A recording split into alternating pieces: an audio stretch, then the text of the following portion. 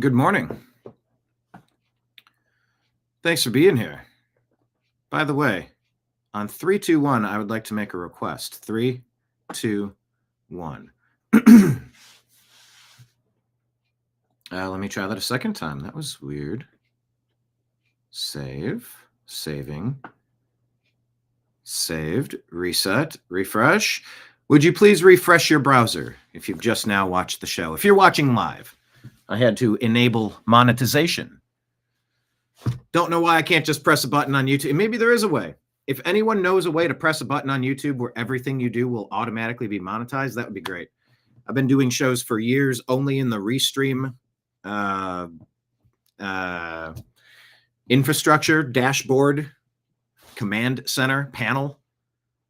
So I don't even think to go over to YouTube to press the button. But to be fair, we haven't been monetized a lot over the past 5 years. In fact, Meta, Google, they've shadow banned, censored, deleted, demonetized, restricted, and really just full out assault on our company, on our voice.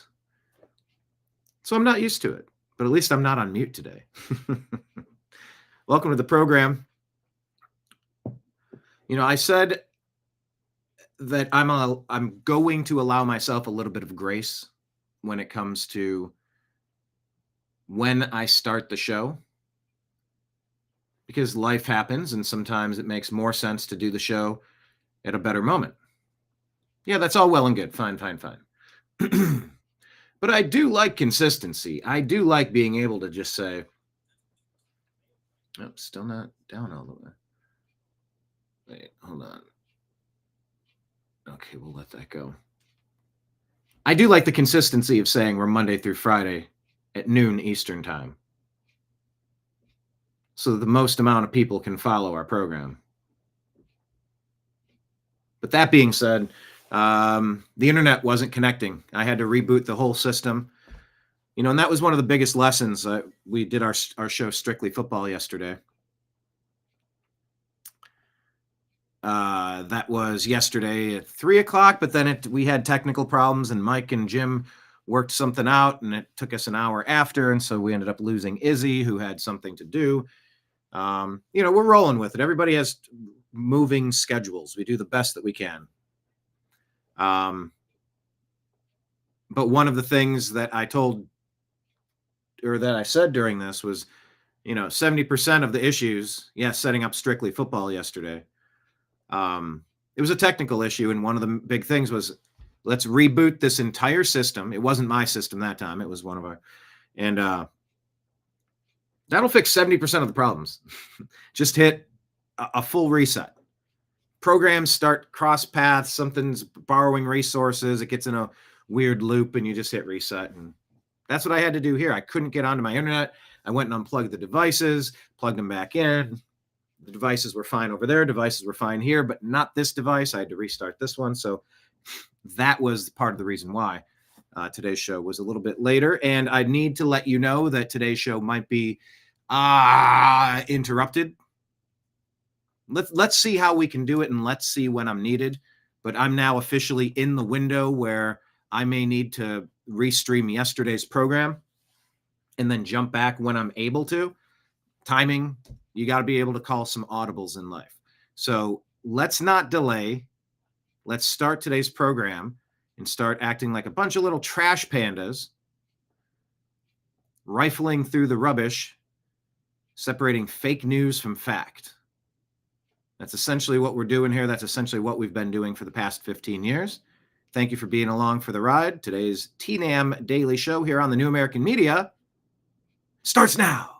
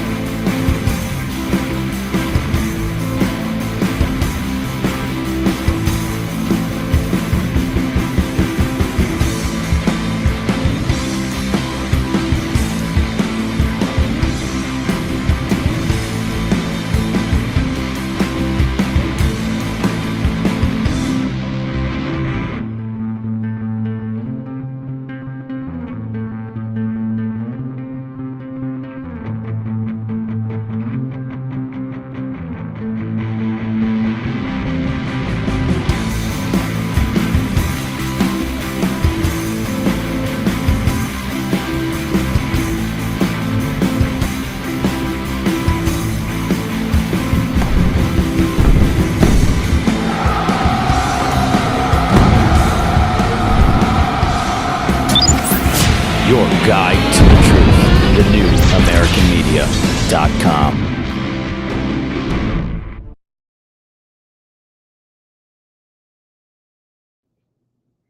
Hello, thank you all for being here. This is Nimbus. You know Nimbus. He's a little, he's being bitey. He just can't help himself. Hello, Kenneth. Hello, Marion. Who else is in here? Hello to everybody in here. Danette, yes, we are live now. Thanks for hanging out. Yeah, internet problems, as I've discussed. Good, I'm not on mute. Let's jump into today's program. Please hit like, please hit subscribe. Let's talk about all the things people are talking about. President Trump doubles down on Somalians in Minnesota. Mayor of Minneapolis, Jacob Frey, is saying that he's actually, well, here you go. Jacob Frey is saying that he's actually proud to have the largest Somali community in the country, and his police chief. Well, then he's a fool. Well, his police chief is also I saying. wouldn't be proud to have the largest Somalian.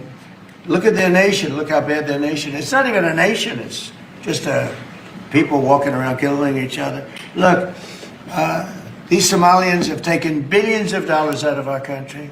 They've taken billions and billions of dollars. They have a representative, Ilhan Omar, who they say married her brother. It's a fraud. She tries to deny it now, but you can't really deny it because, it just happened. She shouldn't be allowed to be a congresswoman, and I'm sure people are looking at that. And she should be thrown the hell out of our country. And most of those people, they have destroyed Minnesota, okay? Minnesota, you have an incompetent governor. You have a crooked governor. He's crooked as hell, but he's incompetent. Walz is... I don't know that he's incompetent. I think that he's highly corrupted. He's controlled by a lot of bad people. I don't think he even makes his decisions. He's told what to do. Oh, and he's absolutely an asset for the enemies of America. Well, the reports and the accusations that military documents for a brand new weapon. It was tank manufacturers, my understanding. I don't know that I have a story in the stack about it specifically, but my understanding is that there were people, I think there were multiple reports that were passed along saying that they suspected Tim Walz was giving China our military secrets. And then China, shortly after, developed a weapon, developed a tank that's just like the one that those people who blew the whistle on Tim Walz allegedly gave to China. Guy that's been to China a whole bunch. I mean, you can't call it incompetence when that much money is being funneled through Minneapolis. It's very intentional. It's highly intentional. It's 100% intentional. By the way, if you haven't already, please hit refresh on your feed so that it can put the ads up at the bottom. I did not do that at the beginning of today's program. If you have not done it yet, just hit refresh on your feed, and it will allow you to toss some pennies in the wishing well while we hang out today discussing the news. Yes, we are live now. Thank you. No, Kenneth. Reboot equals hair of the dog. No, I don't. No, that ain't me. I ain't no military son, no. It ain't me. Love that band. Droopy Dog, hello, how do you do? TNAM family will be listening out in the shop making knives and flutes. Droopy Dog is a mythical character. Bees and merchandise. Hey, speaking of merchandise, if you want your TNAM coffee mug, you can put any sort of beverage in here. Black and white and red all over. We are the new news. If you want a mug, go ahead. Let me put this up on the screen. Shoot $40 over on Venmo. That's at Brian Engelman. It'll be scrolling at the very bottom of the screen. $40 includes shipping in the continental United States, and I will send you a mug. This Christmas season, get yourself a gift and bless the show at once. Venmo. Oh, get yourself a gift and bless the show by going on Venmo.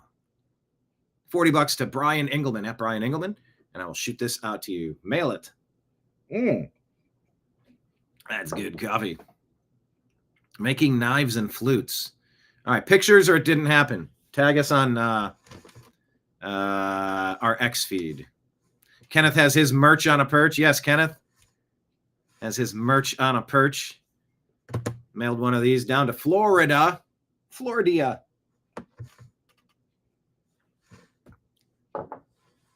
That's pretty nice. Yes, Nim busted. Oh, why does he say dinette for two? It's a dinette. I know a lot of times Kenneth's slant wordplay. I had one of my friends ask me, and she said, hold on, what was that about? It was on a different thread. I think it was something Kenneth posted on Facebook, and I had to decipher it. And I'm like, all right, I think I got it. And I did. I figured it out. But yeah, Kenneth is a wordsmith. Back to President Trump. I mean, he's going all in on this. And if you don't even understand the gravity of how a foreign nation seized control of one of the 50 United States. Do you understand that 2% of our nation has been conquered by a foreign country? That's what's happened in Minneapolis. You don't carry Minnesota without carrying Minneapolis. Minneapolis, according to the 55 reports that I've gone through in the past couple of weeks, an absolutely conquered. You know what it is? You know what it is? Look at me. I am the captain now. The Somalian pirates have overthrown one of our United States. You think I'm being hyperbolic, exaggerating? I am not. That's 2% of our country has been absorbed, conquered, stolen, overthrown, a coup, an insurrection. So interesting how the deep state accuses the good guys of what they've been actually up to. But we're finding it now, and it's all being rooted out. I am so anxious. I am so tired of waiting. I want all of these people arrested, indicted immediately.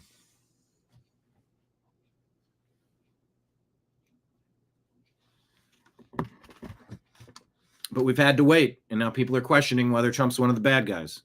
I get it. No matter how much you understand this Minneapolis story, it's so much worse. So yeah, you might take issue. Oh, President Trump, he's going really hard in the paint. Yeah. If a foreign nation overthrew one of your states, what would you do? You might be a little pissed off about it. He should be ashamed. That beautiful land, that beautiful state, it's a hellhole right now. And the Somalians should be out of here. They've destroyed our country. And all they do is complain, complain, complain. You have her. She's always talking about the Constitution provides me with... go back to your own country and figure out your Constitution.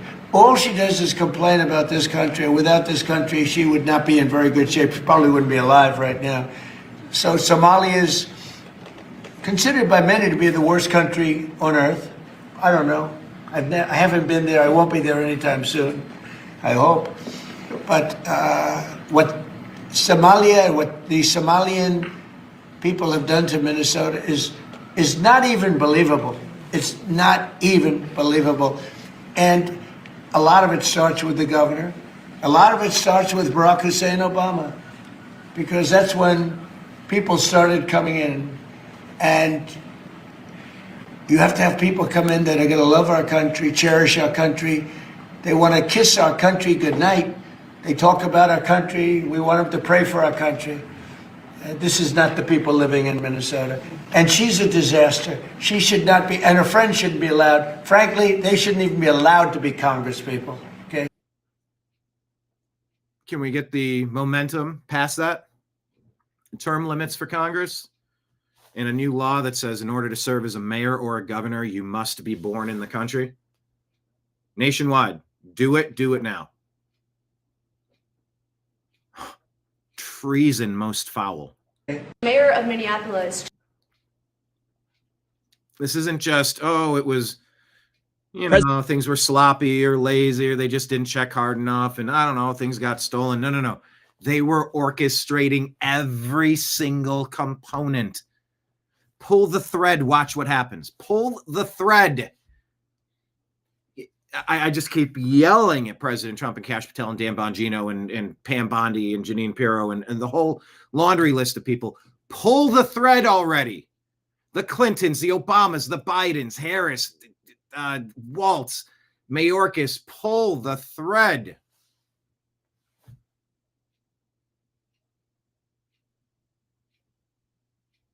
Pull the thread, pull the thread, pull the thread.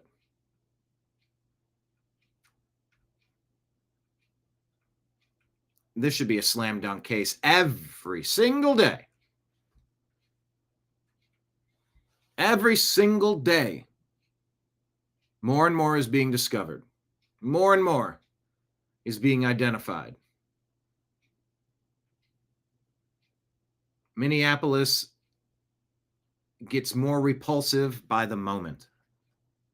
And it's been happening right under your noses.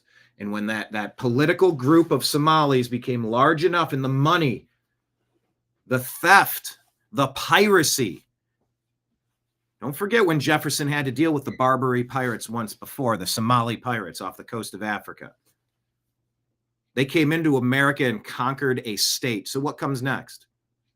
I can't believe President Trump has the National Guard on the streets. He can't have the National Guard on the streets. Our country has been overthrown. There are 40 million illegal alien invaders pre-positioned across this country. What would a commander-in-chief do?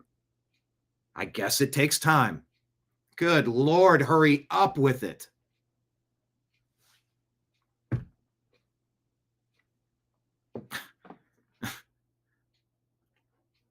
The waiting is the hardest part, said Tom Petty. All right, this is going to be on the Blaze, talking about Trump's greatest post of all time. Let's break it down. President Trump dropped what they're calling the greatest post of all time. We've got 50.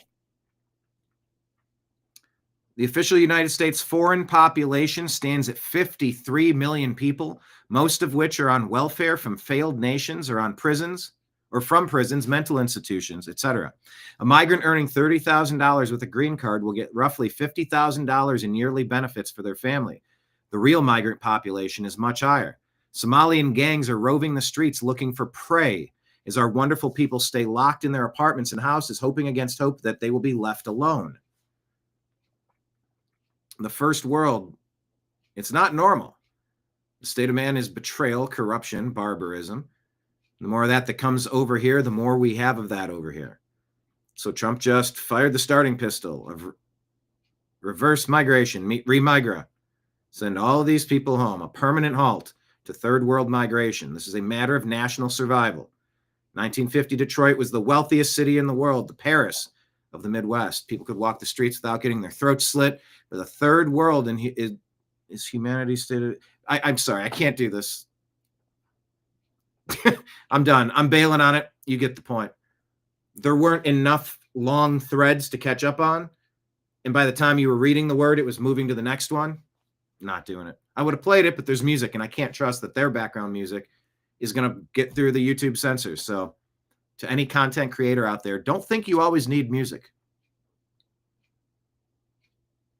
I don't know. Maybe I could play loose with the rules now. It seems like now that I've disputed most of the content, a lot of the issues have been settled. And I think if you get flagged, but the problem is if I play it the first time and it gets flagged, all of the revenue disappears. It would say go to a content creator or something and say so-and-so has a music claim on it. Then you can use an edit button that would remove the background music from the video during the time that was identified, which is all well and good if it works, when it works. But when it works, the majority of your first day views, live views, none of those get monetized. And so like, why am I going to work if I can't collect a paycheck? You know, this is work for me. I love this. It's my favorite part of the day. Don't get me wrong. And I'm blessed to have this.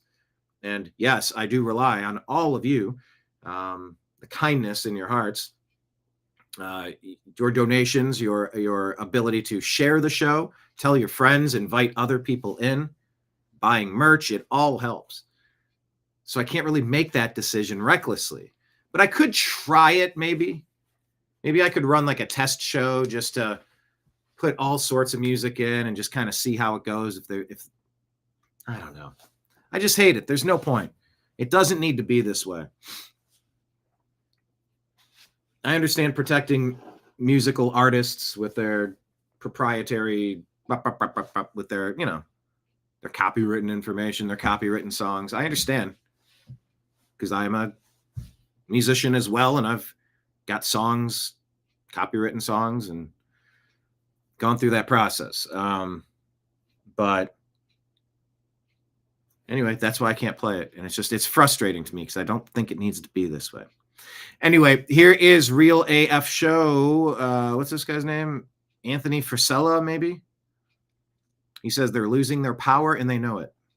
And closing in. Yeah. And these people don't like it. Oh, and there's music to this. Ugh. They've lost their grip on power. They realize the walls are closing in. Influencers with podcasts aren't the joke that they thought they were, right? They're starting to realize that everybody's against them in the deep state. They're tired of them. We're sick of them. We're tired of being on the take and subverting the law, letting them do it. American citizens are tired of it. Not the left, not the right, not the middle. Everyone, and they're losing their grip on the power structure they've had for the last 40 years. They don't like it. That's what's going on. That's why you have Mark Levin throwing a shit fit every 2 seconds.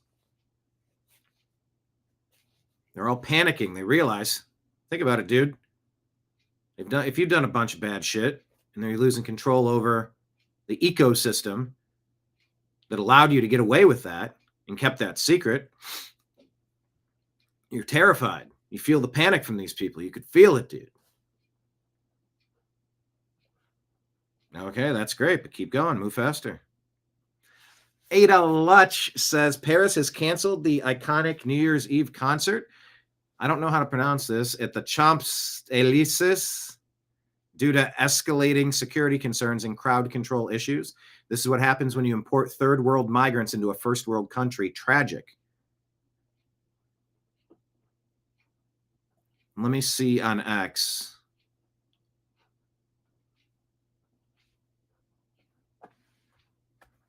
Paris cancels NYE.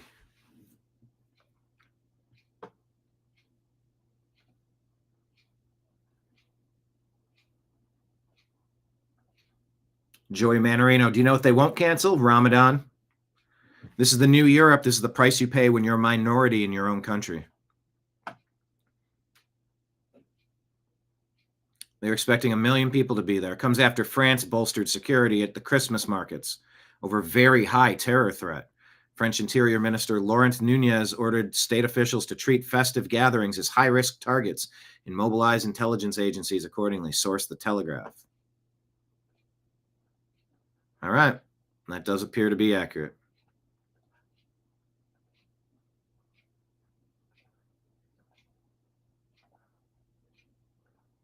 Wanted to check on that one. Unseen here says, at this point, I'm just going to assume that any American who is upset about Trump trying to stop the drug trade that kills around 100,000 Americans a year is either a drug user, a drug dealer, or making money off of drugs in some fashion.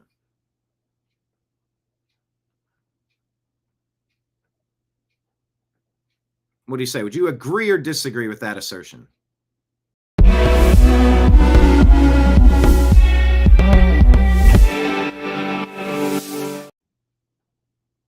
All right, let's check in with Candace and what's going on, because we thought they had set up a live debate.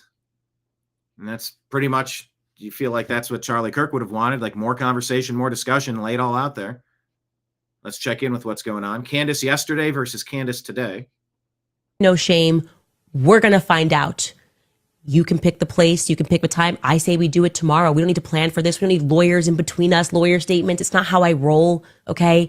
I don't care about any of that. I want it to be authentic. Like I said, you can take the money. We can raise money live for this conversation. That is how badly the world is demanding it.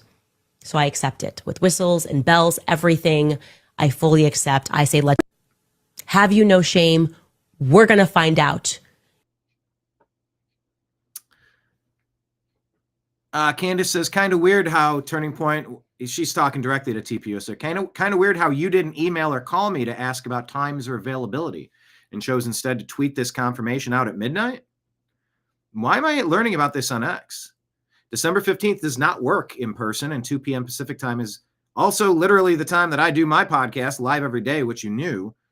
But we will happily cancel the daily podcast and join you guys virtually instead of the live stream on the 15th, if that works on your end.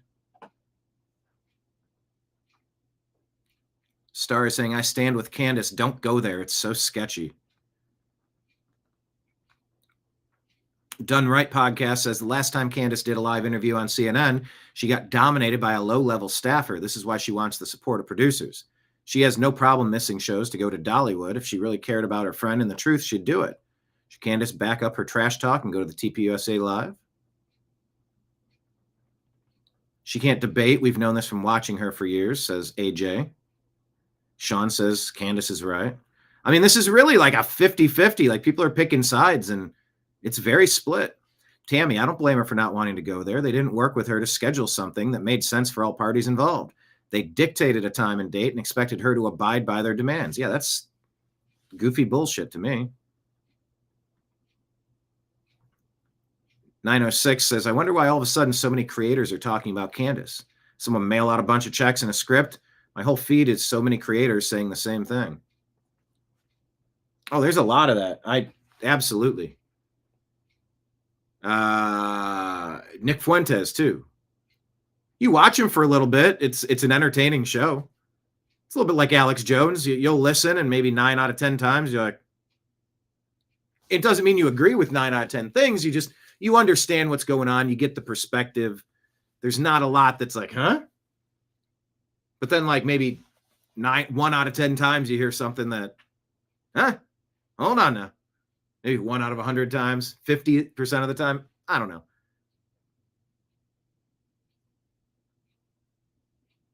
But that's kind of the fun, right? If you don't get some wackiness out of your show from time to time, you know, you should be malleable. You should be maybe not malleable, but you should be versatile as a listener.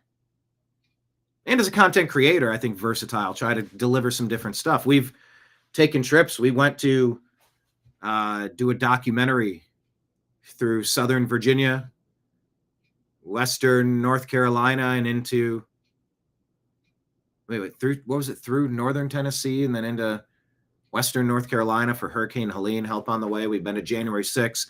We were out at the inauguration last year. We were at January 6th. We've been at Bundy Ranch. We've been to the Democrat convention in Chicago, the Libertarian convention in DC, the Republican convention in Milwaukee. Like, we've mixed it up. Yeah, we've mixed it up. Kenneth says he has $20 on Candace. There you go. So we'll see. I'm here for it. TPUSA is not looking the best on this, though. All right, what's her name? Warwick report. Jade. What's she got to say about what's going on in Britain? Have you heard this one? The UK is cooked with very little seasoning. John Richelieu Booth was arrested for posting a photo of him holding a gun while on vacation in Florida. I'll repeat that for those in the back. His crime was he posted a photo of himself holding a gun. There's no universe where that's a crime. Every human should have the right to be armed. You don't have the right to be violent. You have the right to be armed to protect yourself. This makes no sense. I think we need a global Bill of Rights for all citizens, for all humans. While on a birthday trip in America. Upon returning to the UK, the West Yorkshire Police paid a visit to his home. Their concern was that those images could cause distress to people. Images could cause distress to people? The fuck does that mean? That's not a criminal act. Any movie or television show could cause distress to people. You don't arrest people that make all that content. John proved those photos geotagged locations, but that didn't matter. He was arrested on August 24th, 2025. Later released on bail, police have been harassing him, his neighbors, and his family ever since. This is what happens when a country gives up their guns. The UK gave up their firearms in 1997 under the Firearms Act. And now, in 2025, citizens are being arrested for posting pictures of guns. So, from this expat Brit turned American, God bless America. God bless the Constitution, the Bill of Rights, especially the First and Second Amendment. And I really hope my Scotland Yard agent loves these photos. Okay, thanks, bye. The UK is Fantastic.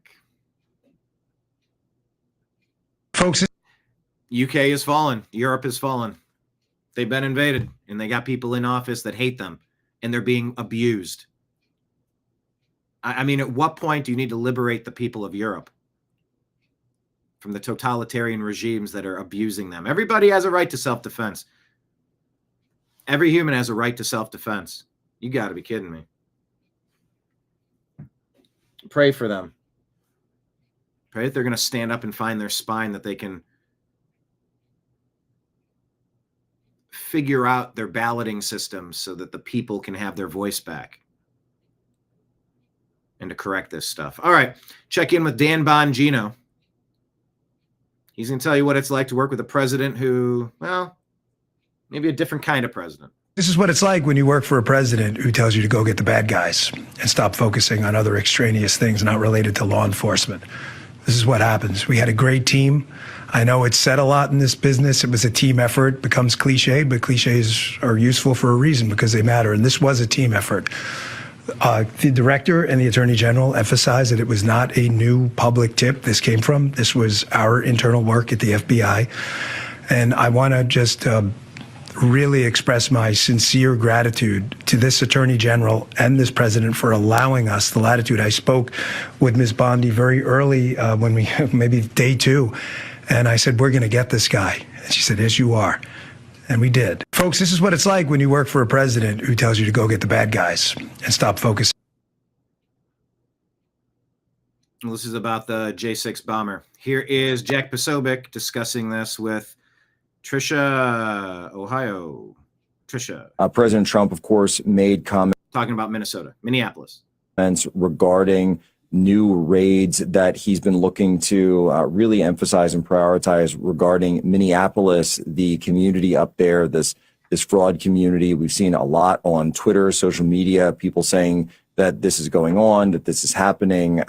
What can you tell us about what is happening in specifically this community in Minneapolis?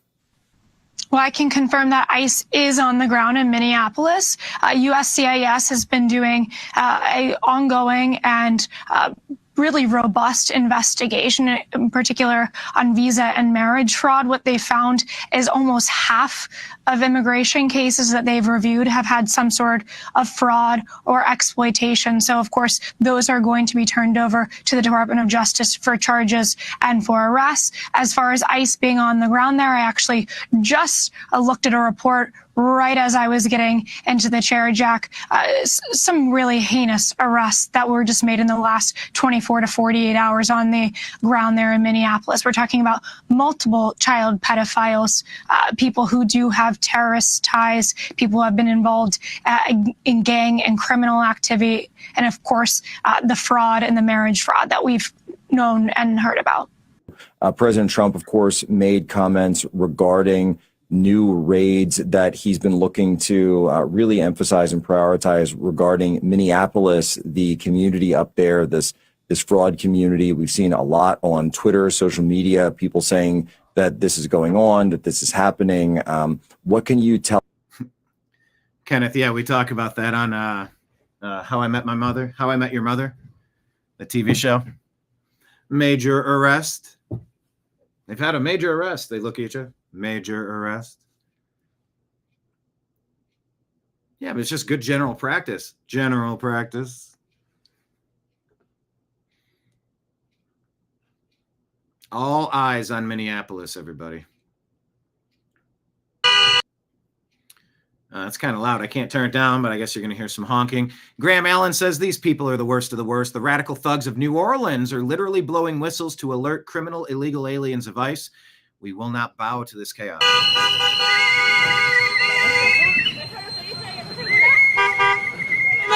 mover este carro que está en el driveway? I'm sorry. They're about to move it. Thank you.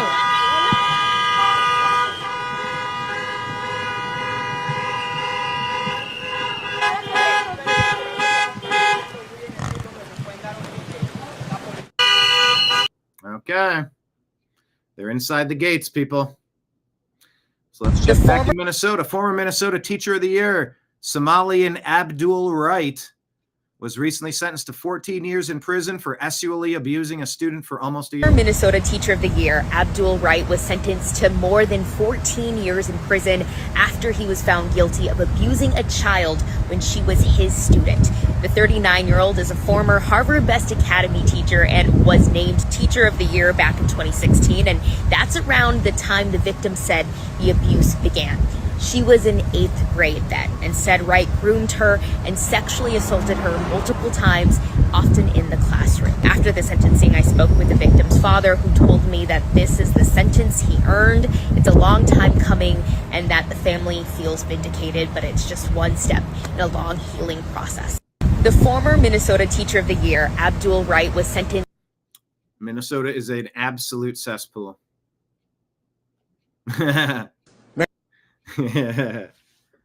This comedian's pretty good. Pete Holmes. Breaking. Trump says, we're saying Merry Christmas again. And isn't it weird that we used to think that like saying that was verboten? Like the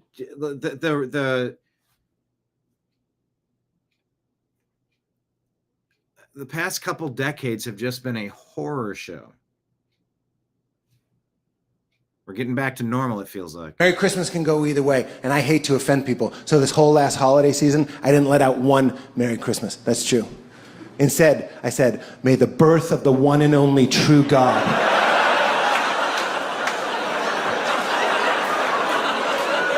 Jesus Christ bestow a blessing of grace and peace upon your household, to the belittlement of every other false religion.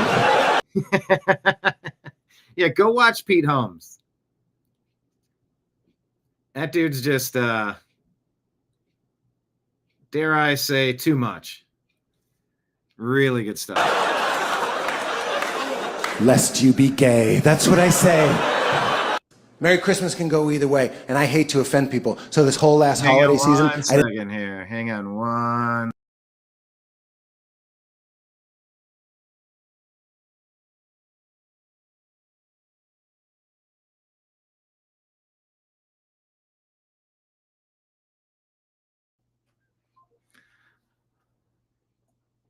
didn't let out one Merry Christmas. That's true.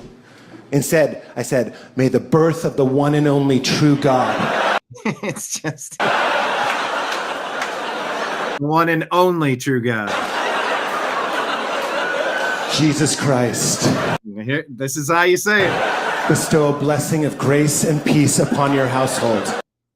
Yep. To the belittlement of every other false religion. Lest you be gay. That's what I say. It's so good. It's so good. It's so good. Yeah, go watch Pete Holmes. He's got a really great bit about the creation of everything. I might have played it on the show before. In fact, this might be something that gets me copyrighted. No, that was a Netflix special. You can't. How dare you play a couple of seconds of something to advertise to people that aren't familiar with him that they should spend time and money on his products and go see him live and make him more money? How dare you? So that's how that feels. Kenneth, save Minnesota from the left, please. Yeah, exactly. Pete Holmes, Holmes. That was pretty great. C3 here says, let me set a timer because I have figured out when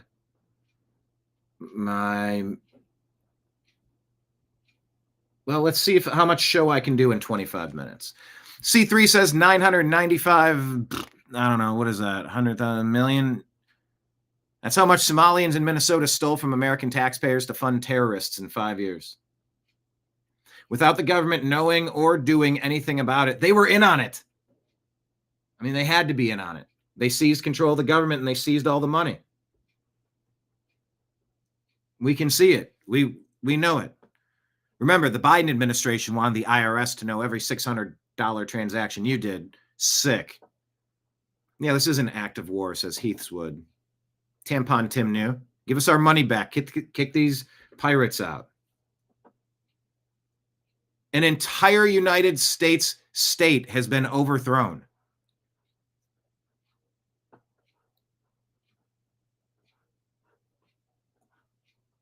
So let's go get them. More Minnesota action. This Jason Chaffetz on with Harris Faulkner on Fox. Let's do this. A survey by the right-leaning Media Research Center shows that over the past week, broadcast network Nightly News almost completely ignored this massive fraud story. If your main source of news is ABC, CBS, or NBC, they are omitting one of the most important stories of all time, that a United States state has been overthrown by the deep state Democrats. A foreign country has invaded and taken over, conquered a state. ABC and CBS didn't cover it at all, not even a second. NBC spent less than 60 seconds on it. Now, I know you're not shocked by this, but I thought Democrats cared about COVID money and helping people out. Like, you would think that the mass part of this fraud, they would care about. That's the part of the story that I don't understand from the media and from the Democrats. They believe, you hear Zohran Mamdani and others talk about, hey, we need more government, more resources, because there's no problem in your life, small or big, that government can't solve.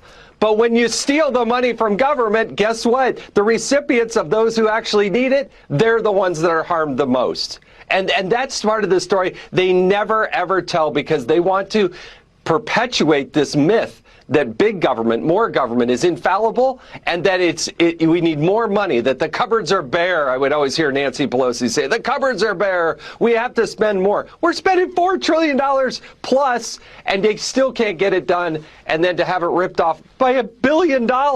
That's a massive amount of money, Harris. Let's do massive, massive, massive. All right, Candace, here we go. Here's what Blake tweeted out. Let's just get caught up on the Candace saga. Talking about what Blake, back and forth, Blake and Candace. Now, before we went live on this show. Yesterday, we made it clear that we would be scheduling a formal response to allegations and accusations that you have made. We have decided that response will be delivered during a live stream, as he said, a live stream, on December 15th. Thank you for your response, letting us know that you will not be joining the in-person conversation. We will be proceeding without you. Why are you proceeding without me? To have a conversation that is about me. Why am I getting 24 hours to respond? Why do you need me there in person if you are trying to be sincere and answer the very many questions that I have brought up on this show? You guys weren't even sincere in what you said yesterday. You told some glaring lies about things that I have said. So we're supposed to trust that you guys are going to handle this discussion all by yourselves and respond to any and every allegation. And this isn't just some planned PR for once and for all.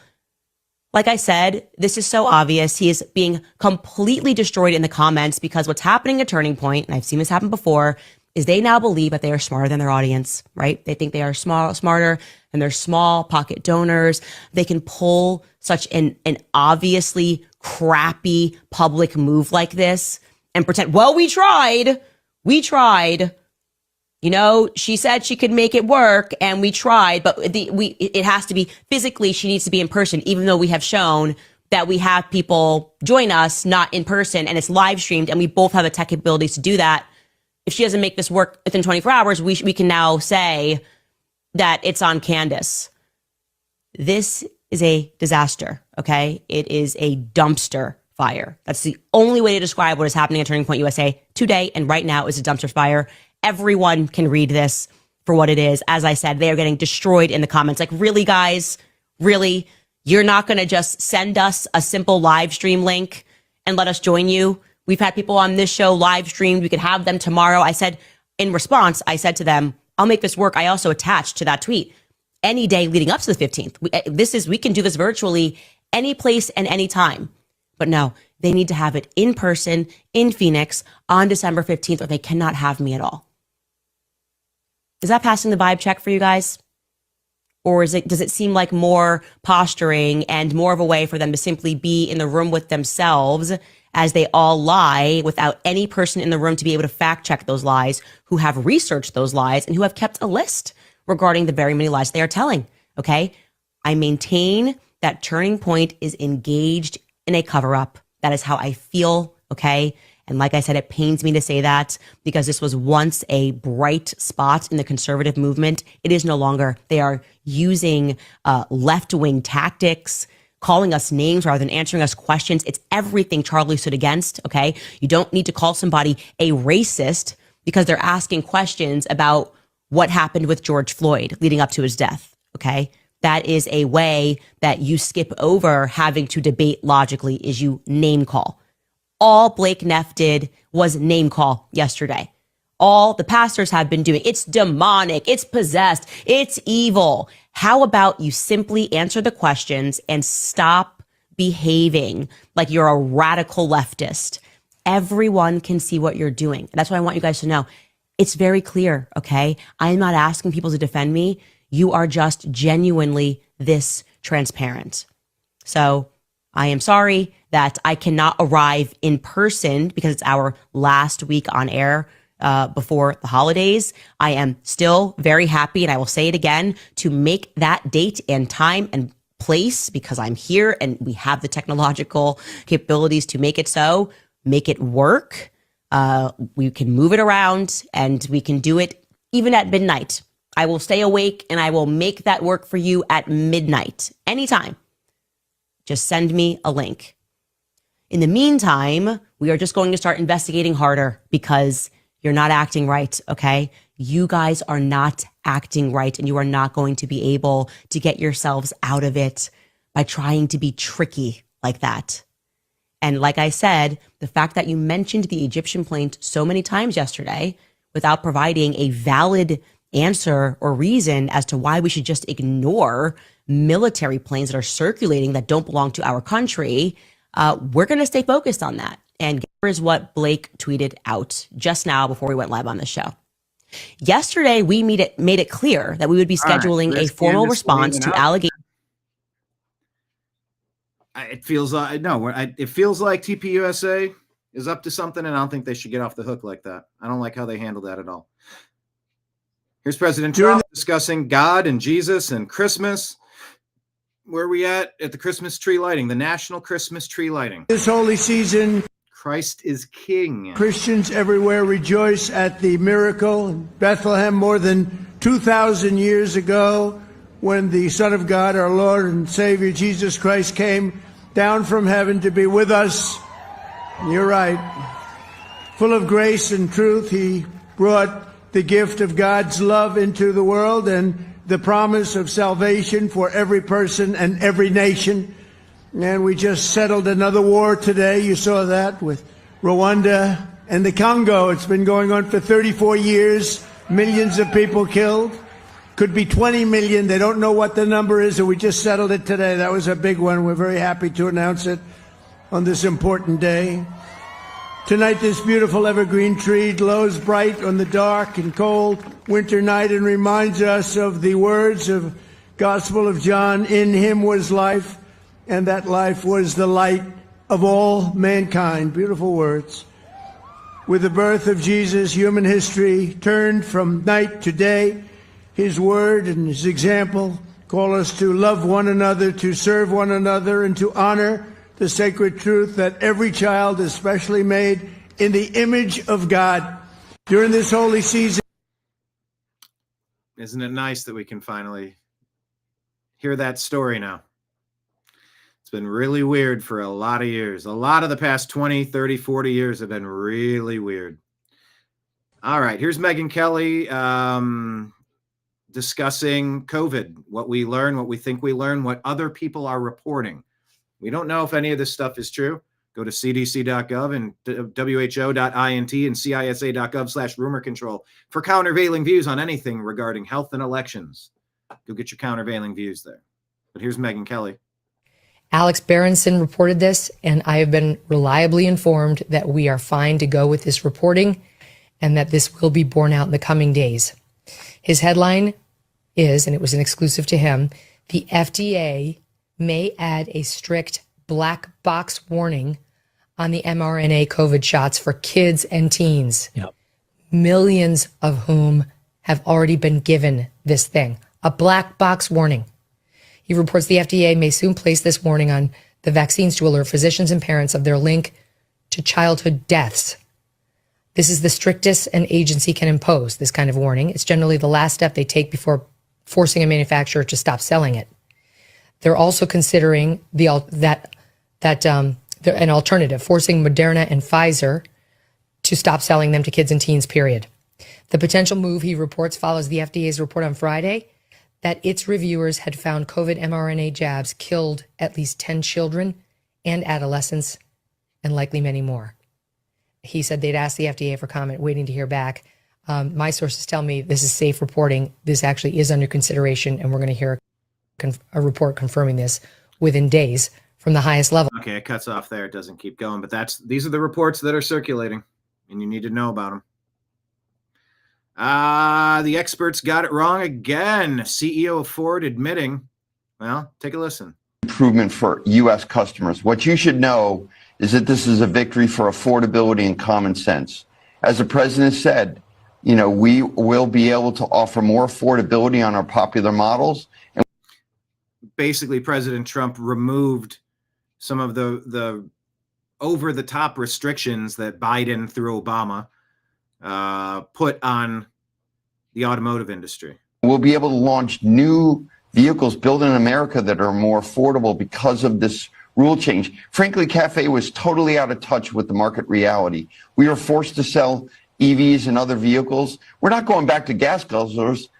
We have a lot of EVs and a lot of hybrids at Ford. But now customers get a chance to choose what they want, not buy what we force on them. Improvement for U.S. customers. What you should know is that this is a victory for affordability and common sense. All right, so affordability is coming back to the auto market. Here's Candace again. The day before Charlie died, in which he wrote out to you, and not just to people that work at Turning Point USA, but also security guards, that he thought that they were going to kill him tomorrow, explicitly.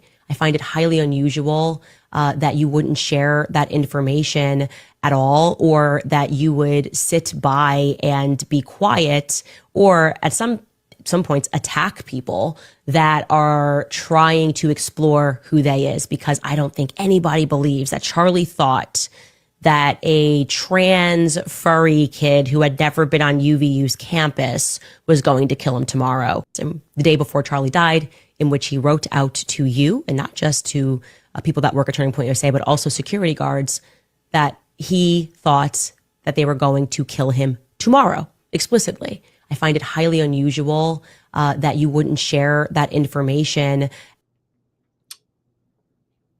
To the TPUSA staff and the security detail, they're going to K me tomorrow. Is that accurate or not? She's claiming it. Yeah, that's good, Kenneth. Ford ability. Well done. That's perfect wordplay right there. So let's see the receipts on that one. All right, Hard Pass says, oh no, Ash Farms. Which one did I? First they came for the Mexicans, and Ash Farms typed this. First they came for the Mexicans, and I did not speak out because they were here illegally. Then they came for the Muslims, and I did not speak out because they were here illegally. Then they came for the Somalians and Haitians, and I did not speak out because they were also illegal. Then they came for the criminals, and I did not speak out because they were criminals and deserved it. Then they came for me, and they let me know that I could go outside because America was safe again.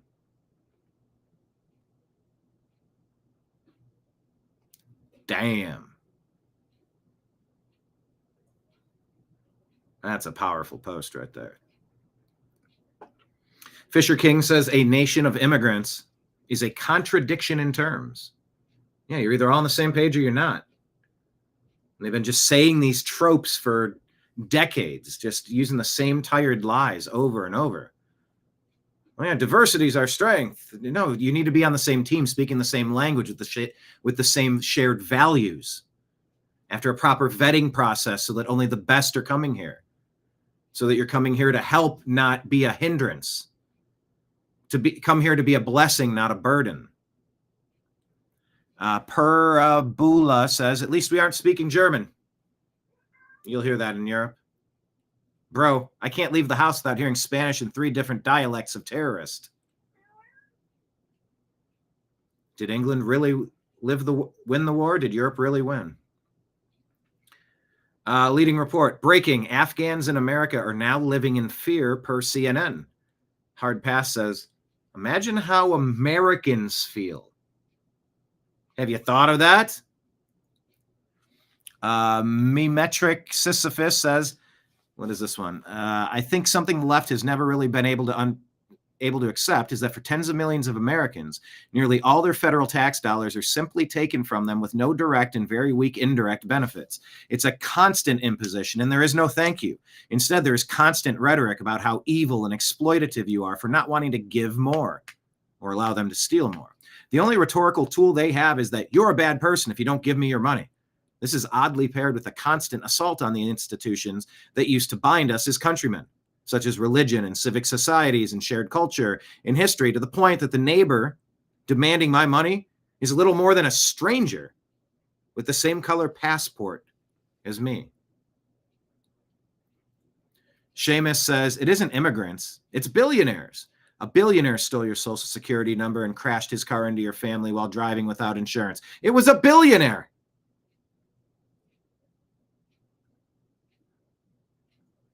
This is a great drop. I'll do a chef's kiss.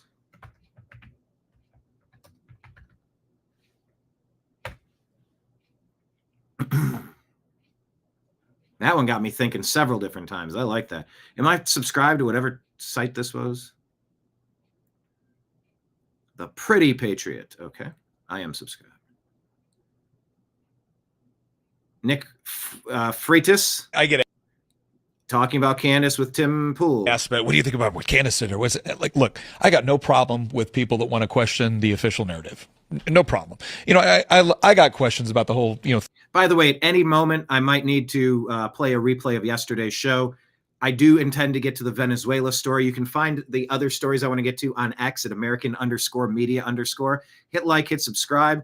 Consider dropping a Rumble rant or a super chat or signing up to be a member as a monthly contributor on Patreon or YouTube or Rumble. Just find the New American Media. And of course, if you want any merch, we have coasters for $30, 2 for $50, a pin for the Unhappy Hour for $25. So that's $75 for all these, or break them apart. Just shoot me a Venmo at Brian Engelman and tell me which one you would want and provide your address, as well as the mugs. The mug's in the other place now to get some coffee in it and bring it back. So please consider all of those things. But yeah, if I got to bounce real fast, thank you for being here. But I think what I'm going to do is play yesterday's show as a replay, do the thing I got to do, and then maybe finish up the show on the other side of it. It might be an hour. It might be an hour and a half. It might be 30 minutes. It might be 2 hours. I'm not entirely certain how long I'm going to be indisposed. But that's the plan.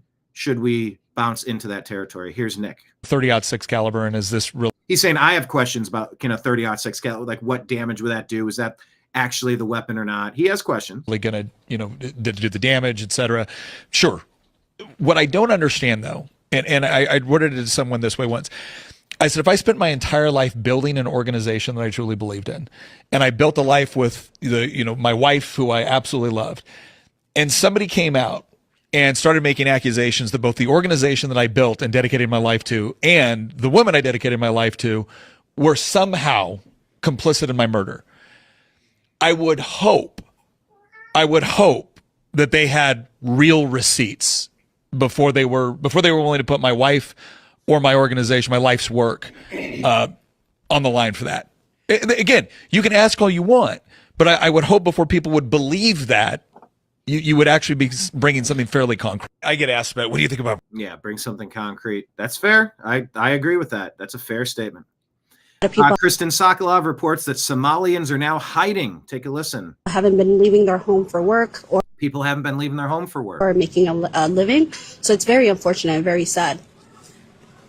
I feel like it's sad to see everyone inside right now. This is very empty for this area, especially this place, to be this quiet, nobody walking around, I think is insane. A lot of people haven't been leaving their home for.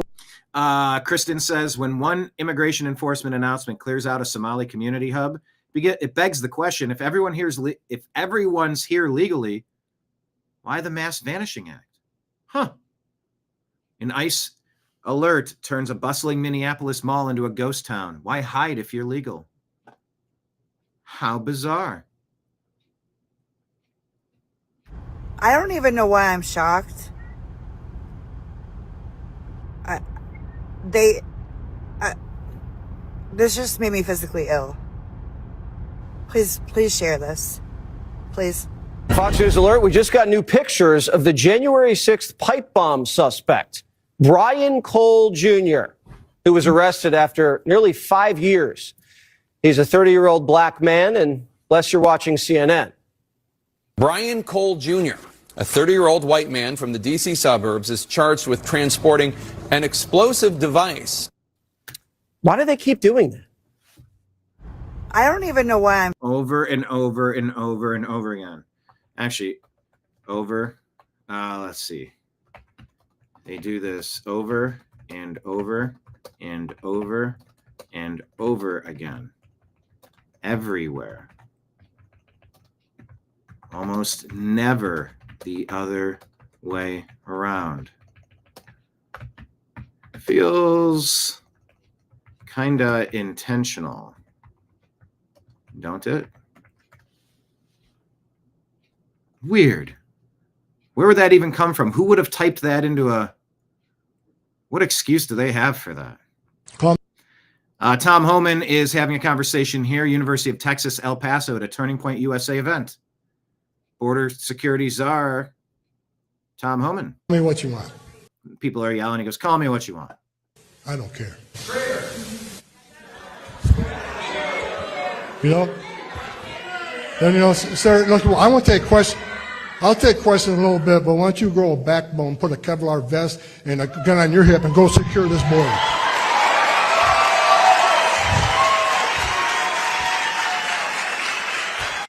Call me. Somebody's got to do it. They just think someone else is always going to do it. And it's just hurl insults all day to the people that are doing it. That's a 12-minute clip. Can't play it. Check this out. Mike Benz. Because you can see all this. So with a camera literally just 6 meters. It's the J6 pipe bomber. And he stares straight at it.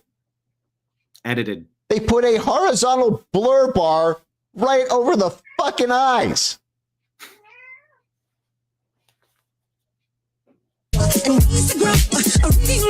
Wait, why are we...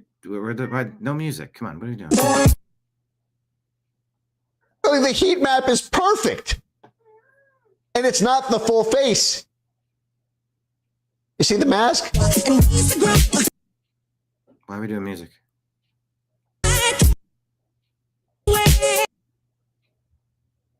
The DNC bomb site is actually 45 feet closer. Yes, I measured it, if you must know. Because I actually went to the site. So this camera right here, you were 20 meters away. Here you were only 6 meters. Why are we doing music? I don't get what's happening. Get close up with pipe bomber's eyes.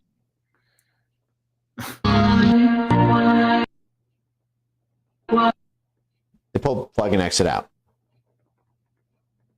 Yeah, why did they do that?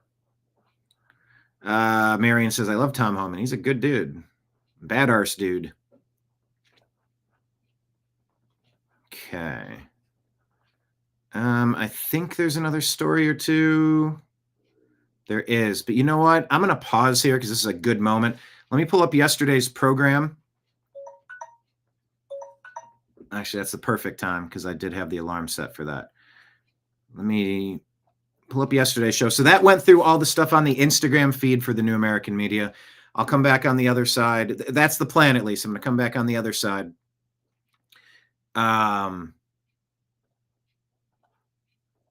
to go through the stories that are on our X feed at American_media_.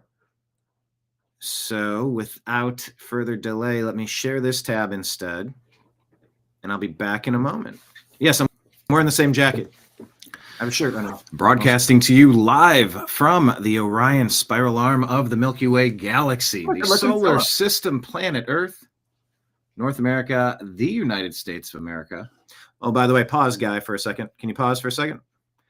I asked yesterday for the regulars what was different about the show. The recording device, the camera, is now in a more elevated position. So I'm not looking down. Now I'm sort of looking straight on, maybe even a little up. It's a little difference, but I think it's a big difference if you compare it to like a week ago. But for now, we're going to play the replay. And then when I'm done with the thing that I have to do, I will come back and go through the rest of the news. Thank you all for watching. Please consider a Rumble Ranter, a Super Chat, or following us as a subscriber on Patreon, YouTube, or Rumble. And I'll full screen this, and I'll be back as soon as possible. Thanks for being with us, everybody. Happy weekend if you got to bounce, but I'll be back. And here's yesterday's program for your enjoyment. So many stories to cover every day. And there's so much to understand in these complicated issues. It's always worth a refresher. But here it is. Where in a nation where football will be played this evening.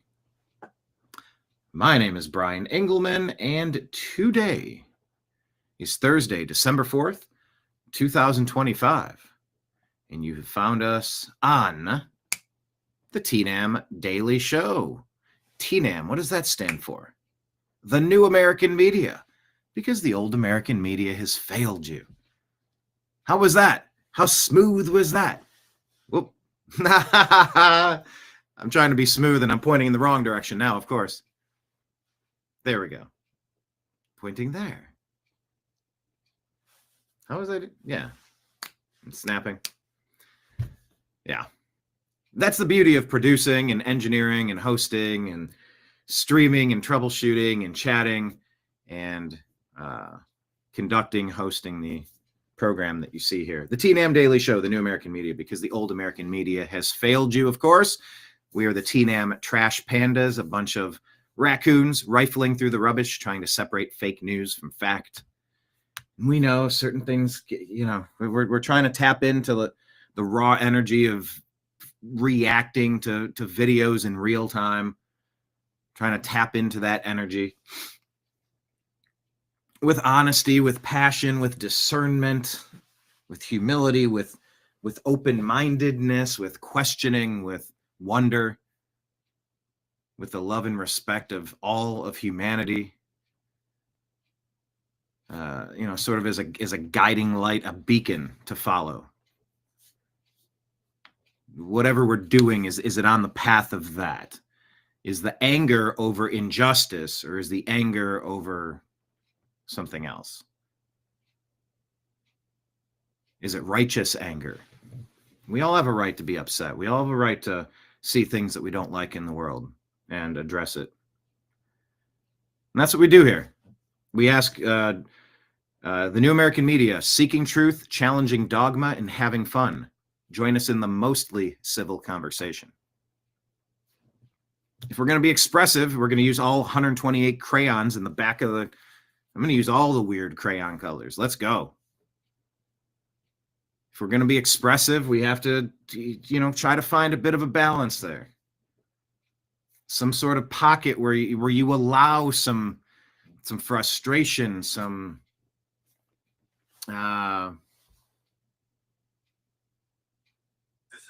Oh, okay. Speaking of frustration, I'm trying to make sure that we're still streaming on Rumble and YouTube. We see things that are happening, and we want to stop the bad stuff from happening a second time. That's why we can't stand these blue cities letting out violent, crazy people to keep harming their community. Who could possibly be against innocent people suffering at the hands of someone that really lost their free-range privileges a while ago? That's sort of the agreement we have. Nobody's perfect, by the way. I don't claim to be. But that's sort of the inherent social contract. I'm not trying to get into like advanced libertarian ideology or parsing out the meaning of words. Well, that depends on what your definition of the word is.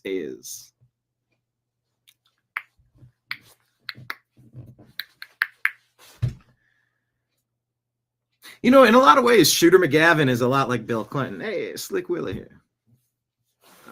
You know, I did not have sexual relations with that woman. You know, there might be a lot more about Bill Clinton coming out real soon. Real soon.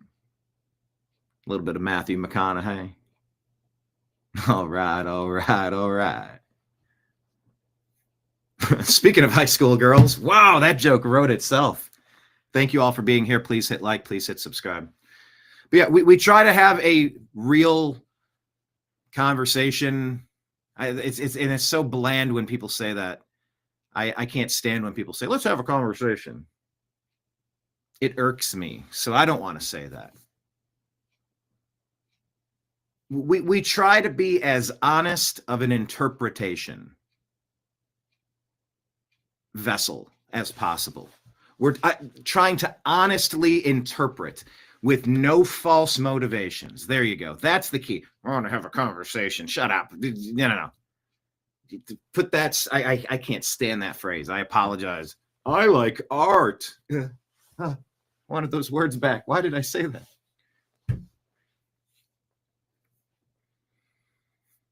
What I try to provide on the TNAM Daily Show is an honest interpretation of what I'm seeing. There's a lot of abusive shit happening, and there's a lot of dangerous pitfalls, and there's a lot of question marks, and there's a lot of concern, and there's a lot of frustration. There's a lot of energy floating around. There's a lot of it. By the way, speaking of energy floating around, if you want a mug, money is energy. Thank you, John, for the donation of some mugs. He created these. They're black and white and red all over. We are the news. John, you didn't have that in mind when you made these mugs, did you? Black and white and red all over, just like that. Hey, see, what's black and white and red all over? Gee willikers, I don't know, fella. Well, that's a newspaper, son. Sonny? Yeah. That's a newspaper. Yeah. No, it's a nun getting pushed down the stairs. That was the other version of that joke. Black and white and red all over. And actually, that joke would get really gross and really weird because kids would keep trying to come up with different versions of things that would be, okay, 2 penguins in a blender. And you're like, what? No, that's not. Why are we? No. Don't. Nah. But yeah, speaking of energy, if you like the show, if you enjoy what we've been working on for 15 years, like I said, please subscribe on YouTube and Rumble. We have Rumble rants and super chats. If you want to toss something in the tip jar, welcome to the bar. I'm your bartender. We're going to talk about all the shit on the news, on the televisions there. Where is it at? Yeah. Everything's inverted. I got like the screen backward. But yeah, all the tip jars down at the bottom. If you want a mug, shoot $40 over on PayPal, Venmo, or Cash App. The address is listed at the bottom of the screen. We just run off of donations, and we get a little bit here, a little bit there, a little bit here, a little bit there, a little bit here, a little bit there. It's all appreciated, and it's all awesome. But yeah, $40, and I'll mail you out a mug. It'll include shipping to the continental United States. So just include your address, and we will get those mailed out to you.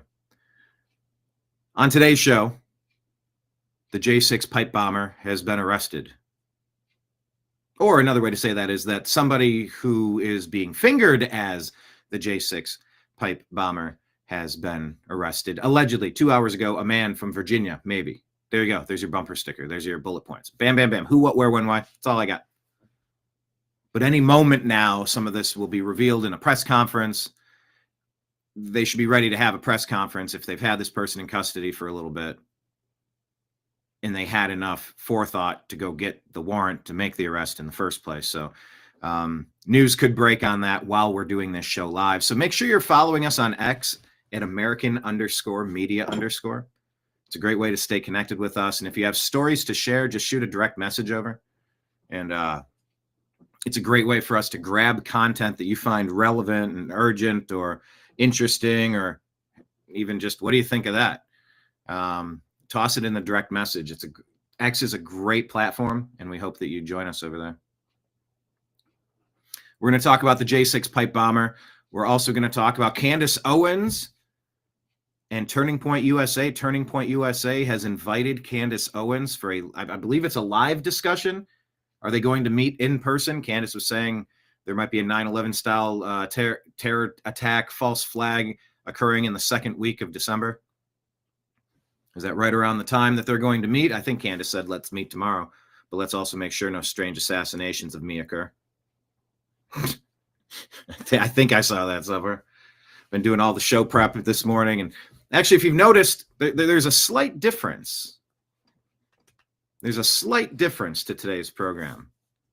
So let me ask you, do you notice a slight difference with today's program? What do you think? Type it in the comments, question of the day. If you think that there's something different about today's program. First caller with the correct answer will win a prize. That prize will be a congratulations. So type in the comments if you notice anything different about today's program. You're still singing the Taliban Banana song? And someone help Danette. She's losing her earbuds and she can't get the chat panel working. Somebody help her. So it's showing the comments, but you can't open it like it's in your personal account to comment. And man, I don't know. Do you need to update the app? Do you need to update your operating system on your phone? Do you need to replace your phone? Are you rocking a flip phone or a dial phone?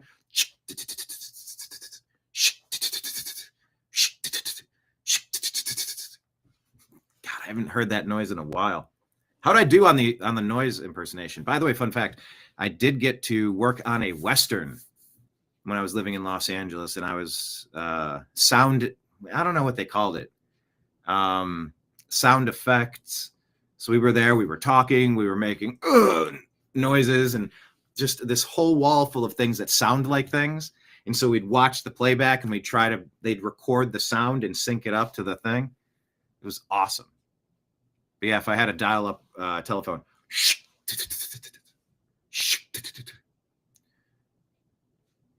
Now that sounds like that Beatles song. Come together. Someone said you can't hum too many Beatles words in a row, or else they'll actually flag you for it.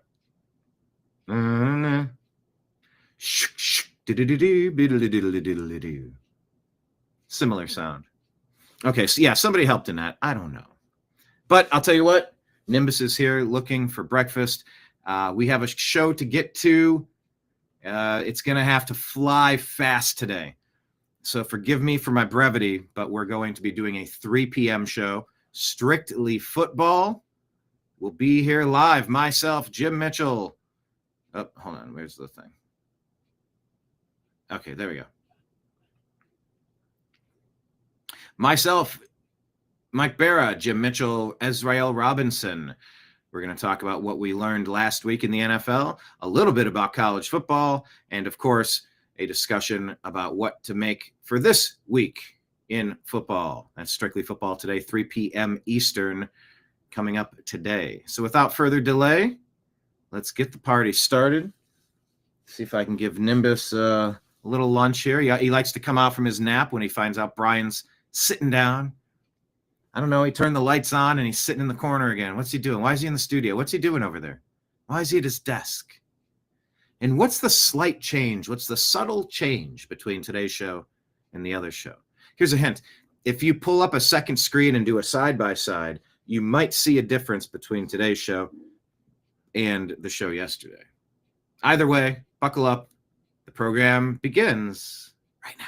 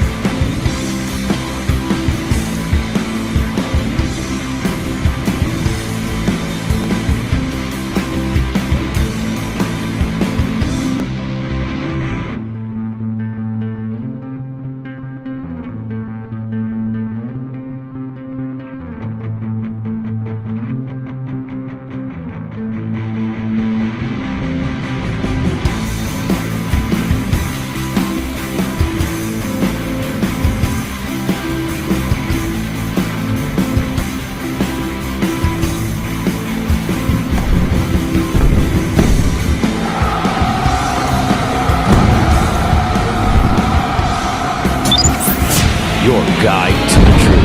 TheNewAmericanMedia.com.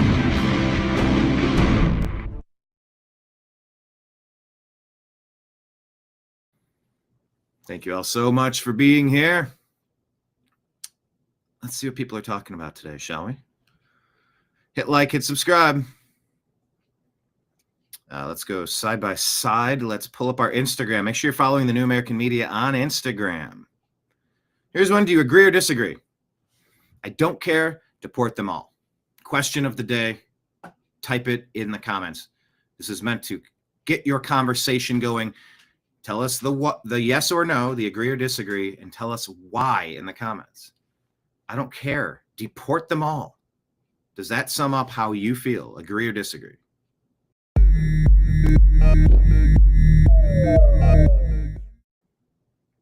The efforts are being ramped up, and starting in January, I believe, when the budget comes through, you're going to see a big change. Keep in mind,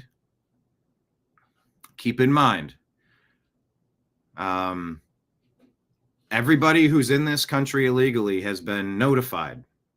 It's been made very public to every person involved in immigration that the CBP One app is now the CBP Home app. If you're not in this country legally, that is designed to get you transportation to the place that you came from. And if you want to reapply and start the process from that point, as someone who raised their hand, like that gentleman on that meme, and said, look, I'm here. You're saying I shouldn't be. I thought I could. Someone said I could if it was a temporary, I moved. I really want to. Okay, cool. If you want to be a citizen, there's a longer, more thorough process that needs to happen. So we're going to get you back to the place that you came, that you were in prior to being in America. And then we're going to do our vetting. We're going to check out any criminal record. We're going to ask, this is merit-based. Like, what are we doing here? There's compatibility issues with Western society, with American society, with America specifically.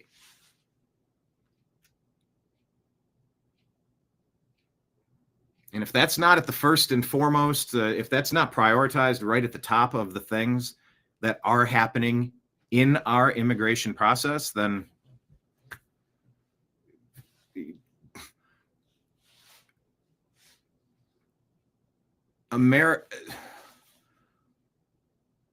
what Obama did with his puppet Joe Biden and Kamala Harris and Mayorkas over the past 4 years, for the last 5 years, to destroy the national sovereignty, making promises that were backed by nothing, invitations where no invitation was given. The amount of money that exchanged hands between cartels and coyotes and non-governmental organizations that were fully funded by the government, which it pre-existing condition. What's a pre-existing? There's no such thing as a pre-existing condition. I'm always going to exist in whatever version I am today, and where I am today is a human being. There's no pre-existing condition. There's the condition of being a human being speaking to you right now. The terminology. Oh no, they're undocumented immigrants. They're illegal alien invaders. You know, the ones who are not illegal alien invaders, the ones that raise their hand, they'd say, hey, look, I walked into the nightclub. Somebody propped the door open. They said, hey, come on in. Everything's good. I know the promoter. He just wants me to bring people in. You go, all right. You go in. And guess what? People were paying cover at the door. $20 a head, $40 a head, and there's food being served, drinks that are paid for by somebody else. And you notice, you look around, there's a lot of people going up and taking food and taking drinks and at your party that you don't recognize, and they don't have the green wristband. You say, hold on a second here. Hold on. You get the DJ to turn the music off and you pop the house lights on. You go, look, everybody, I don't know what happened before I got here. I don't know what happened an hour ago. I'm not sure how we ended up in this spot, but here's the deal. There are people here that are supposed to be here, and there's people that have walked in other doors. That's not the process. Yeah, well, the other guy told me. Well, when she said it was. I can't speak to anything that anybody else said. Hold your hand up. If you walked through the front door, showed us your identification so we could check, are you on our list of 40 people that are banned from this club and the other clubs up on this street so that we don't encourage problems coming into our establishment? We have every right to do that. It's up to us who we let in and who we don't. Just like in the dating world. Do you want to keep your legs crossed or do you want to open them up? That's a you conversation every single day. It's up to us who we open our legs for.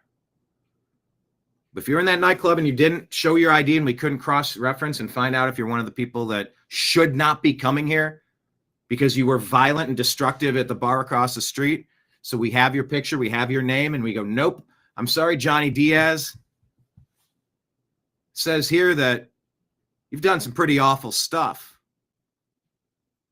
to kids. There's not a single universe where we could imagine you making our nightclub better. Get the fuck out of here. We have every right to do that. Doesn't make you a bad person at all. Yeah, but there's all these people in here and they've been here for so long. They've been eating and drinking and getting free resources for how long? Some of them have been voting. They're saying in Minneapolis that they're giving out driver's license to non-citizens and then saying all you need to vote is a driver's license. Are you fucking, you gotta be kidding me. This cannot be true that that's the real story up there. Have all these people been arrested for sedition, treason? You're subverting our national sovereignty and our ability to function as a constitutional republic. You've sold us out to foreign invaders to take money from us. Nobody voted on this. This is not a policy that anyone's been cool with. Well, there's been one group that's been cool with it because they're taking the money and they're bribing certain people. And the jig is up. So it's a weird spot we find ourselves in. But just boil it back down. You have the microphone, you're on the stage, you go, look, if you don't have your wristband, I'm not saying you're a piece of garbage. Yeah, well, Trump said people from Minnesota are pieces of garbage. No, he said people like you, your friends, the ones, the moochers, the liars, billions of dollars being stolen from taxpayers, funding terrorist organizations and illegal alien invaders who did not come here to say, we would like to become American and adapt to these American ideals. It's that we want to bring the culture from somewhere else. And we want to change the place that we're going. And by the way, I want the things that you have. By the way, we're going to lie and cheat and steal. So if you're in the nightclub and you see some of the people without wristbands, with backpacks, and they're going behind the bar, and they're going off the shelf and they're grabbing bottles of Grey Goose, and they're stuffing their backpacks to steal everything they possibly can, those motherfuckers are banned for life. The other people in here without the wristband, if you weren't aggressively doing what was happening all over Minneapolis, allegedly. Tim Walz, billions of dollars stolen. Oh, we're going to run a fake autism center and we're going to give out fake autism care to the spiking number of autists. Oh, we're going to operate all these fake companies out of these fake places and get all these fake people, fake benefits, and reroute millions of dollars, hundreds of millions, billions of dollars. I don't even know what the number is. How quickly do you get into 100 million, a billion? How, what are we even talking about here? These are people that snuck into your nightclub and they are looting the place blind. Thieves, pirates, criminals, invaders. So yeah, you know, look, having worked lived in Los Angeles for 15 years and just been a person on planet Earth, I think there should be some sort of maybe a fast track. And I don't claim to be an exact expert on all the policy, but if there's people that legitimately are here and they're just working and they have a history of not causing problems here,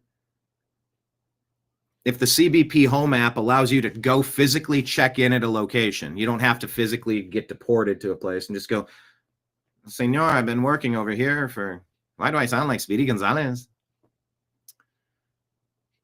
But yeah, how many people working on whatever cruise you could imagine in Southern California don't have their proper paperwork? Like, not all of these people are bad people by any stretch. So I'm all for making that process better, whatever that looks like. I'm not entirely sure what the best way to do it. I would say when people are having a problem with masked people not identifying themselves, just kidnapping people on the streets, can somebody explain to me why they're not giving out business cards that says, I'm Officer John Doe 1373. Here's the phone number of the lieutenant in charge. This is the phone number and the email address for our liaison. And you flip it over and it says, this person is being booked at our facility. Contact us at this number, at this address. Is that happening? Is there a downside to that happening? I don't know. But you don't just get to sneak into the nightclub, and you certainly don't get to sneak in and steal all the shit that's not bolted down. No. You ever have a house party and you get some really disrespectful people up in your house? I've probably been a disrespectful person at other people's parties. I can't, there's no time that really jumps out at me off the top of my head. But I suppose when I play the highlights and lowlights of my life, maybe I was disrespectful to other people's property. But that being said, yeah, it's okay to walk in a door if someone says, yeah, come on now, I got you. We have a table in the corner. Yeah, well, that's not your table. That's the house account. And you've been ordering way too much on it for too long. And that's not your bill to ring up. You had no authorization for that. And you lied to get authorization in the first place. So no, we're hitting Control-Alt-Delete. We're resetting the whole system. That I'm in favor of. Anyway, let's talk about this story. Turning Point issues a response to nearly 3 months of relentless monetized content from Candace Owens, in which she has repeatedly promoted viral theories, accusing everyone from random Utah Mormons, plumbing companies, and the alleged secret bee societies to Israel, Egypt, France, and Utah police, President Trump, and Turning Point USA itself of being complicit in a supposed plot to assassinate Charlie Kirk. So here we go. Here's the response from Turning Point.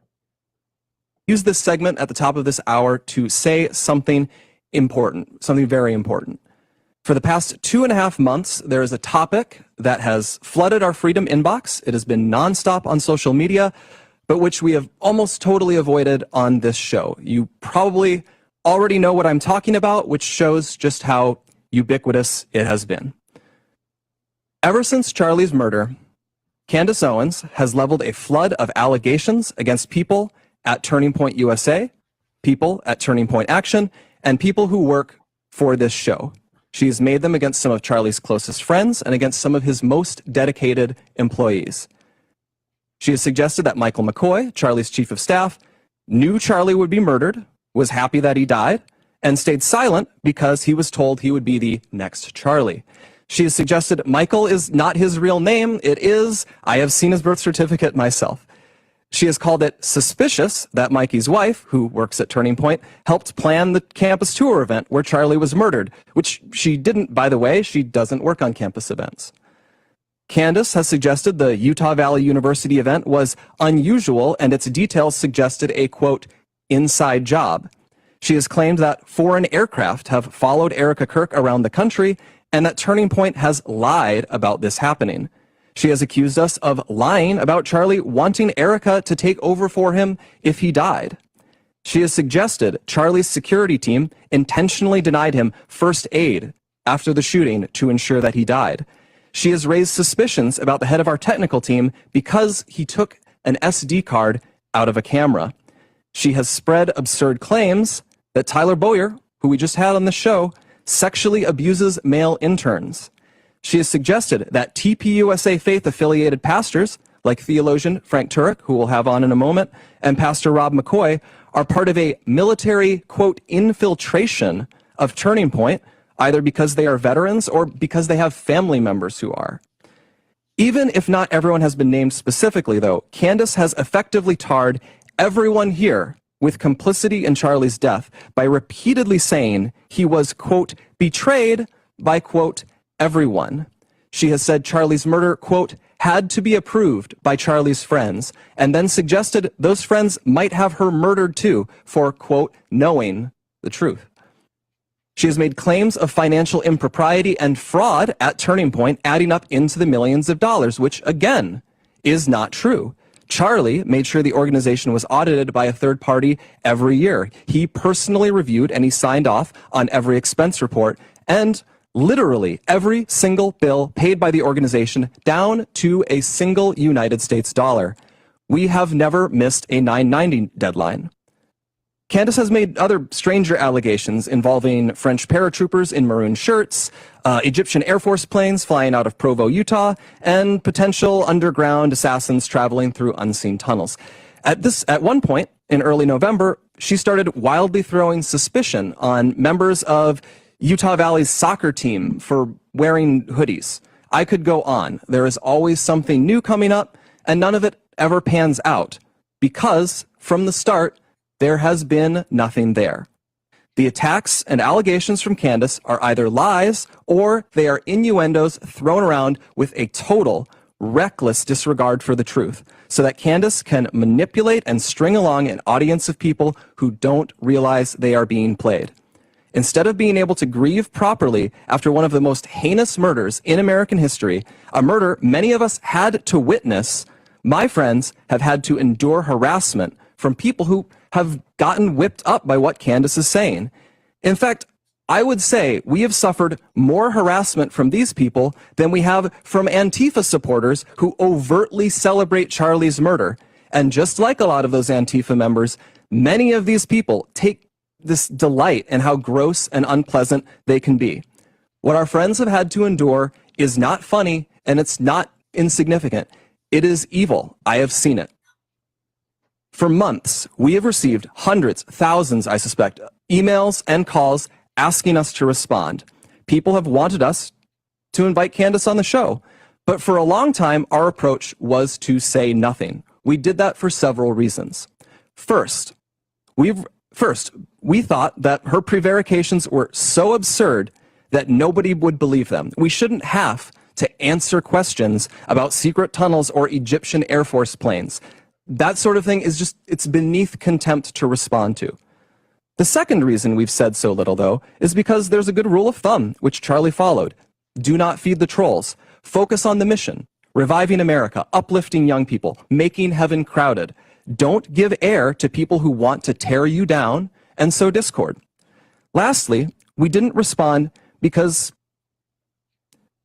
Charlie always viewed Candace as a friend, and we were holding out hope that she would return that friendship and stop what she was doing. But a week from now, it's going to be 3 months since Charlie's murder. Candace has not changed her behavior. She has continued to spread falsehoods about Charlie's friends, and she continues to concoct new ones about new people. She's using these falsehoods to enrich herself while dividing the conservative movement at an absolutely critical time for this country. And far too often, we here have heard from ordinary people, people who loved Charlie and who Charlie loved so much in return. These people have expressed the worry that we are staying silent out of cowardice or as some sort of tacit admission that some of the attacks are true. Neither is the case. Our silence has never been, and it will never be, equal to complacency or approval. Still, we decided Charlie would not allow this to go on. Charlie was not a coward. Charlie was a fighter. Charlie would not allow someone to spread lies about the people closest to him with impunity. And he would feel ashamed if other people were stepping up to defend his friends while he never did so himself. Catch your breath there. That was a lot. That was a lot. This is absolutely polarized. The country. There's a lot of people that hate Candace for what she's been doing and saying and implying and asking. And there is a laundry list of questions that need to be clarified, sorted out. When is this meeting taking place? Can I host this? Can I mediate with the Agree to Disagree show? Just give me a setup, give me a panel. We'll talk. Let's get a list. I want a graphics guy, like as we're saying these things, put them up on the screen. What can we confirm? What can we deny? Let's talk this out. Let's figure this out. Ooh, it'd be cool if the audience could vote. How satisfied are they with the proof given? Who wins the point? How confident are they that have they been swayed? Where do they feel? Ask the audience. Oh, I will absolutely moderate this debate. Tell me when, and is it Arizona? Is it tomorrow? I could probably get there tomorrow.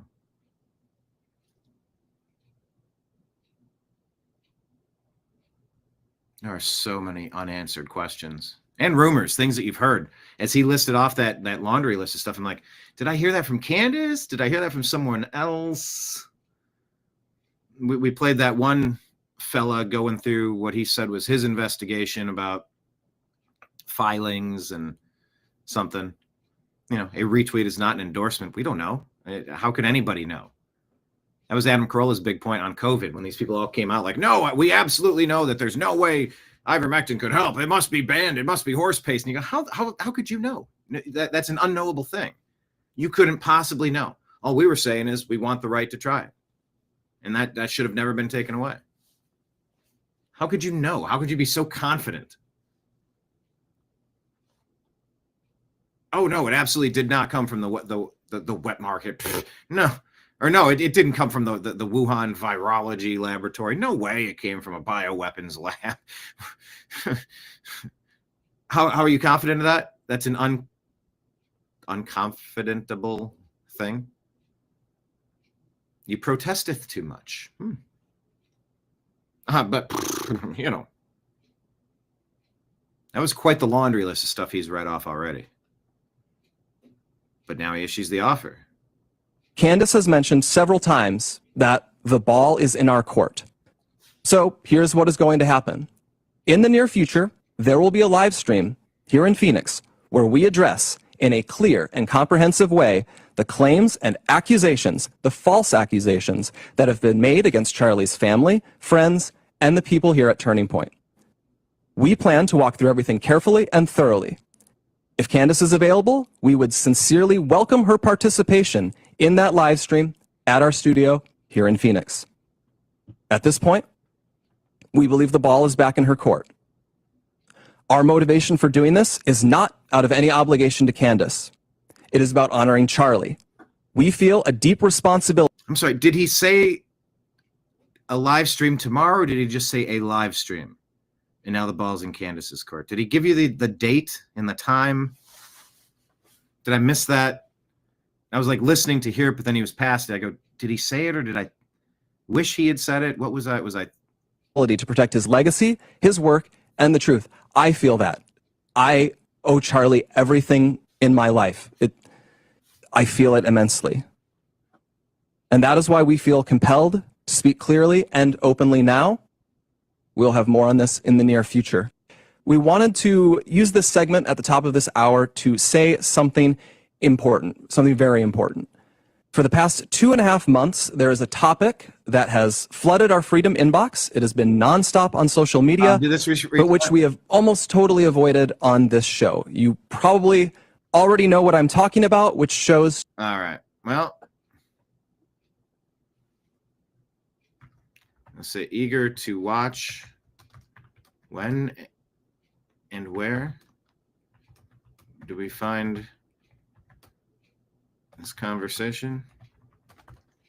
And we'd volunteer to mediate if that could be useful to both sides.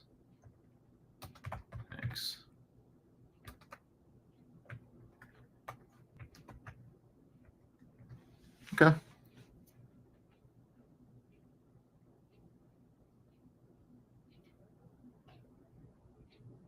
Oh, that's the thing about Instagram. Oh, there it is. Let me copy this. I'm going to delete it. I'm going to repost. Okay. I thought this was on the TPUSA page, but it's on Rooted Wings. All right. So where do you stand on Candace? I don't know. I don't know where I stand. Maybe I combed my hair. No, didn't do that. Didn't do that.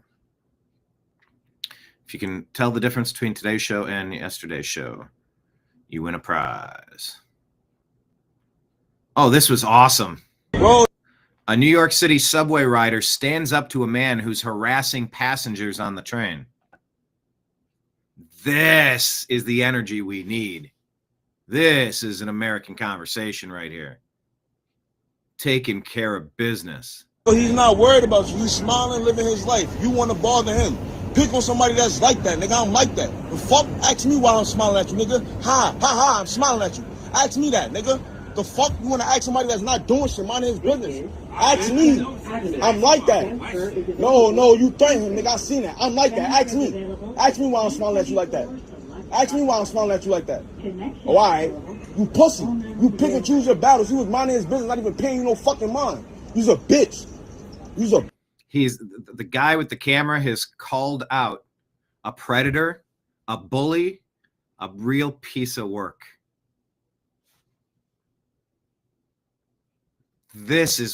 I love this so much. Bitch, you's pussy. And I hope you know that. Okay. Exactly. Bro, he's not worried about you. He's smiling, living his life. I wonder if he's talking about the guy in this scene, both of these.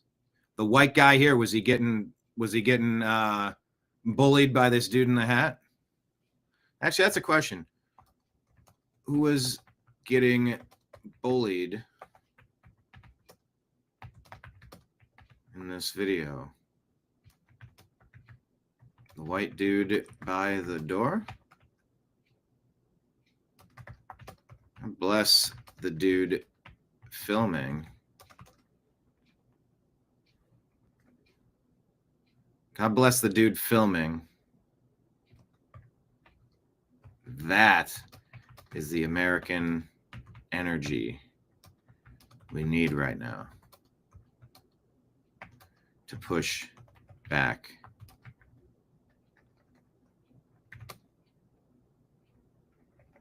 To push back on the bullies. There we go. Okay, I'm going to post that. I love this. I'm going to play it again. You want to bother him. Pick on somebody that's like that, nigga. I'm like that. The fuck? Ask me why I'm smiling at you, nigga. Ha, I'm smiling at you. Ask me that, nigga. The fuck? You want to ask somebody that's not doing shit, minding his business? Ask me. I'm like that. No, you threaten him, nigga. I seen that. I'm like that. Ask me. Ask me why I'm smiling at you like that. Ask me why I'm smiling at you like that. Oh, all right. You pussy. You pick and choose your battles. He was minding his business, not even paying you no fucking mind. You's a bitch. You's a bitch. You's pussy. And I hope you know that. Okay. Exactly. Bro, he's not worried about... Put him right in his place. Find this guy. I want to invite him on the show. I want him on the show. Jamie, find the guy that filmed this. Oh, by the way, I'm Jamie. I'm also the booking agent. Maybe that's why I haven't been booking a lot of guests lately. It's just there's only so much bandwidth. By the way, got another show coming up at 3 p.m. today. Make sure you check it out. It's called Strictly Football. Myself, Mike Barrett, Jim Mitchell, and Ezrael Robinson. That's Strictly Football, 3 p.m. Eastern Time. Season 2, episode, I don't know what we're up to now. But hit subscribe. We do the sports show, The Unhappy Hour. By the way, if anybody wants a set of coasters or one of our The Unhappy Hour pins. Pins are $25. A set of 4 wooden etched laser engraved coasters is $30. Shipping included. 2 for $50. $75 for all 3. If you want it, shoot it on Venmo or Cash App. Venmo's probably the best and include your address. Just tell me what you want. Mugs are 40, coasters are 30, 2 for 50, or 75 if you include the pin. Just 25 if you want just the pin. That includes shipping too. It's a Christmas special. It's a Christmas miracle, isn't it, Nimbus? Nimbus is like, I don't know. I just woke up because I heard you talking, and now I ate, and I'm a little tired. Oh, you came over? Yeah. It's a bird. It's a plane. It's Nimbus, everybody. Everyone say hi to Mr. Nimbus. Hello, everybody. All right. Well, I want to give this guy a commendation. I'm so impressed. We don't like bullies, do we, Nimbus? Nope. Good for him. I love this video so much. It's my video of the day. From Town Hall, Jake Tapper asks a question. Take a listen to Ilhan Omar. Can you shed any light on why the fraud got so out of control in Minnesota? I think what happened is that, when you have these kind of new programs that are designed to help people, you're oftentimes relying on third parties to be able to facilitate. And I just think that a lot of the COVID programs that were set up, they were set up so quickly that a lot of the guardrails did not get created. Can you shed any light? Ah, how convenient. Yeah. How convenient and excuse. Also, we don't buy a second of it. And it's Ilhan Omar, people. The investigation into Minnesota continues. For months. Now here's Candace reacting to what Turning Point USA had to say. We have received hundreds, thousands, I suspect, emails and calls asking us to respond. Yeah. People have wanted us to invite Candace on the show. But for a long time, our approach was to say nothing. We did that for several reasons.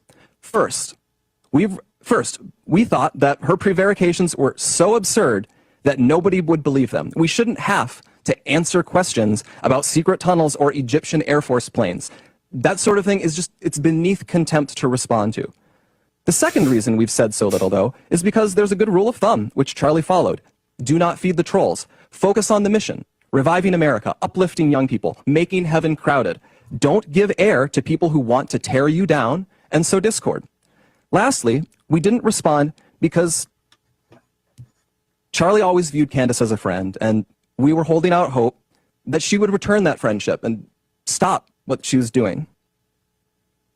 Okay, so the first thing he says there is we didn't respond because it's beneath us. That's just not the right attitude. That is an elitist attitude. It is beneath us to respond to the very people who showed up in scores because they were so moved by Charlie's assassination that they all poured into the Staples Center and poured their tears out and made videos and donated. It is beneath us to not to then respond to questions that you have that are meaningful, because we just think it's so stupid that you would suggest that the feds are involved in an assassination. That's never happened in American history. What?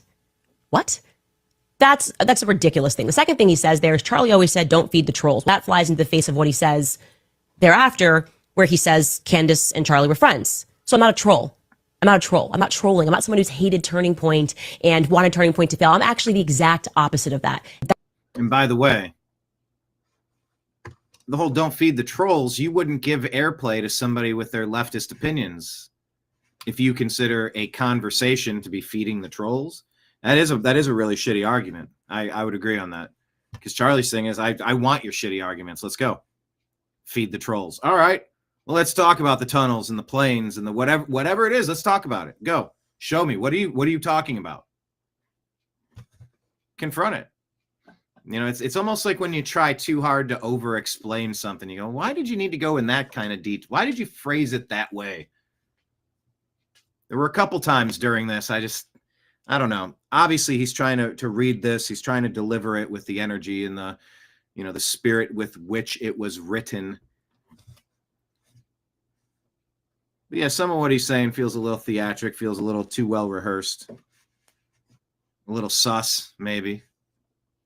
That's why the people believe in me and they trust me, because they feel that I'm the only one that's acting right in the situation. Who wouldn't want to have every stone unturned if they cared about somebody? Who wouldn't want to have every question answered? Who wouldn't be immediately suspicious to see Egyptian military jets? Who wouldn't go, why the hell were these jets around Turning Point way before, years before Charlie's assassination? Who is on these jets? Instead, you're mentioning the Egyptian planes for the fourth time. I would like to recommit everybody that is watching this to figuring out what the hell is going on with these Egyptian planes, because they're nervous about them. They're mentioned so many times. They're just trying to give the vibe that this is so crazy. Ah, okay. All right, good on I don't watch Candace's show very much. I'm following this drama because I completely agree. Well, I want every stone turned over, then turn it over again. See what ducked and avoided the first and then got too comfortable, and then lift the other side of the stone, flip it back. I felt like there was a little over explanation there too. Now that's not proof of anything, but it's a piece of where I'm compiling my gutometer, my gutometer. What is my gut telling me? And by the way, the change to today's show has really made Mr. Nimbus happy. He is thrilled with the change on today's show. If you can tell the difference, Nimbus loves the change. Yeah, you see him? Where's he at? Oh, he's just a little. Here.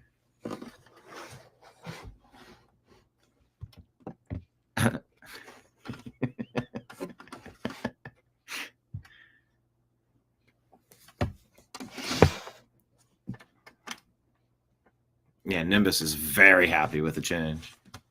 I'm giving you hints. I've said too much. Anyway.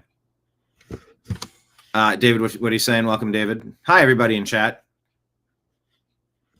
David says she said she saw the camera angle from behind and she found suspicious that she couldn't see blood. Sell a TNAM calendar with Nimbus and highlights of your intro. Highlights of the intro, like should the months of the calendar be 12 months of Nimbus? Should they be montages of people I've interviewed? Maybe January I'd make it all musicians, because that's the year that's the month I would always go to the NAMM convention in Anaheim and interview musicians. It's a good idea. I need my TNAM meme team to make that. It's a great idea. Let's set it up. Is there a bigger table for Nimbus to sit on? No. Danette saying the ads on YouTube are hilarious. They think I'm an old man. Well, I've once been called Old Man River. Either my bass player said it or my brother said it. We were in Nashville. I either hit it too hard and I was too tired too early, and I didn't want to go out again that night after being out the entire day or something. I was called Old Man River. Yeah, you're right, David. Why not answer the questions? Agreed. I'm here for it.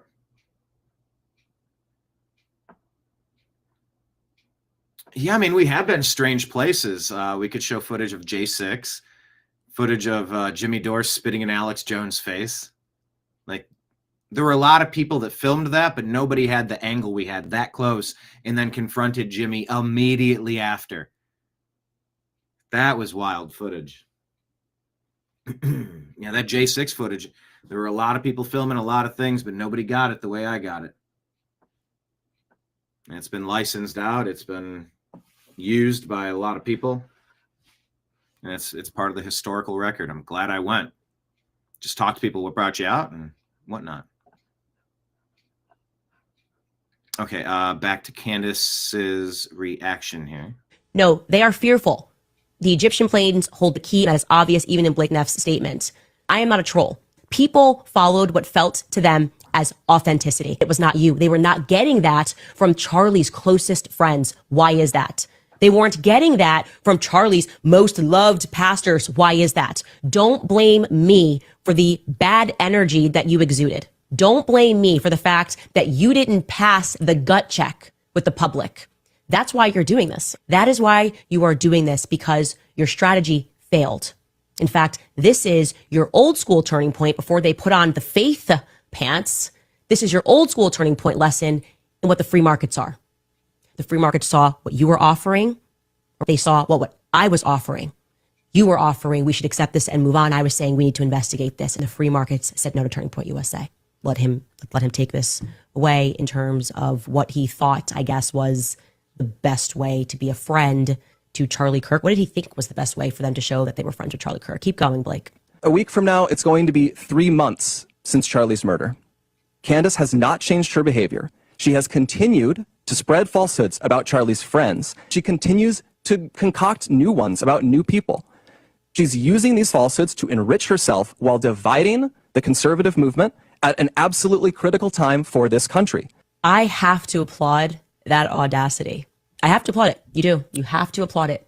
These, excuse me here, I'm trying not to swear. These men, this company, these amazing lads over here have the audacity to accuse me of enriching myself when they were out there selling T-shirts of what Charlie died in to enrich themselves. Were they giving those T-shirts away for free at the Staples Centers? No, they were selling kit of what Charlie died in to the tune of $80 million plus that they made in the first 3 weeks. They made their entire budget for the year in the first couple of weeks following Charlie's assassination. They are attacking me with zero proof that I've made a single dollar off of Charlie's assassination. I did not sell a cup. I did not sell a mug.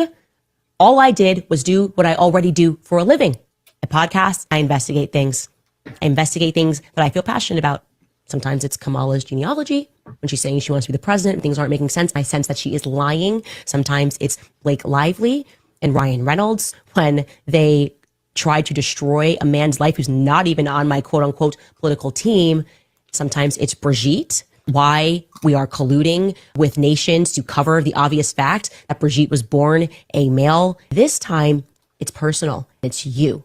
Do you want to know what all of these investigations have in common? Liars who lie and think that the public is too stupid to see through their lies. That is how we got into this. I did not sell anything. You did that. For months, we have received hundreds, thousands, I suspect, emails and calls asking. So it appears to be happening. Hey, let's flash back to 2016. Ilhan Omar.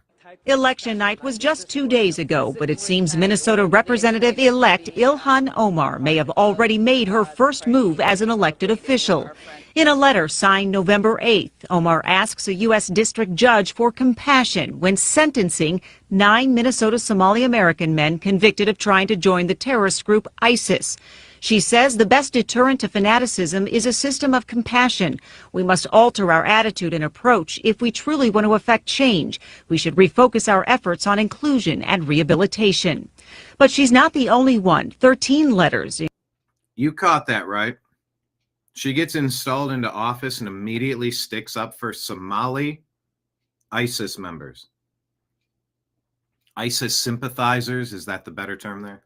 Including one from the Dean of Students at Minneapolis Public Schools, were also sent to the judge asking for leniency. Osman Sheikh Yusuf says, I truly am honored to call Abdi Rahman my friend, and I hope that good things happen to this wonderful young man who totally deserves a second chance in life. But those letters and defense attorneys' request for a lighter sentence might not be enough to convince a judge. U.S. Attorney Andy Lugar has filed a response arguing against any lightened sentence. As to the defense claims, some of the men were immature and were therefore impulsive. He says there was nothing impulsive about the defendant's decision to continue to try and reach Syria, despite the FBI's numerous attempts to stop them. Election night was just 2 days ago, but it seems Minnesota Representative... Odd place to cut that off. It's an odd place to find a Somali community up in Minnesota, and it's an odd thing to see so much money being stolen, so much corruption, and sympathizing with ISIS instead of America. Somalia instead of America. Shouldn't you have to be born in the country in order to serve in it? Shouldn't that be for the president, for Congress, for governor, for mayor? Shouldn't that be the bare minimum standard so that you don't get conquered from without? Call me crazy.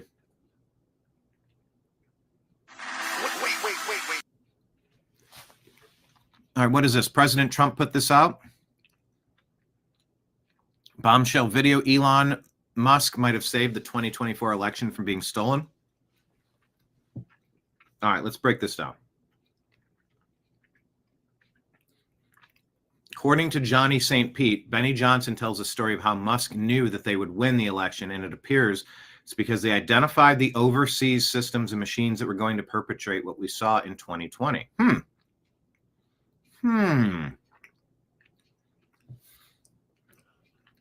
Okay. Let's look at the bottom there. December 1st, 2025. So 3 days ago, this came out. Now we know why Trump is raging at Venezuela. Apparently, we weren't crazy. Sorry, let me switch the screen here so you can read this. There we go.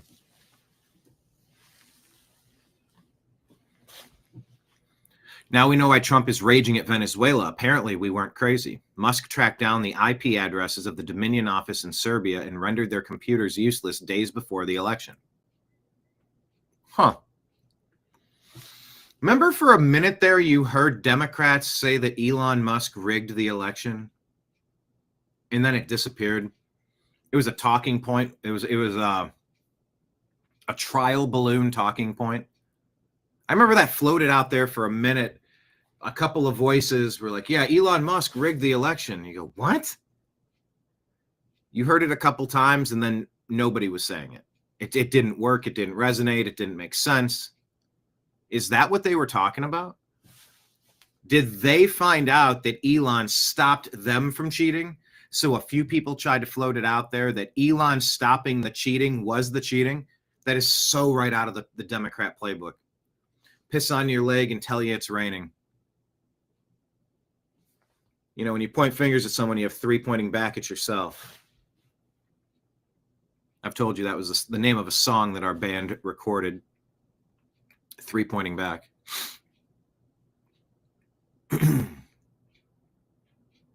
That's very interesting. I don't know if people are making that connection or not, but I am thinking about it now. According to Johnny St. Pete, it says years prior in 2020, the chairman of Smartmatics Holding Company, SGO, was Mark Malek Brown. He resigned in 2020. Guess where his next job was? January 2021. The president of the Open Society Foundation. Yes, that's George Soros's foundation. George Soros being the #1 donor to the Democrats.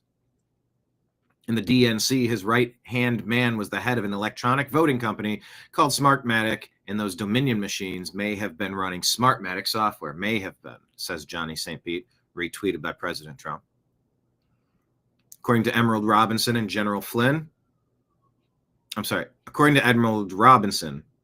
General Flynn flew out to meet with the Venezuela whistleblowers. Anyone else think it's odd that the Democrats are worried so relentlessly about Venezuela? Were they and the globalists running operations out of there? Huh. All right. I'm listening. Not familiar with it. Not familiar with the source. Frank Graves. I don't follow. Okay. Well, that's according to Johnny St. Pete. I'm interested what we learn on that front. President Trump shared this and says, for years, the Biden administration weaponized the justice system against their political opponents and anyone who disagreed with them. One of the clearest examples of this was when Crooked Joe used the FBI and Department of Justice to take out a member of his own party after highly respected Congressman Henry Cuellar bravely spoke out against open borders and the Biden border catastrophe. Sleepy Joe went after the congressman and even the congressman's wonderful wife, Imelda, simply for speaking the truth. It is un-American, and as I previously stated, the radical left Democrats are a complete and total threat to democracy. They will attack, rob, lie, cheat, destroy, and decimate anyone who dares to oppose their far left agenda, an agenda that, if left unchecked, will obliterate our magnificent country. Because of these facts and others, I am hereby announcing my full and unconditional pardon of beloved Texas Congressman Henry Cuellar and Imelda.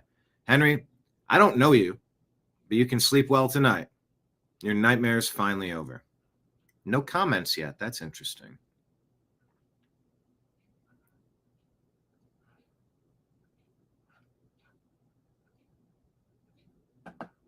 I guess let me just double check. Let's do it this way. Henry Cuellar, pardon. Okay, no, it appears to be a real story. Oh, Representative Cuellar says, I want to thank President Trump for his tremendous leadership and for taking the time to look at the facts. I thank God for standing with my family and I during this difficult time. This decision clears the air and lets us move forward for South Texas. This pardon gives us a clean slate. The noise is gone. The work remains, and I intend to meet it head on. Thank you, Mr. President. God bless you, and God bless the United States of America. Okay. Can't say I'm super familiar, but it's a thing, and it happened. All right, let's continue. Please hit like. Please hit subscribe. Remember that we do have mugs and coasters and pins. 40 for a mug, 30 for a coaster, 2 for 50 on the coasters, and 25 for a pin. Shoot me a Venmo and include your address. Tell me what you want, and I will send that out immediately. That includes shipping. Only on Venmo. I think what I'm going to do is open up a Shopify account. I got to check the monthly charges, and I think you can start it for a month or two for free. But I want to put all of our merch on there so people can find it.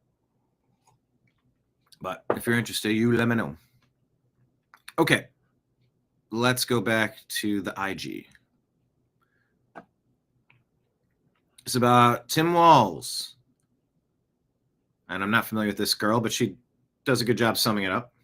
Conspiracy theories, like 25-0 at this point. Yesterday, the Minnesota Director of Elections testified that illegal immigrants can absolutely vote in the state of Minnesota as long as they have a driver's license. Before someone says, oh, well, illegal immigrants can't get driver's licenses because they need to be citizens. Wrong again. 2023, Tim Walz signed a bill expanding access to driver's licenses to anyone regardless of immigration status. This includes the 81,000 undocumented immigrants in Minnesota. So they confirmed during the House Fraud Committee hearing that illegal immigrants can vote under current laws in Minnesota, which obviously raises massive concerns about election integrity. Not to mention, Minnesota's voter registration does not require proof of citizenship at all. If this is not a concern for you, then you are anti-American. You are anti-America. It should matter to you that only citizens vote in our elections, because elections decide how our country is run. And if someone comes here from a different country, barely speaking English, doesn't really know our laws, doesn't really know our system, doesn't really know our constitution, doesn't know how our politics work, they can still vote in our elections. That is taking away the rights of citizens to know that they have fair and free elections. It doesn't matter if you are on the left or on the right. This should be a problem for everyone. Minnesota admitting this should bother everyone, no matter what side you're on. No matter how hard you want to fight for illegal or legal immigrants, it doesn't matter because that's not the issue at hand. At this point, we are living in a society of America where pretty much everyone thinks they have the right to be an American and vote in our elections and decide which direction this country goes in. When you give anyone and everyone that right, people from other countries that aren't even citizens of our country, that's when we fall apart. It's like if any other country allowed all of us to vote for their elections. How is that fair to the people of that country? It's not, and this is a problem. Where are we at for conspiracy theories? Like 25-0 at this point? Yesterday, the Minnesota Director of Elections testified that illegal immigrants can absolutely vote in the state of Minnesota as long as they... Thanks, Nimbus. I cannot believe what's happening in Minnesota. Where are the charges? Like we say all the time, where are the charges? How are people getting away with this? Hey, buddy. Thanks for the grooming. I'll just take a headbutt, though. He's purring over here. All right, let's keep it flying here.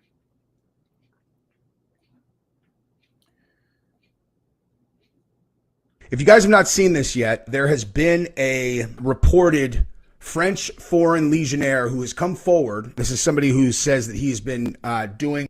I'm not familiar with this guy. Real Jesse on fire. Not familiar with him, but... doing jobs, assassinating people for, however long, a long time. And he's coming forward to whistleblow on what is expected to happen to Candace and that what the hit team is supposed to do that is in country right now and what he is suggesting for her to protect herself, because this is a crazy, crazy story that this guy tells. Rank Colonel DGSC Action Division. For 21 years I ran black contracts in Africa, Middle East, and yes, sometimes on your soil. Tonight, I break every oath I ever took. 2 days ago, a priority cable landed on my desk. Operation Poignard. Target Candace Owens. Client Unit 8200 liaison embedded inside the Elysee. Payment routed through a shell in Cyprus we have used since the Rainbow Warrior days. People, we've entered the weird part of the internet, have we not? The directive is explicit. Quote, eliminate the subject during live broadcast. Maximum visceral impact. The blade must be visible. The audience must feel the cut. They want her open from... Whoa. With specificity to do it during a live broadcast. Sternum to pelvis while the red light is on. They want the chat scrolling no, no, no as they hit the desk.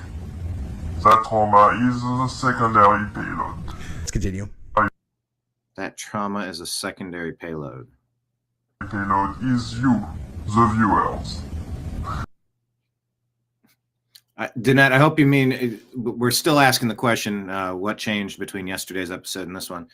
She guesses you guys have matching hair color. I hope you mean me versus me, not me versus Nimbus. I'm not a Russian blue with gray hair just yet. Break the Americans who still speak against. Make the rest too afraid to open their mouths. The team is already in country.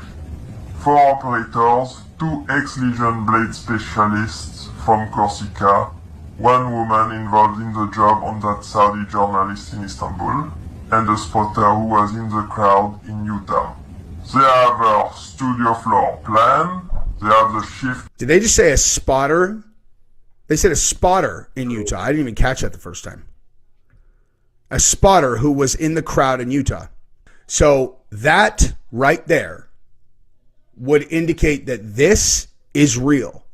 At the very least, that would indicate that Candace, that this is who the source is for Candace. Like that right there. I didn't even catch that the first time. But Candace said they were involved in the Charlie shooting, and I don't know who else was, but right there, he said this, one of the spotters that was in the crowd. If you guys have not seen this yet, this is the new thing that we're all watching together. This is the #1 show on TV. It's got a little bit of everything.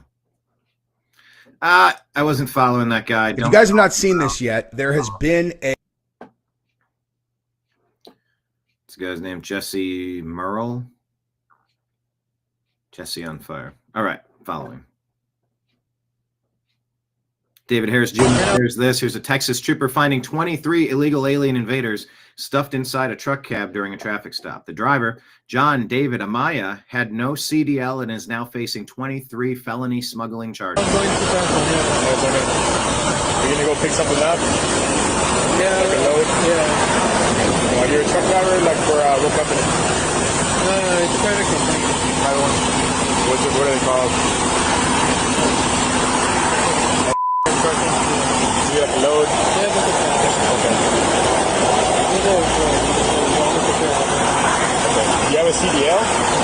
I do, but like I said, I don't have a picture of it on here. Yeah, right now. Okay. Right now you're alone. You're alone right now, right? Yeah, I'm alone. Okay. Could I see what you have in the vehicle? Do you give me permission? Is it required? It's not required. You don't have to. I mean, you have to. There's no reason you should be searching the vehicle. I mean, I'm asking for consent, but if you're gonna deny it, then that's fine. But I'm gonna stand by here just for some other units to get here, and I'm gonna run a dog around the vehicle. I just think I know the story. I mean, I'll get to that right now once they get here. I guess I would just wait for the other units. For other units? That's fine. I don't want you to feel like you have to do it. That's why I'm asking you for your consent. But I understand that you're not going to do it. There's no reason to. Okay. I understand that. If you can, just wait right here. I'm just going to stand by for them, okay? But there's no reason for you to look in my truck. Turns out there's 23 of them. In terms of the violations, you don't have a CDL when you're operating a motor vehicle. You're not supposed to be driving a commercial motor vehicle. Okay, and who are you calling right now? I'm just curious. I'm calling my lawyer. Your lawyer? Yeah.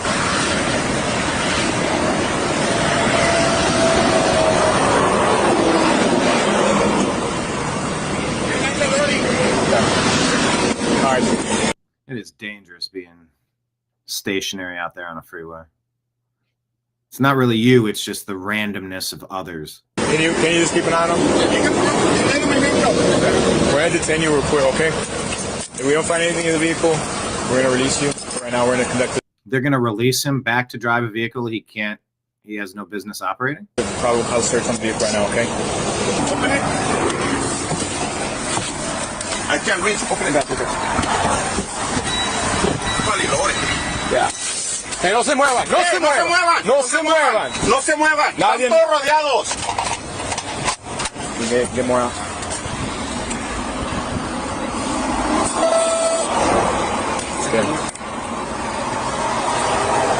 Mete tus manos en tus cabezas, ¿ok?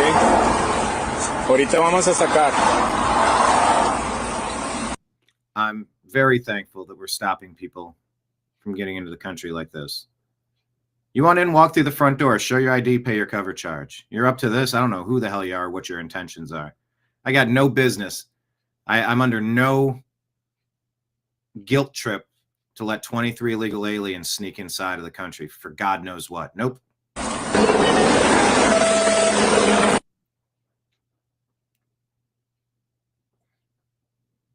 Laredo, Texas, smuggling persons times 23. All right. Great job. Thanks for catching them. Here we go. Oh, okay. This answers the question, I guess. Candace Owens says they have been signaling that a 9/11 style attack is coming the second week of December. She said this on November 27. She says, save this tweet. It will age well. Blake Neff says the live stream we announced on the show Wednesday has been set at 4 p.m. Eastern on Monday, December 15th. Oh, okay. Well, that is the second week of December, isn't it? I mean, one day after the second week of December.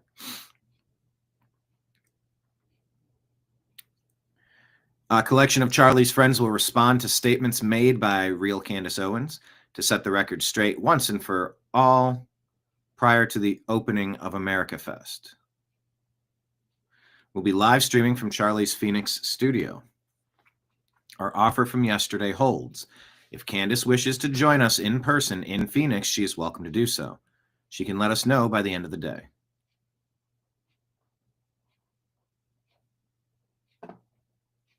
Well, there's a good point. Jay Roberts says, Candace offered to do the live stream the day they offered it, or the next day. Why did they need until December 15th? 12 days later to rehearse and get all their stories straight? Tells you right there who's the liar and who's the truth teller. Not necessarily, but it's a good point. Although, if you want to set the record straight once and for all, I'd like to get my ducks in a row. And what wild questions do we have, and what can we possibly do to prove or debunk any of this? I see both sides.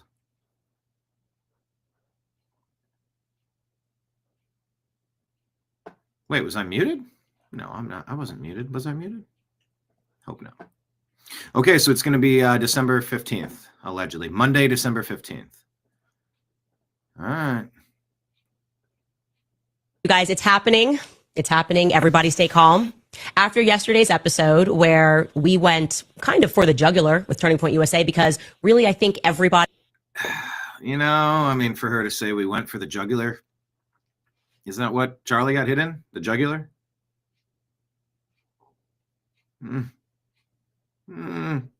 in the entire world has had enough with the non-response, trying to move on, trying to gaslight us, not answering basic details. So we just went for it. And guess what? Turning Point has moved to formally respond to all the things that we have said. And after a very long diatribe in which they wildly misrepresent the public and global investigation of Charlie Kirk's assassination, they at long last issued a public invitation or a challenge, I'm not sure what it is, what I accept. Okay. Quite literally, all we have ever asked for were sensible answers to our basic questions about what transpired on September 10th. And it looks like we're going to get those things. So major win. I am excited.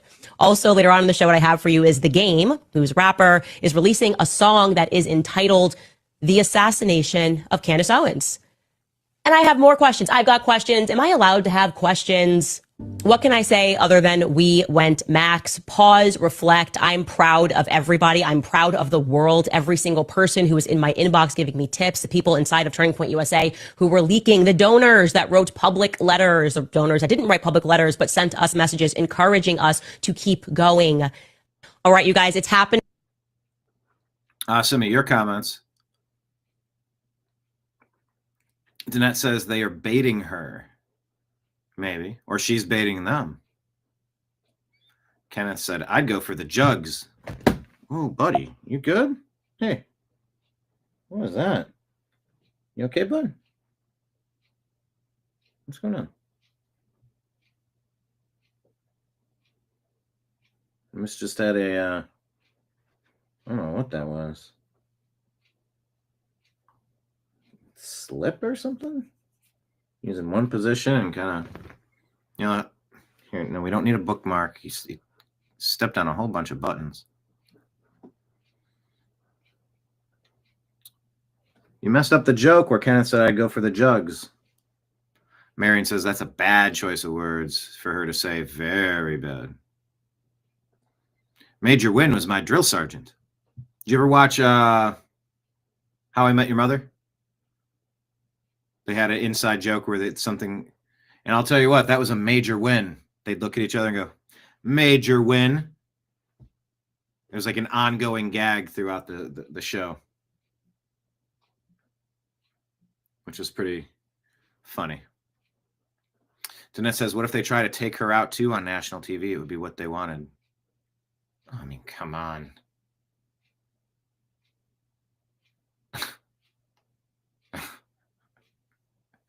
I don't want to even think that into the universe, but all right, I'll take your point. Your turning point. All right, let's keep it flowing. Whoop.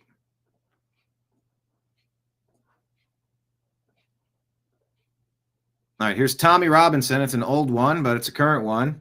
It's a conversation that people are having about what type of society they want to live in. A Christian one where you're allowed to be other things, or an Islamic one where you can only be their thing. There's a difference. If you're saying that the problem is with Islam, are you accepting that you're Islamophobic? Because there are 100 verses in this. Yes or no? Okay. Are you Islamophobic? There's no such word as Islamophobia. Phobia is an irrational fear. It's not irrational to fear these things. Now, I would play this, but there's music. If I hold this, and there's no subtitles. Oh, it's a damn shame. Pierce Morgan is playing very sanctimonious here. This clip was a few years old, I believe. Watch it on our Instagram feed. There are 100 verses in this book that incite violence and murder against us. He's telling, put that book down. Show some damn respect for people's religious beliefs, right? Show some damn respect. Anyway, it's worth watching, but I can't play it for you for music reasons. Okay, here's a woman who claims to have worked with Turning Point. My name is Amanda. I worked for Turning Point USA and Charlie Kirk for 4 years. One of those years, I was a donor relations officer in Phoenix, Arizona. And what that means is I worked with all the donors within a certain region for all of Turning Point's assets. So Turning Point Action, Turning Point Academy, Turning Point USA, Faith, Blexit, podcasting, everything. When I saw Candace Owens' comment this morning, granted, I am not a Candace Owens fan, personally. And that comment, I felt like I had to say something. What I did for Turning Point USA within that department was some of the most, I can't even begin to describe it, because the people that I felt like I was working for were not, they were horrible. I mean, like, it was just some of the worst times ever. And I was working for such an amazing, brilliant idea of an organization and to see it for what it really was behind the scenes and what makes it Turning Point, which is money. I mean, I'm sorry, but it is.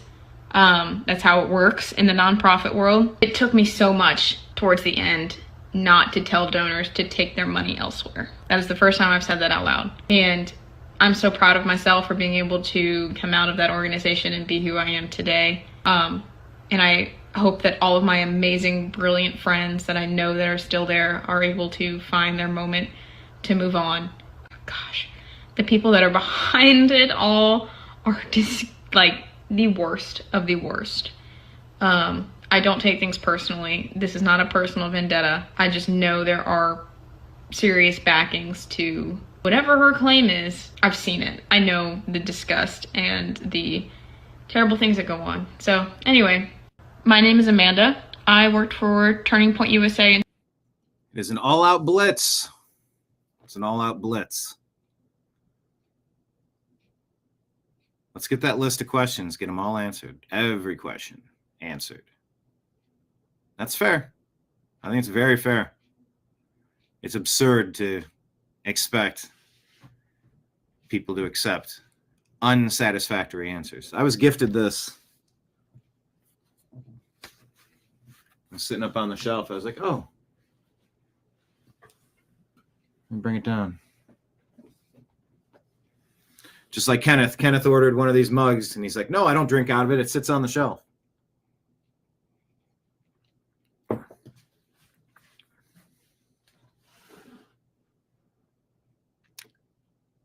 I'm just so interested to see how this plays out. I don't know. I'm not really picking a side. I don't really care. I'm just trying to find out what's happening. This guy, Enoch Burke, they're claiming he was effectively given a life sentence now in Ireland. Sounds like Ireland is fallen. This is Enoch Burke, the teacher who has refused to deny his Christian belief and bow to transgender ideology. We're here at the forecourts again in Dublin. Connie says, yeah, he's being given a life sentence for refusing to call a student they. It's not even proper English. Where Enoch's case was again before Mr. Justice Brian Cregan. And he had a number of matters to deal with today in relation to the case. But at the beginning, he said, if any member of the Burke family so much as speaks, they will be removed by Gardaí. So this is the situation we are in. Lies are being told from the bench. Enoch Burke, his name blackened, the Constitution set at naught, the law disregarded, and if a person so much as speaks a word, they will be removed by a battalion of Gardaí. Judge Cregan today has given us a new version of the Constitution regarding religious freedom. He said if Enoch Burke practiced his Christian belief outside the gate, this would never have happened. He said it 3 times today. So he is telling us you can have your religious belief outside the gate. But you know, that's not what the Constitution tells us. It tells us that we have a constitutional right to the free practice and profession of our religious belief in our school, in our job, in our shop, wherever we are, not according to this perverted idea and judgment of Judge Cregan. We also had today that the judge said that he's not going to let Enoch out for Christmas or Easter. Now this is really a life sentence for my son by this judge. A life sentence for Enoch Burke. And let us remember this Enoch Burke did not begin with Enoch Burke. This That's a good question. Where are the churches? Where are the other school teachers? There should be protests. This is why Democrats could never be in power again. Shame on you, Ireland. And I think, according to what I learned from this case a little bit ago, he's not being put in jail for the rest of his life because he wouldn't call a student they. It's that he lost his job, which you can argue that shouldn't have happened.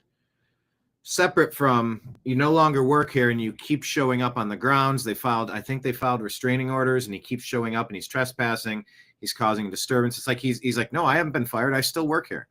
he's not recognizing them having the authority to fire him for not calling a singular student by a plural name, because that's absurd. 2 + 2 is not 5. So he keeps showing up. I think that's at least my rudimentary understanding of this. It's not just that he keeps getting arrested for something that happened once, or every day he won't lie about reality and call a single person multiple people. My understanding is that it's because he keeps showing up at the school. But still, why did he lose his job? Why did you take his life from him? Why did you take his livelihood? What line in the sand needs to be drawn for people to see that this is a serious problem? It's compelled speech. It's exactly what Jordan Peterson was complaining about up in Canada. It propelled him to notoriety. Nobody wants to be told, you must say this, you must put this inside of you, whether Fauci's saying it or Harvey Weinstein's saying it. That's not how human beings want to live. That's not how free people walk around this earth. We're sovereign over ourselves. If you want to get in our way, you can fuck right off. And you can say, well, he doesn't have a right to work at that school. Why? What did he do that makes him unemployable? Defend your position. Well, it's their right. They can, for whatever reason. No, that's some bullshit. That is some discriminatory bullshit. In fact, that's probably what they would say. They would probably say the reason is because Enoch Burke is being discriminatory toward our students who are suffering from gender dysphoria. And if they think they're more than one people, by golly, you need to acknowledge that person and their invisible friend. That's not helpful to the kid. That's not helpful for reality. That's compelled speech, and it's incorrect. It's false. So he's drawing a line in the sand, trying to get some attention to it, and we're trying to pay attention and share the story. The principal of the school demanded that he call a child by a new name and use the they pronoun. It did not begin with Enoch Burke. He was commanded to deny his Christian belief, to give up his conscience, and agree with transgenderism. And today he's getting a life sentence because the courts have decided to agree with the school and lock him up in prison. Enoch Burke there has just been packed back into the prison van, jailed, after he refused to accept transgenderism. Stay strong, Enoch. Enoch Burke there has just been packed back into the prison van, jailed, after he refused to accept transgenderism. Stay strong, Enoch. And then that's the beginning. So this comes down to, what are we standing for? Ireland, what are you doing? Stop that. Don't do that. The Amuse account here says Trump has lifted the ban on inexpensive vehicles like the $14,000 Toyota Hilux below, $2,000 micro EVs, or $4,000 Suzuki Alto. Get ready. Okay. You're saying this Toyota, it's not street worthy, or it's, what is it? But it's a $14,000 Toyota. Looks like a truck to me. Yes, let's do the book at Enoch.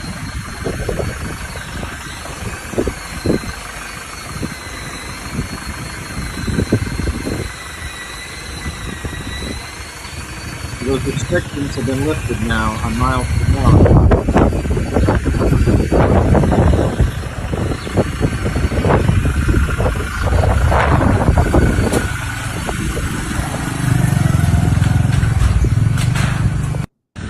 That wasn't much of a story. I was just watching a Toyota move.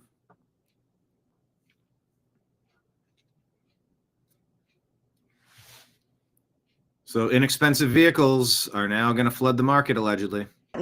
All right, so here they are talking about the latest attempt to take out Trump. They're trying to do it through the Venezuela Pete Hegseth situation. Here's Batyanger Sargon and the other panelists. The question is not the existence of the survivors, it's whether the boat is still a legitimate military target. Well, hold on a Is second. that not Margaret, I want Margaret to weigh in on not this. true. Look, Why? because you cannot shoot survivors of a shipwreck that are clinging on for dear life in the middle of the ocean. You're using the word shipwreck to hide the distinction that I am I'll use Secretary pointing out. Hegseth's word. Shipwreck is in the regs. Yes, but I'm saying the whole point here is it still a legitimate target or not? If they can get on that debris and call for the rest of the narco terrorists to show up and save them, it is still a legitimate military target. Okay, I'm going to defer to the expert here. Go ahead, Factually, Margaret. this just doesn't pass the laugh test. You're talking about two people stranded in the middle of the We got to talk to the expert. She's the expert. ocean, and you think Can we're going you to call please for say, is that backup? distinction between Where's the whether it kill is strike order? disabled or whether it is Can we not back up a little bit, because I just want to explain sort of how an airstrike is prosecuted, right? Because first you have a target in the first place, Yes. and the target could. And by the way, speaking of how it was prosecuted, the stories that I'm reading, like they all say they're there with the JAG lawyers and officers reading the law, trying to do their work within the confines, within the guidelines, the guardrails, as Ilhan Omar said there were none of in Minnesota. Yeah, nice convenient excuse that we're not buying. But the guardrails with a JAG officer there. I mean, how do you parse the line? No, it's okay to terminate this target right now, but not now. That was 2 seconds later. You're not allowed to take care of the same exact thing that you're okay to take care of 2 seconds earlier. I mean, we are splitting hairs here. You're saying it's okay to conduct a mission at 25 seconds past the hour, but not at 35 seconds past the hour?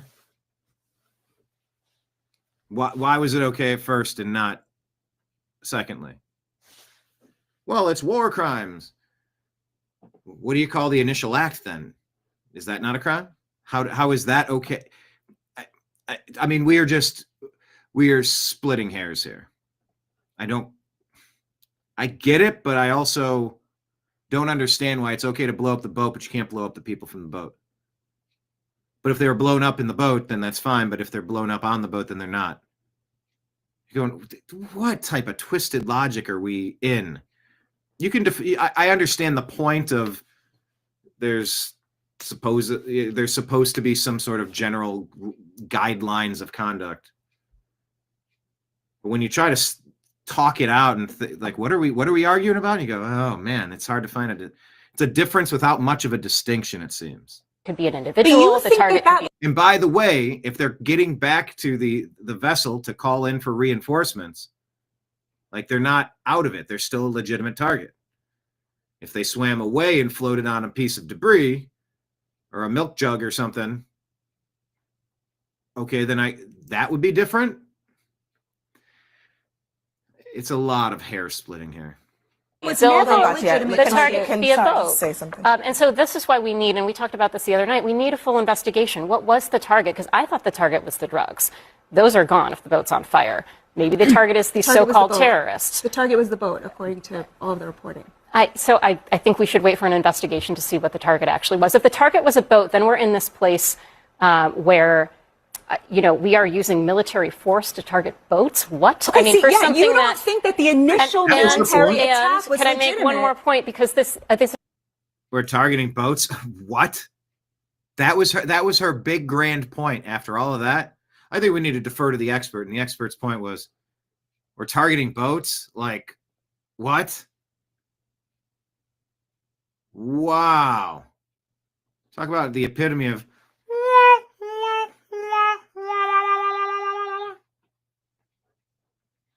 Yeah, Marion, 2 people stranded. Yeah, 2 drug cartel members, she meant to say. I'm sure. It is pretzel logic for sure, Kenneth. And you're right, for that earlier story, they threw the book at Enoch. This entire So it's not even hypothetical, about the second one, the right? entire hypothetical that you're posing hinges on whether or not they could call somebody to be rescued. But if they're in a scenario where they need to call somebody to be rescued, they are shipwrecked. That is the definition of shipwrecked, and they cannot be targeted. That term, as Abby pointed out, I'm sorry, if the is radio is specifically still used. working on the boat, it is still a legitimate Katya, military you cannot target. just concoct your own explanation I'm for not this. concocting my own explanation. I'm just This saying, is the here's law. No, I'm saying that literally the law says Literally. that attacking shipwrecked individuals in the context of war is not allowed. That is literally what they Because use. a shipwreck is no longer a legitimate word target because it's no shipwreck longer is a threat. Is in the document. We're agreeing. So I'm just saying you are agreeing with me. you are suggesting that if there's any scenario in which maybe they could have called somebody on land, Yeah. they would have come by boat or helicopter or whatever to help them, then that would have justified attacking them again. I am pretty sure, as Margaret is saying, and as virtually everybody is saying. As virtually everybody. I love how they do that. Well, look, it's settled science, right? I am the science. Oh, are you? That is not the case. It needs to be asked. Anyway, they're still yapping about that, but it doesn't seem to really be getting legs. All right, shocking. This is the sermon that literally got deleted in real time while people were trying to expose it. This is Charlie. What is this about? Charlie Kirk. Pastor Rob McCoy, TPUSA, Darling God and Country pastor, stood in his own pulpit and delivered a 100% unhinged hit piece on Candace Owens. Take a listen. To my Orthodox friends, the ones who were struggling over Charlie inviting Tucker. And you have to consider there's nowhere safe for them in the world. Who? Who are you talking about? And they have Tucker? They have an inclination to trust no one. What's it? Who's they? And yet, in this dialogue, we went back and forth. I commend Charlie on his patience. He's remarkable. He can dialogue with Tucker and Candace and be on a text string with Orthodox rabbis. He's patient. He's gaining understanding. Dialogue. I responded to an Orthodox brother who said, Candace is far right and Ocasio-Cortez is far left, and they both hate Jews. And I responded, I said, Candace and AOC appear to operate their influence by pathos and ethos and apply very little logos. They use pathos and ethos to judge and condemn an entire race of people. This is not far right or far left. It is mob rule by emotion and perceived legitimacy void of the pursuit of truth. This is why America, for now, and I pray more so in the future, is a somewhat safe haven for Jews because we are a republic. I gave them a link to a video. This, to my Orthodox friends, the ones who were struggling over Charlie inviting Tucker. Wait, hold on. That didn't matter. And you have to consider there's nowhere safe for them. Okay, the person that posted this says that he called Candace Owens a witch, a Jezebel spirit, a daughter of Satan. Literally that she's possessed and practicing witchcraft for questioning Israeli policy.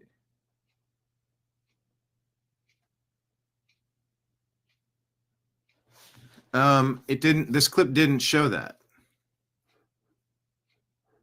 So I don't know.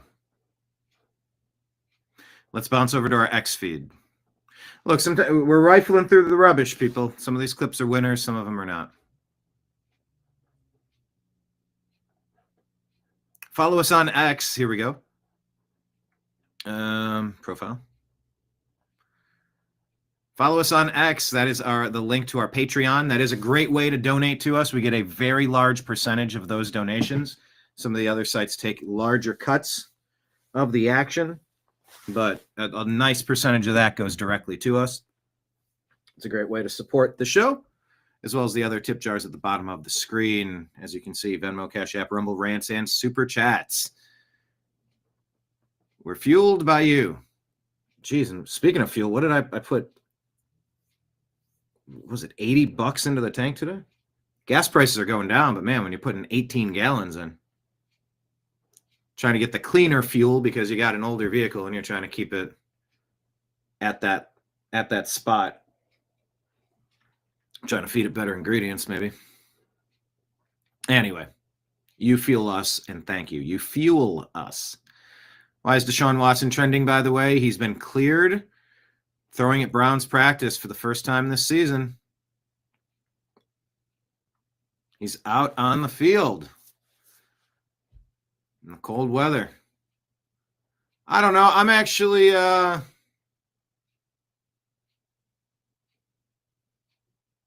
he's warming up that shoulder, that's for sure. I'll share this.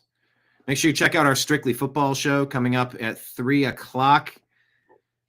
Myself, Mike Barra, Jim Mitchell, Ezrael Robinson, that's Strictly Football, covering last week in the NFL. Going to talk a little bit about college football, and then look forward to the NFL this week. That's Strictly Football, 3 p.m. Eastern. Within the hour, we'll be doing that show. I don't know, I kind of find myself rooting for him now. Representative Henry Cuellar says, I want to thank President Trump for his tremendous leadership and for taking... Oh, I did read this already. Gives him a clean slate.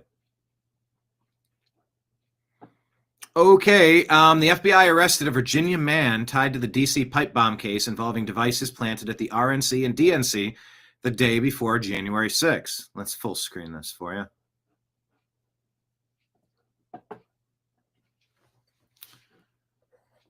Right there in the bench. Yep. If you take a look. There we go. We'll make this big.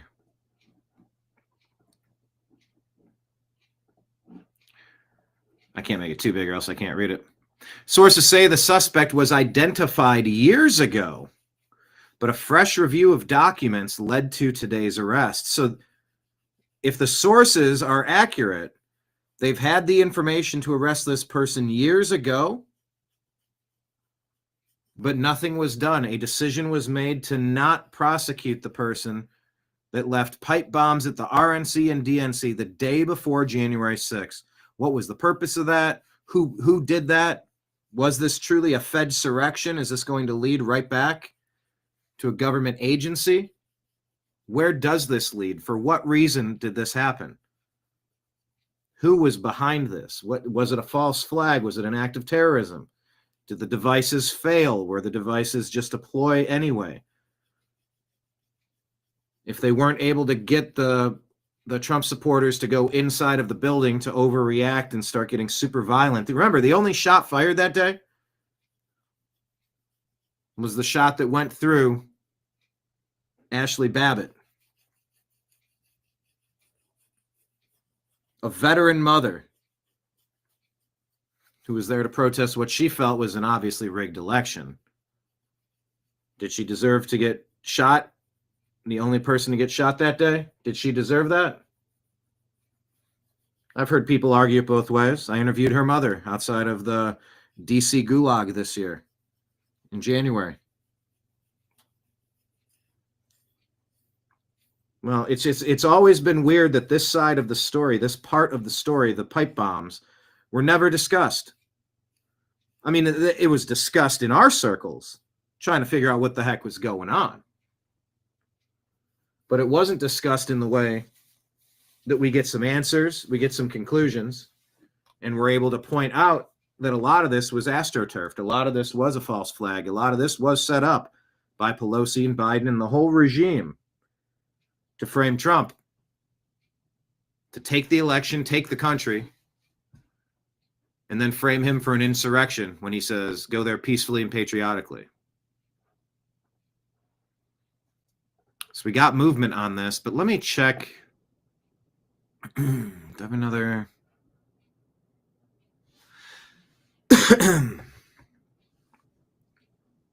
Oops, let me try it again. There we go.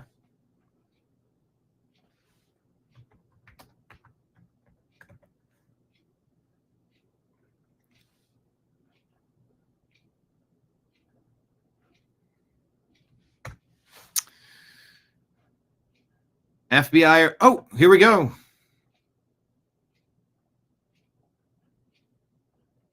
Okay, we have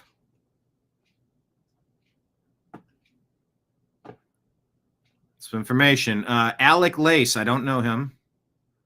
Father of four, host of First Class Fatherhood, Alec Lace Show. He's saying that the FBI has arrested a Brian Cole, identified as the... Are you seeing the right thing? Let me full screen this. No, I said full screen. Might be better if I do it that way anyway. I'll do it like that. Brian Cole, arrested by the FBI, according to Alec Lace, identified as the J6 pipe bomber after nearly 5 years. Kamala Harris, who is 20 feet from the DNC bomb, has said nothing. No posts. What about that $17.4 million January 6th committee? Also silent. That's a little odd, isn't it?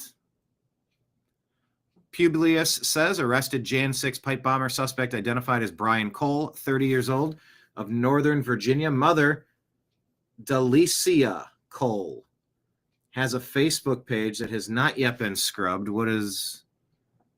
Okay, relatives Brian Cole, Woodbridge.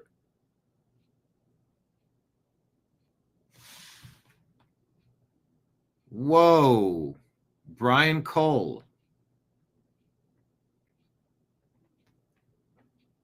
Brian Cole. That is the son of Delicia Cole from Woodbridge, Virginia.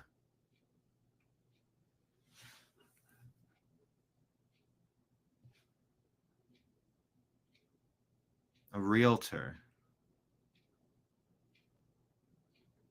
Posted in 2016, I can't keep calm. I have a black son.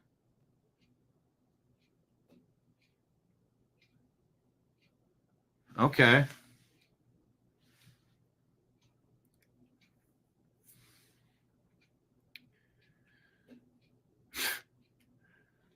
What a strange, strange world. All right, anyway. Publius, 122,000 followers. I think independent journalist on X. Okay, are we getting... ABC News just says a Virginia man. They didn't give the name. What does Tim Pool say? He says it's an inside job.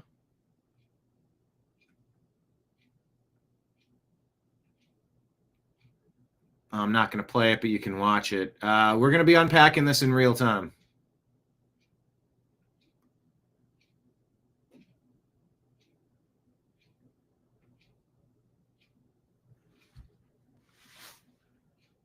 FBI stormed the home of the J6 pipe suspect, reportedly Brian Cole, described as an anarchist. Helicopter right here. This is very heavy police presence at the home of the suspect they have identified in the DC pipe bomb probe. So this is a live look. Well, is this a CBS affiliate? No, it says live now from Fox, but it shows the eyeball like it's CBS. Anyway. Look from the Fox. Well, that's a very fancy home for an anarchist. 5 DC helicopter, as you see in a cul-de-sac. The FBI now at the home of this suspect. And we were learning more earlier as we were hearing from the FBI after they announced that they made an arrest in the nearly 5-year-old investigation into who placed pipe bombs in Washington, D.C. before the January 6, 2021 riot at the U.S. Capitol. This arrest marks the first time investigators have settled on a suspect in an act that has had a long investigation by law enforcement and also led to some conspiracy theories. Those pipe bombs were placed on January 5th, 2021 near the offices of the helicopter right here.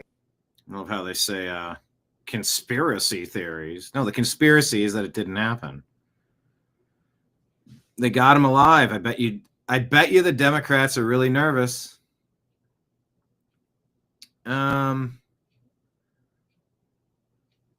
Not seeing enough people reporting that is Department of Justice. 12 minutes ago. Oh, I hate early this morning. Brian Cole Jr. was arrested. Okay, yeah, this is Pam Bondi. Brian Call Jr. was arrested. Arrested and charged with placing the pipe bombs at the RNC and the DNC on January 5th, 2021. He has been charged with violating 18 U.S.C. 844, which is use of an explosive device. This investigation is ongoing. As we speak, search warrants are being executed, and there could be more charges to come. Today's arrest happened because the Trump administration has made this case a priority. The total lack of movement on this case in our nation's capital undermined the public trust of our enforcement agencies. Oh, yeah. This cold case languished for 4 years until Director Patel and Deputy Director Bongino came to the FBI. The FBI, along with U.S. Attorney Pirro and all of our prosecutors, have worked tirelessly for months, sifting through evidence that had been sitting at the FBI with the Biden administration for 4 long years. Let me be clear, there was no new tip, there was no new witness, just good, diligent police work and prosecutorial work, working as a team along with ATF, Capitol Police, Metropolitan Police Department, and of course, the FBI. We are working every day to restore the public's trust. We hope that today is a significant step towards that progress. We'll share more information when we can and when it unfolds. I cannot stress enough how hard Director Patel and Deputy Director Bongino have worked for months to make our nation's capital safer and to make our country safer. All right, well, there we go.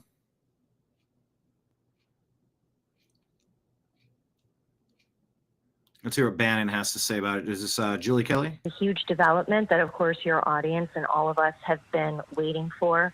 This was an investigation that was very aggressively pursued early on under Chris Wray's FBI.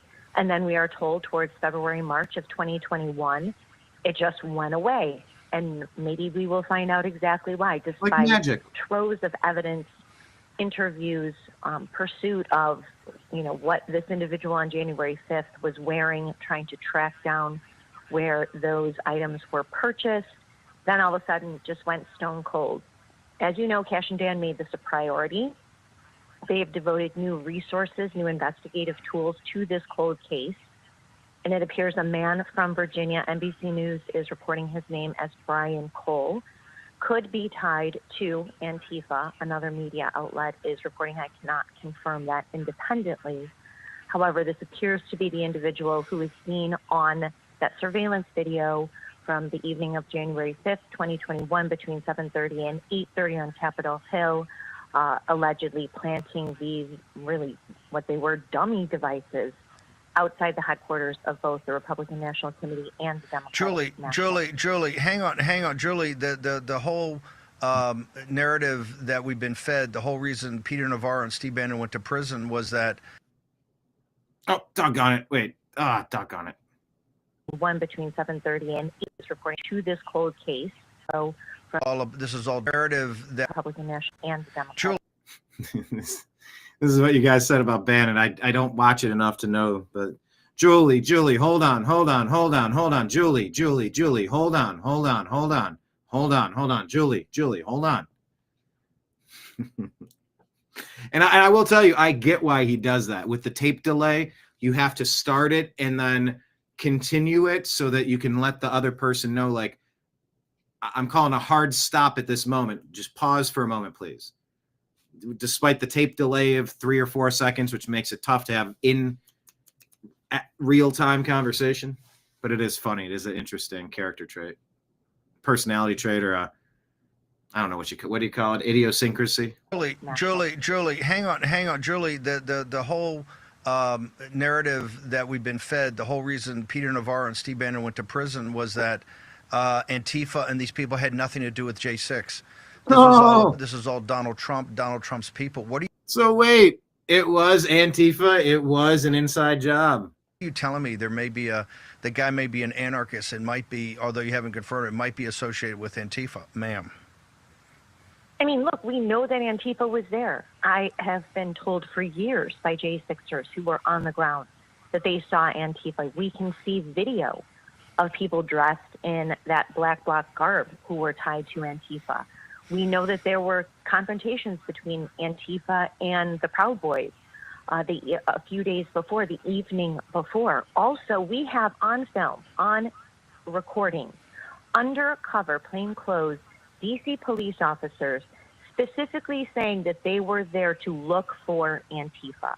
So if this individual, and again, I cannot confirm this with my sources independently, that this is an Antifa type or certainly not a MAGA supporter, this blows a huge hole in the early narrative that someone aligned with Donald Trump and the MAGA movement tried to blow up the headquarters of the RNC and DNC, where Kamala Harris was, don't forget, beginning around 11:30 a.m. on January 6th of 2021. So this is, as you can tell, a story in motion. Julie, Dan Bongino and Cash overturned the team, put a new team in there 6 weeks ago. Voila, we have now a suspect in custody after, 5 years. Do you believe that the FBI people that were working on this were just that incompetent?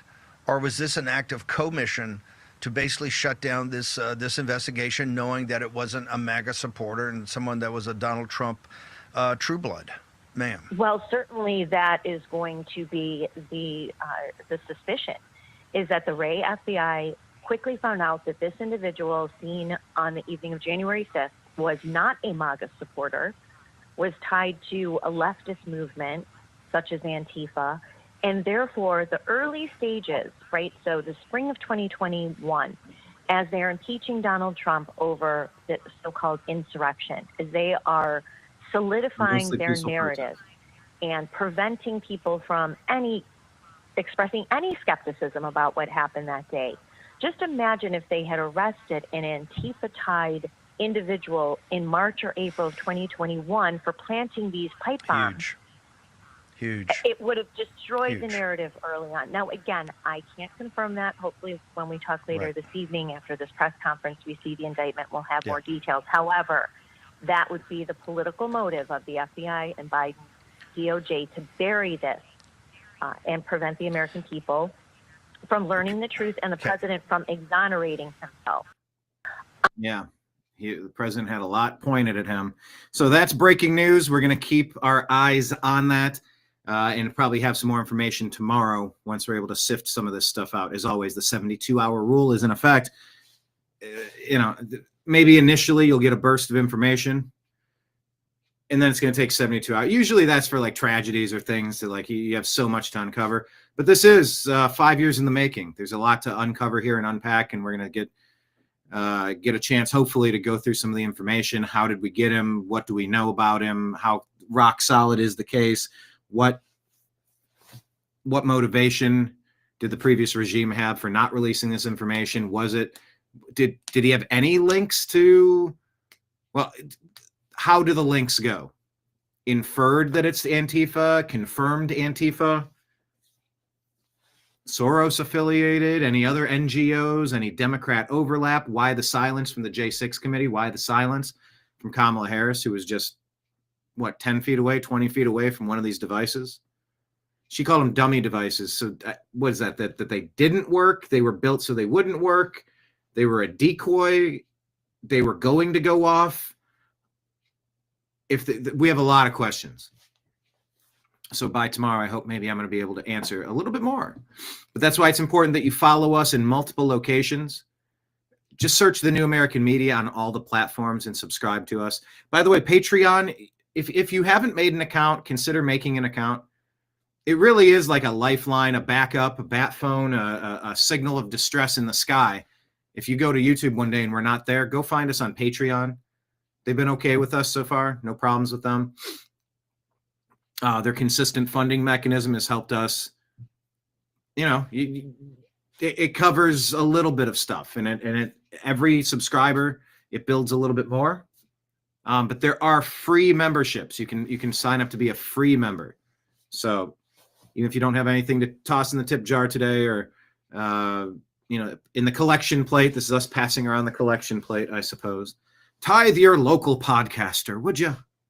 Oh, I don't know why you went Irish. Tip your pass the collection plate for your favorite local podcaster, me lad, me laddie. I don't know why he's Irish, but consider signing up for our free Patreon account. If the world goes dark and the powers that be silence us on most other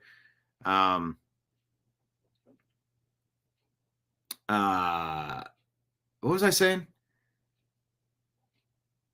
Yeah, if the world goes dark, I think Patreon will be one of the few places we're going to be broadcasting. So make sure you're following us there. And as always, Venmo, Cash App, that's just my name, Brian Engelman, or on PayPal, fuzzinstallment@yahoo.com is the email address. Tips are always appreciated. Danette says, can you have a later show next year? You want a later show? It's possible. There's a possibility this would be that's all, folks. That's all, folks.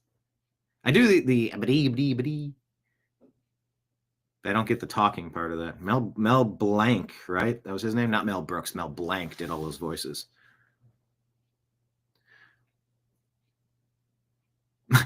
What was I saying about doing a show late? It was discussed. I don't even know what I was trying to say with abadi. But that is all, folks, for today's show. There's a universe where I could be doing an early show or an evening show. Definitely. There would be some really nice advantages to doing that, but we'll see how it shakes out. So for now, thank you all for being here.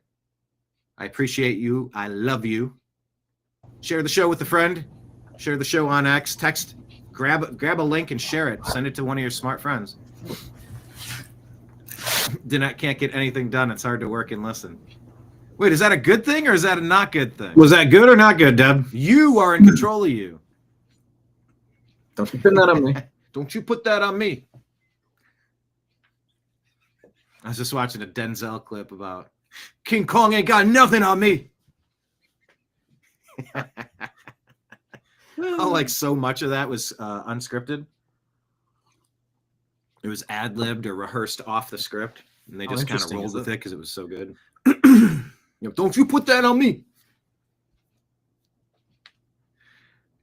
Anyway, maybe later. Thank you, everybody. I'm going to hit reset. I'm going to launch the Strictly Football program, and I'll be back in 25 minutes. I appreciate you. I love you, and we'll talk to you again soon. Take care, everybody. Peace.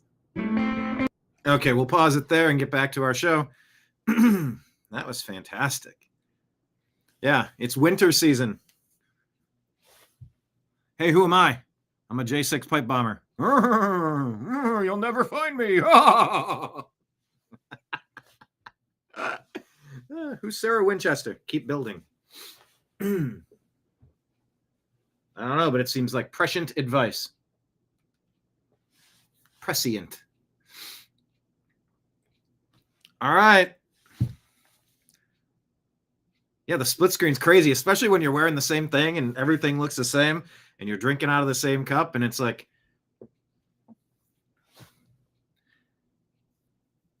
it's interesting. The guy that lived here before me was a photographer and he had a dark room in his in his basement. And when I came to the estate sale, I found the dark room and a bunch of cool stuff. I'm like, ooh, and they had like these really big prints. Prints, not the artist formerly known as Prince. Tell you a funny story. And he had some photos of the backyard prior to the garage being built. I'm so glad it was. That this house without a garage would be, I don't even want to go there. But that being said, he had a big print of the backyard prior to trees growing, prior to the garage being there. And it was like you're literally going back in time with this thing. Now, I know that photographs always do that.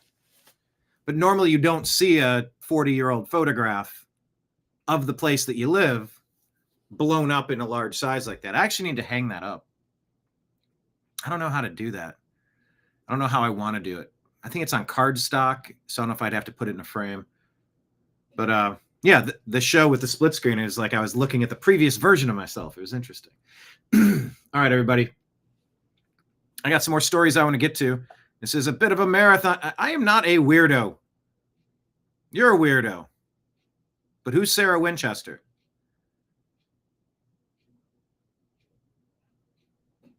All right, everybody, drop a comment. Let me know that you're still with us. Hit like, hit subscribe. We have Rumble Rants and Super Chats available. So let's get into the rest of what's going on in the world. Let's check our notifications on X.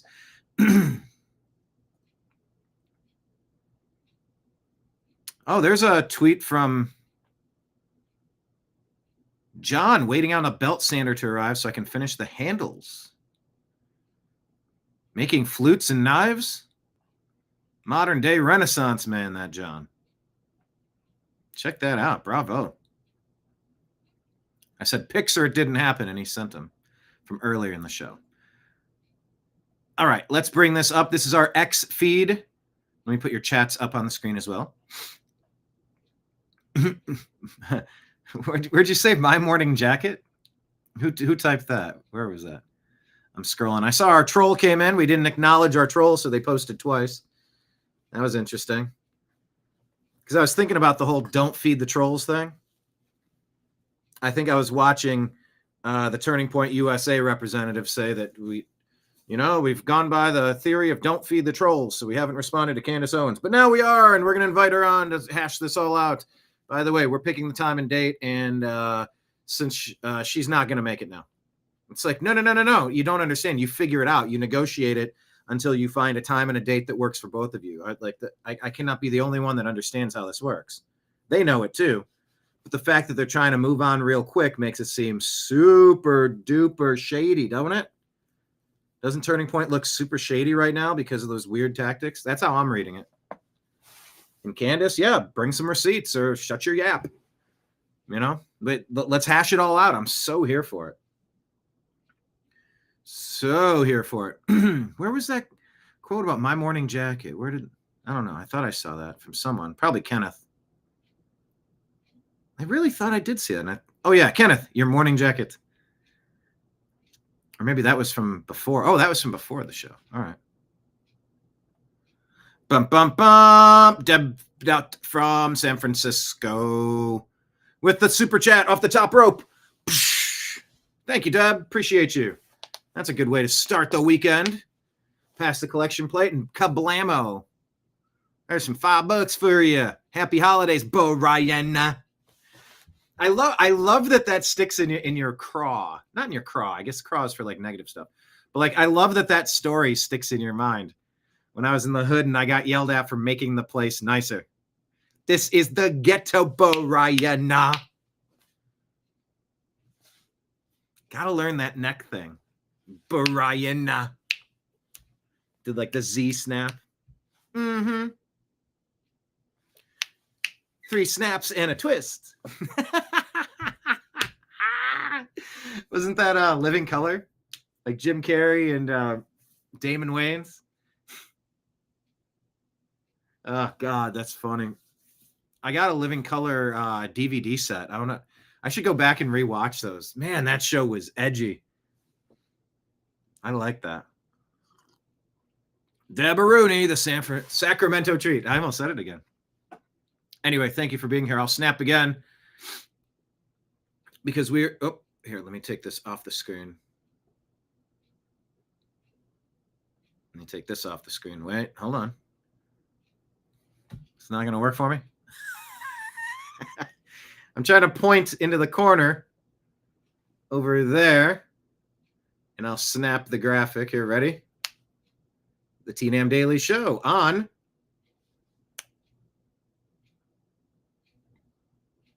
the New American Media. Oh, it's underneath the text. But I love the fact that Borayana has stuck with you. I think that's awesome. You never know what people are going to remember. And it's weird because like I have such random, unique random, unique memory moments. I guess a memory is a moment. Like memory snapshots.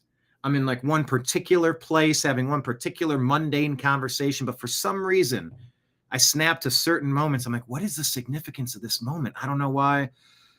My mind's eye is looking at this right now, why I'm thinking about it right now, why some moments are so vivid and others I'm like, what happened?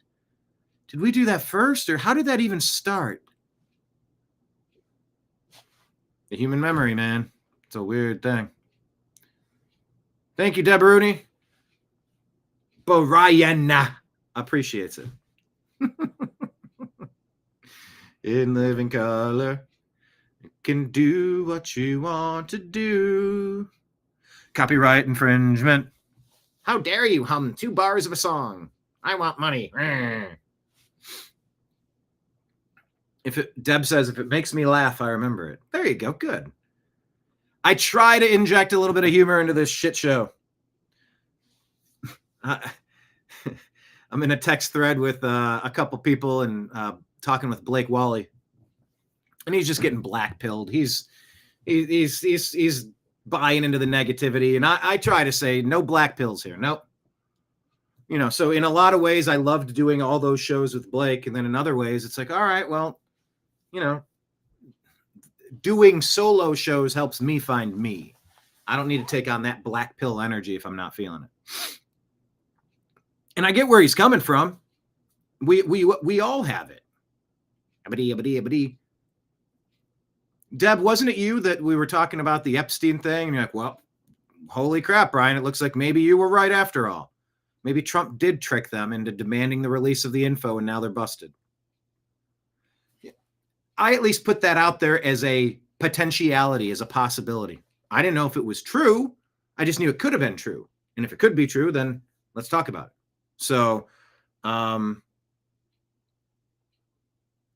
know that I'm a naturally pessimistic dude, sort of, kind of, in theory, right? But if both options are equally true, why not root for the positive outcome, right? So, but yeah, Blake was saying he's toying with the idea of a new show. He's like, I don't know, after Charlie Kirk and I just seeing all this stuff, and he listed a bunch of things, and I don't think I'm sharing anything that's like secret. So I'm not trying to talk out of turn or expose his business or anything, but let me spill the tea. No, I think I said shit show, and it's because he said, I have a new idea for a show. He's like, what was it called? The Daily Shit Show, or the Black Pilled Shit Show, I think. It was the name of the show that he wanted to maybe do instead of him doing his regular program once or twice a week or something like that.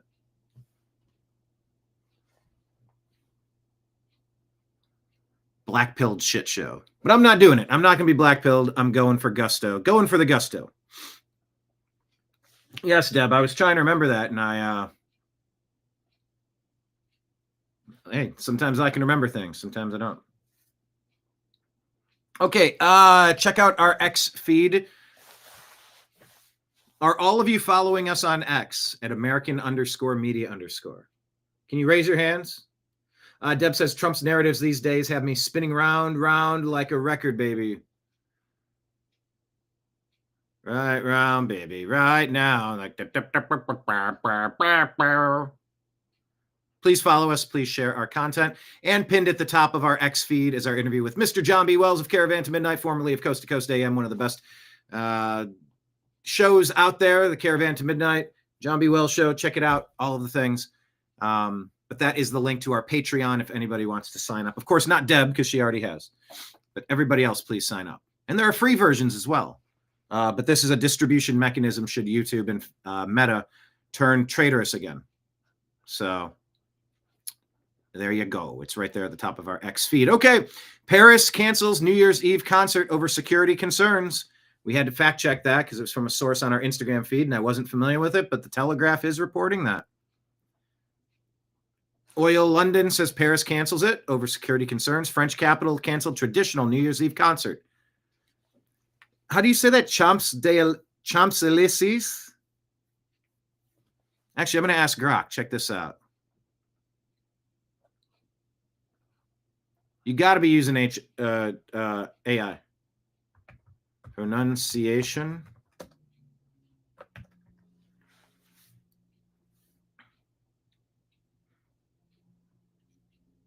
Champs-Élysées.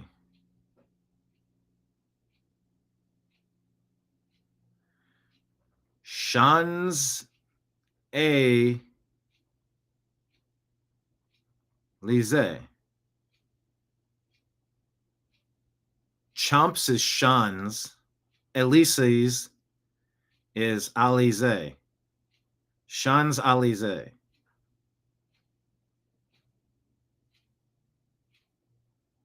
Okay. Canceling the concert on the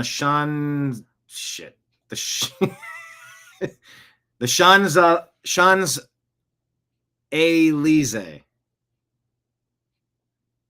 Champs-Élysées. They've canceled the concert at the Champs-Élysées. Man, I don't know if I'm going to remember that tomorrow. 1 million people expected to attend. What a shame.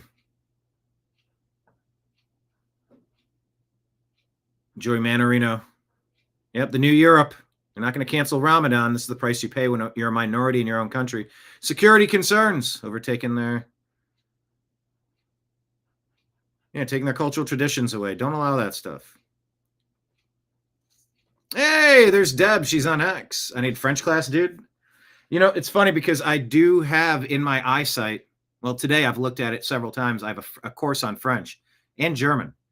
I was either going to list it to sell or, well, I was planning on listing it to sell, but now I'm like, well, maybe I need to learn another language. I don't know. All right. Newt Gingrich says, he's got a whole article here about the $1 billion theft in Minneapolis. The scale of fraud and corruption being exposed in Minneapolis may be the largest theft of taxpayer money in American history. The scale of fraud might be the largest theft in American history. Acting U.S. Attorney Joseph Thompson said on September 18 in reference to Medicaid housing scheme that fraudulent actors in the state and their various systems of fraud form a web that has stolen billions of dollars in taxpayer money. On September 24th, he said in another case involving millions stolen from a government program to help children with autism, the depth of the fraud in Minnesota takes my breath away. Janice Heisel of the Epoch Times outlined 3 different scandals of stolen taxpayer money in Minneapolis. Each scandal is stunning. That all 3 could emerge in one city is dumbfounding. First, the nonprofit Feeding Our Future reportedly stole at least $240 million from taxpayers. This single scandal has led to 78 people being charged with fraud, with 50 of them convicted. They were so bold that they set up more than 250 nutrition sites with dozens of shell companies. Governor Tim Walz's administration refused to take theft seriously. Yeah, or they were a part of it, and they were laundering it to their friends and then getting their kickbacks as payment. That's probably more likely. Don't make the mistake of assuming that these people are incompetent. Assume that they know they're doing wrong, and it's elaborate and complicated and hidden for a reason. It's a scam. They're in on it. Take them all down. It's a vast conspiracy and all across Minneapolis. Kick them all out. Every one of the thieves. Every pirate that's stealing their dollars, get them the hell out of here. Program costs went from $3.4 million in 2019 to more than $200 million just 2 years later. That's a 5,782% growth rate in 2 years. The woman reportedly running the program received $465,000 for meals that were never delivered. Apparently, no one in the Walz administration noticed that anything was wrong. Sure, they didn't. Secondly, the state's Housing Stabilization Services Program, which was set up to help the elderly and the homeless, American elderly and American homeless. It was first planned to cost $2.6 million a year. This cost exploded due in large part to fraud. In 2024 alone, it cost taxpayers $104 million. Wow. Third, and finally, fraudsters reportedly stole from a government autism assistance program, which provides parents of children with autism $300 to $1,500 per month per child for early developmental therapies. Stealing from the autistic, you fucking scumbags. A group of thieves, pirates, started a fake therapy company which funneled $14 million from the program by claiming children were autistic when they weren't. The taxpayers of the United States and Minnesota thought they were helping feed the poor, improve the lives of autistic children, and house seniors and the homeless. However, most of the money was being stolen by crooks while the government looked the other way. No. I don't think that's the case. I think they did it in a collaborative effort. A vast left-wing conspiracy. The scale of the theft is so large and pervasive, the Walz administration finally announced it's putting a 90-day pause on 14 different programs to see how many of them have become centers of theft.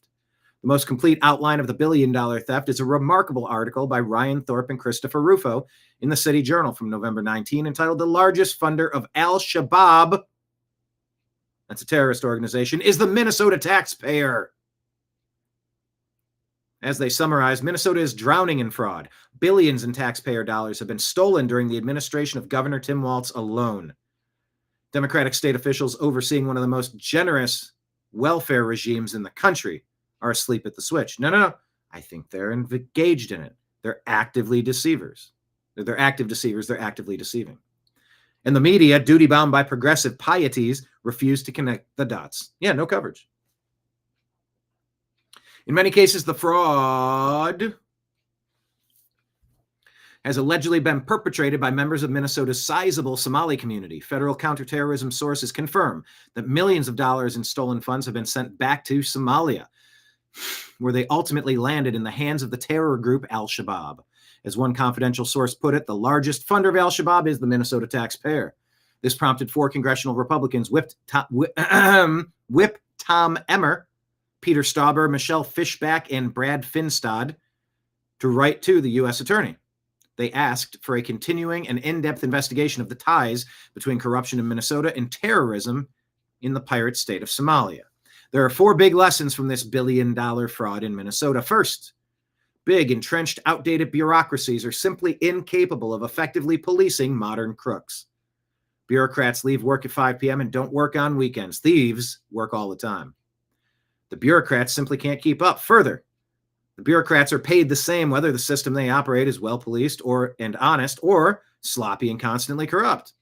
We must totally rethink and rework how government programs are monitored and administrated, and potentially hire outside auditors. Private sector companies would never tolerate this level of theft.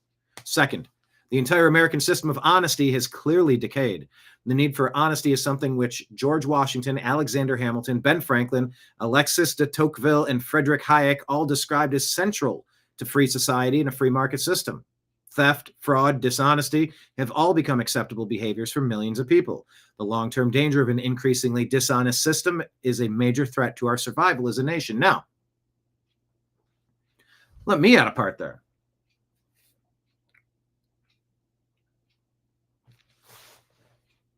You think about the founding of America. No, our founding documents do not say you must be a Christian to enter. You must be a Christian to stay. No, that's not the case.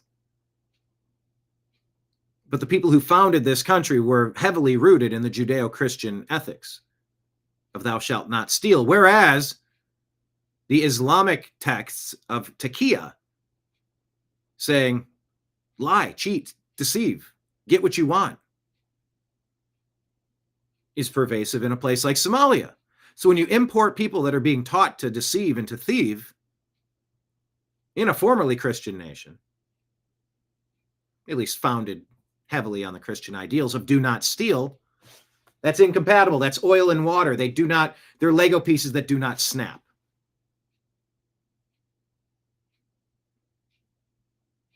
So why do you want to bring people in who are engaged in taqiyya, of using deception to get what you want, being instructed to deceive, to lie, to steal?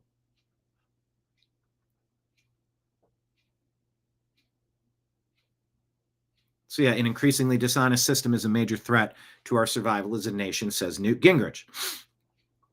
Third, The amount of wealth now generated by corruption, fraud, and theft intimidates most people from even trying to fix the system. As Chris Pabst wrote in his extraordinary book, Failure Factory, about the Baltimore school system, a $1.3 billion bureaucracy can crush virtually any reform effort. The failing Baltimore City school top executive alone makes more money than all the education reform groups in Baltimore can muster. Fourth, during the last great cycle of corruption, Lincoln Stevens wrote, "The Shame of the Cities" in 1904. This launched a generation of urban reformers and gave moral force to a progressive movement. For more than a decade, it dominated American government and politics. The impact of muckraking investigative journalism was deeply powerful. It was the forerunner to President Franklin Delano Roosevelt's 9-decade impact on American big government. He moved America to a progressive experiment, which was dramatically different than the first 150 years of limited central government. Newt Gingrich continues, much of today's media is overwhelmed. And by the way, I did embellish and add a couple of my thoughts into this. I think you can tell the difference between when I'm reading and when I'm not, but I'll try to be more clear about that. Much of today's media is overwhelmingly pro-government and progressive. It's virtually impossible to get many journalists interested in stories which undermine the liberal establishment, criticize the progressive left, or accuse the left of criminal behavior. Not here. Here at the New American Media, we're here for that shit. In fact, that is exactly why we are here. We're here for it. I'm that guy. You better believe I'm here for it. Let me make a change to this and hit save so that we can remonetize the replayed show. Hit refresh. Did it work? Did it work? Did it work? Work. Excellent.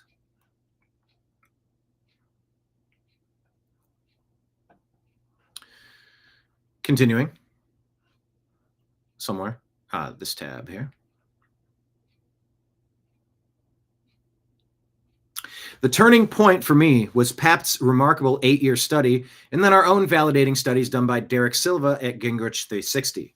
Silva took publicly available information about New York City, Chicago, Los Angeles, Indianapolis, Minneapolis, and St. Paul, and compared it to the amazing insights Pabst had developed to understand Baltimore.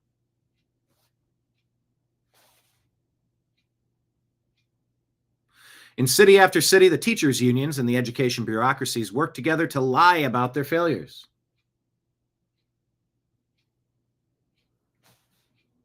Oop, hold on. Get that back on the screen. Okay, I'll try that again. In city after city, the teachers' unions and the education bureaucracies work together to lie about their failures and to get money they have not earned. There is a massive amount of fraud undermining education efforts in virtually every big city. Now the Minneapolis $1 billion scandal has emerged. At $1 billion stolen in just one city, the news media and politicians may finally be forced to confront the dishonesty and corruption crisis. The time has come for Congress and state legislatures to identify and secure every part of government spending, which is being undermined, distorted, and crippled by theft. This widespread fraud threatens the nature of our free society and our free market entrepreneurial system. Minneapolis offers an indisputable $1 billion example that something is profoundly wrong. Now we must take the fight to the crooks and return to honest government in an honest country.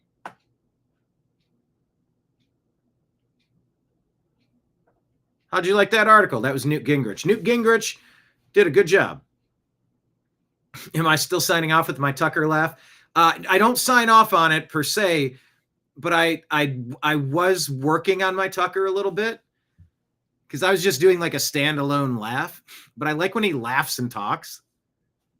So I was messing with that. Maybe I can, maybe there's a Tucker story in the stack as I go through it. And if there is, I'll try to get to it. All right, let me continue on here.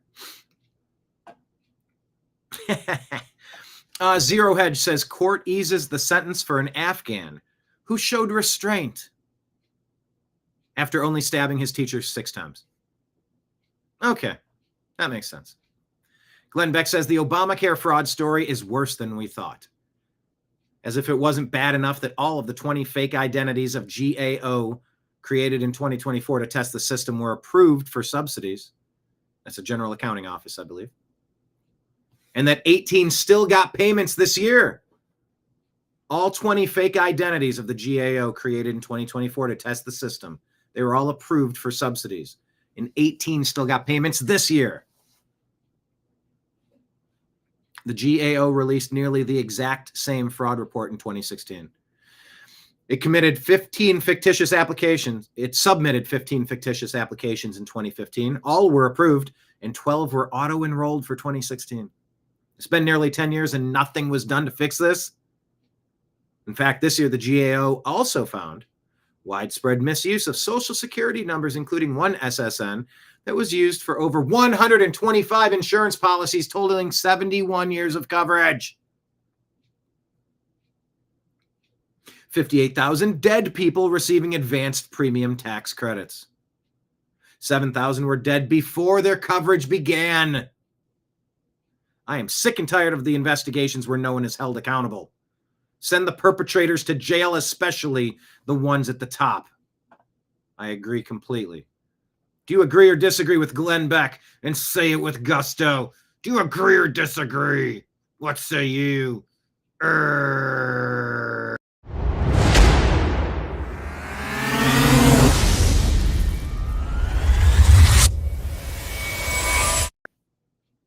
I agree. Ron DeSantis says they give drivers licenses because it makes it easier to register the illegals to vote. Purely political operation. This is a Newsweek poll or study or analysis saying these states are trying to legitimize an invasion of the United States of America. In the red, you have states granting undocumented immigrants, illegal alien invaders, driving privileges. Illinois, Minneapolis, New York, California. What are you doing? Colorado, Oregon, Washington State. What are you doing? What are you doing? Enough. JD Vance says rumors swirling that the EU Commission will fine X hundreds of millions of dollars for not engaging in censorship. The EU should be supporting free speech, not attacking American companies over garbage. That from our Vice President, J.D. Vance. Wayne Dunlap says, thank you, Elon. Shows him with angel wings, and it says, buying Twitter was expensive. Free speech is priceless. Not sure if Elon actually said that, but the quote is attributed to him. Of course, check out our program here. The new show has dropped, Strictly Football. Have you watched an episode of Strictly Football? Tell me in the comments. Question of the day. Have you watched myself, Mike Baer, Jim Mitchell, and Ezrael Robinson discuss football? Once a week or twice a week, we're kind of working on it. Strictly Football. Our episode was yesterday. Izzy had something he needed to do, so it was myself and Mike and Jim. Strictly Football. Check out the show. And RX feed for that is at TNAM Football. At TNAM Football. Please follow us there. So Greg Price is talking about Senator Mark Kelly, saying he leaked the details of a classified Inspector General report to the Wall Street Journal. Last time I checked, leaking classified info is a crime punishable by 18 U.S. Code 798. Keep your eyes peeled on Mark Kelly and repercussions of his criminality. Potential criminality, obvious criminality, alleged criminality. DC Drano says, this guy can't stop digging the hole deeper and deeper. It's time to use uniform military, what is it, UCMJ?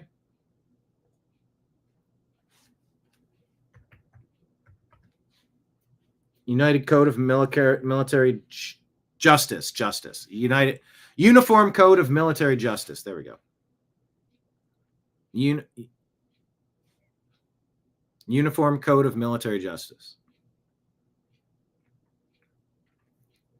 That's a crime that carries 10 years in prison. Mark Kelly, you chose poorly.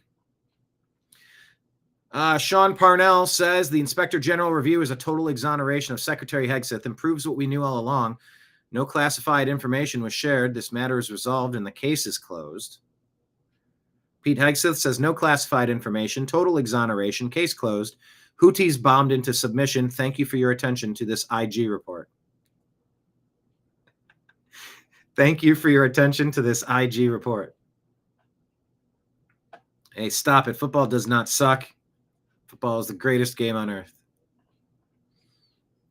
Check this out. I played this earlier, but you got to watch it again. It might be the best thing you'll ever see.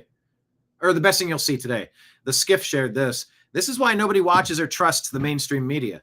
Jake Tapper lies. You just can't make this stuff up unless you're the MSM. Watch this. This is hilarious. Volume up. Ryan Cole Jr., a 30-year-old white man from the D.C. suburbs, is charged with transporting an explosive device in interstate commerce and with malicious destruction. Ryan Cole Jr., a 30-year-old white man. 30-year-old white man. You know, it's so weird. You feel like MSNBC and CNN go out of their way to not say black man, Latino man, Asian man. They don't like doing that. They love making white people look bad. It's like they get off on it. It's like a predilection to them. It's something that it's really weird. It's really weird. And by the way, they're completely incorrect. And by the way, mislabeling a lot of criminal activity as white committed by white people fucks up all of the crime statistics and data and numbers across city after city after city in our nation. For whatever that's worth, I know Matt Van Swole's been sharing like all time after time after time after time, like they're intentionally, oh, Mohammed listed as a white guy. Huh? No, it ain't. And it's not a mistake either. It's being done intentionally to skew reality, but it's not skewing reality. It's just making you lose credibility. The Skiff says Candace Owens asked TPUSA to send a live link to do the debate on any day at any time up to the 15th of December. How much easier can she make it, especially with an almost 2-week window at any time live on the internet for the world to see? There is no reason she has to show up in person in Phoenix on one specific day and that day only.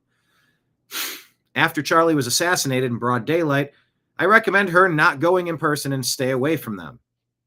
Online, though, is a different story. So let's make it happen. There's no reason for TPUSA to decline. I agree. Do you agree?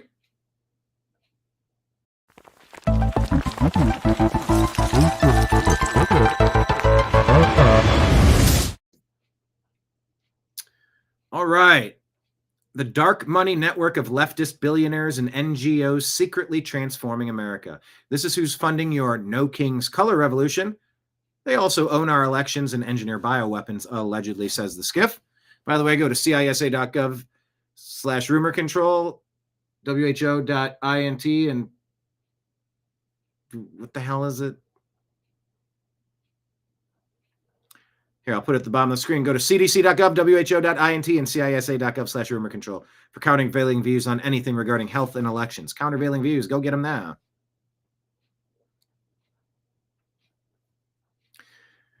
The Skiff claims U.S. aid was funding both the Wuhan lab gain-of-function research and Smartmatic election systems.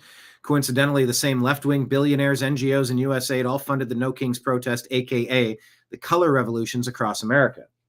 This means that U.S. aid was simultaneously funding both the election rigging technology that would steal the 2020 election. Let me just keep it on the screen. Countervailing views, go get them. I'm reading what the Skiff is reporting. Here, let me take this off so we can read this a little better. There we go. Now we can read it. The Skiff account here says, this means U.S. aid was simultaneously funding both the election rigging technology that would steal the 2020 election while manufacturing and releasing a weaponized virus that would distract the world from the theft of said election while depopulating the planet at the same time. It's all connected. These are not claims that I can verify. So get your countervailing views, CISA.gov/rumor control, WHO.int, and CDC.gov. We, the people, are literally paying for most of it as they steal our taxpayer dollars, funnel the money through these NGOs to the foot soldiers on the ground and to the media to literally destroy ourselves. We need to cut and gut these fake NGOs stealing our money to destroy and take down America and indict these left-wing billionaires, period.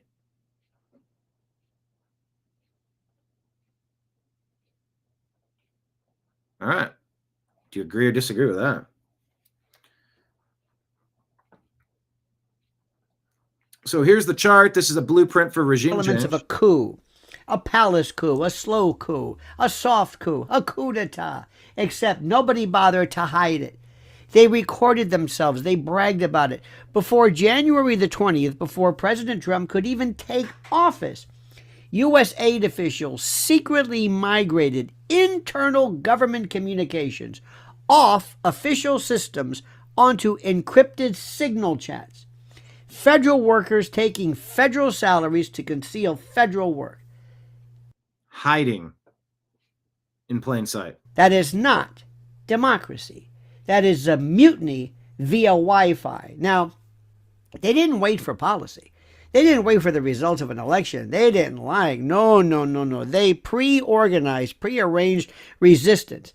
They linked with foreign NGOs. They coordinated with outside actors. They moved in secret with purpose. They did not fear voters. They feared supervision. They feared supervision.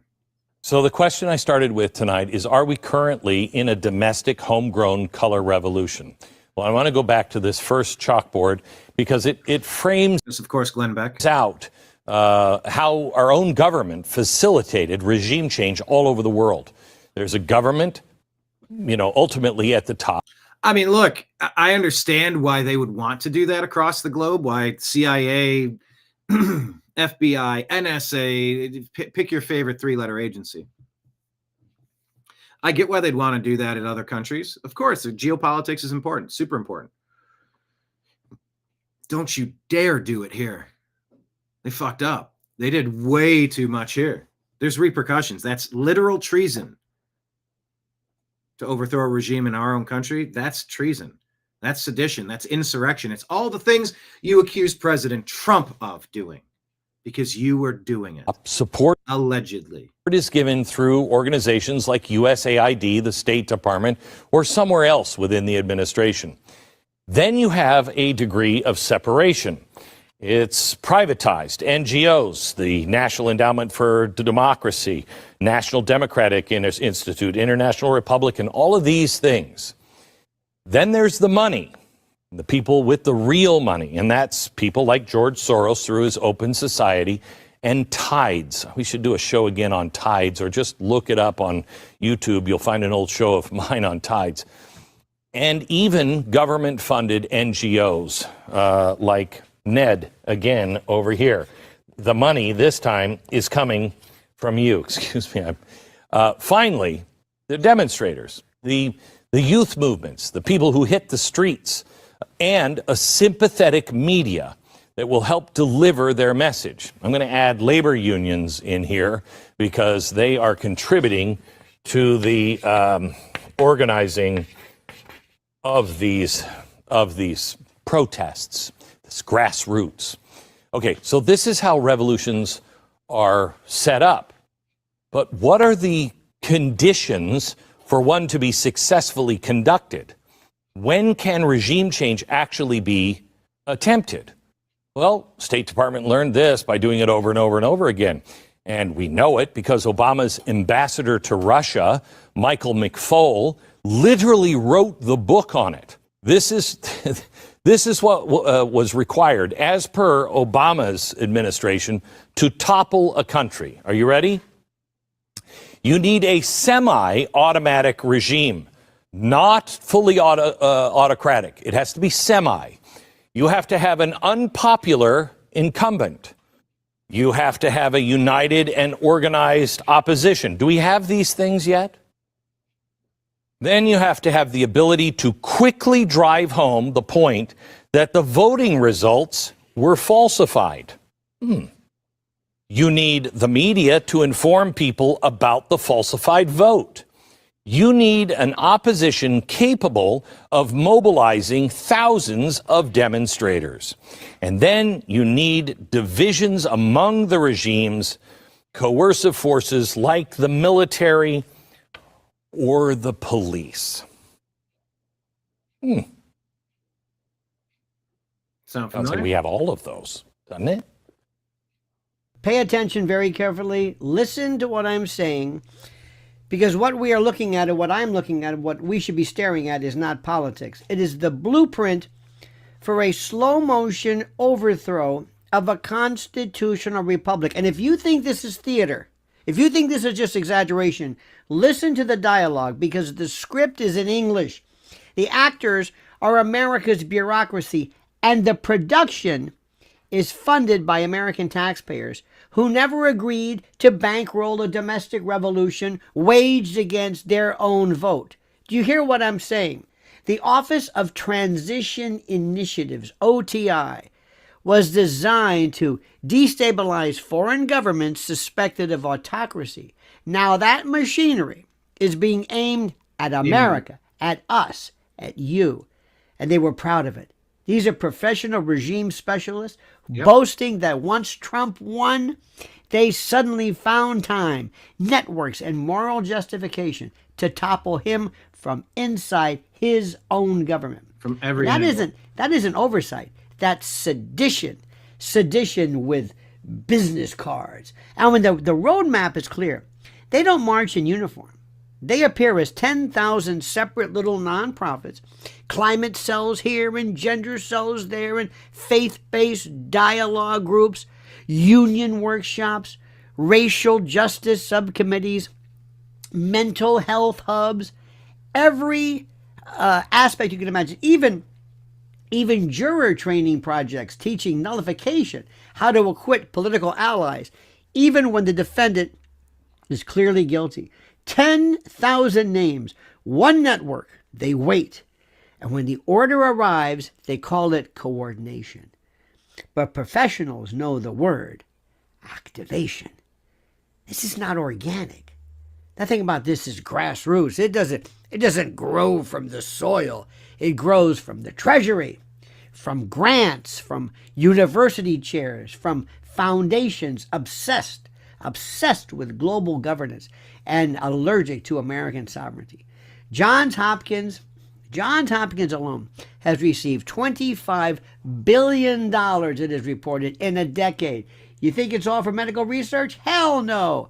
They admit the goal is bridging domestic and international democracy transition. What the hell does that mean? I'll tell you what it means. Translation: foreign regime change tactics now practiced at home, here. At what point does that become a crime? At what point does that transition into criminality? They even wrote their playbook.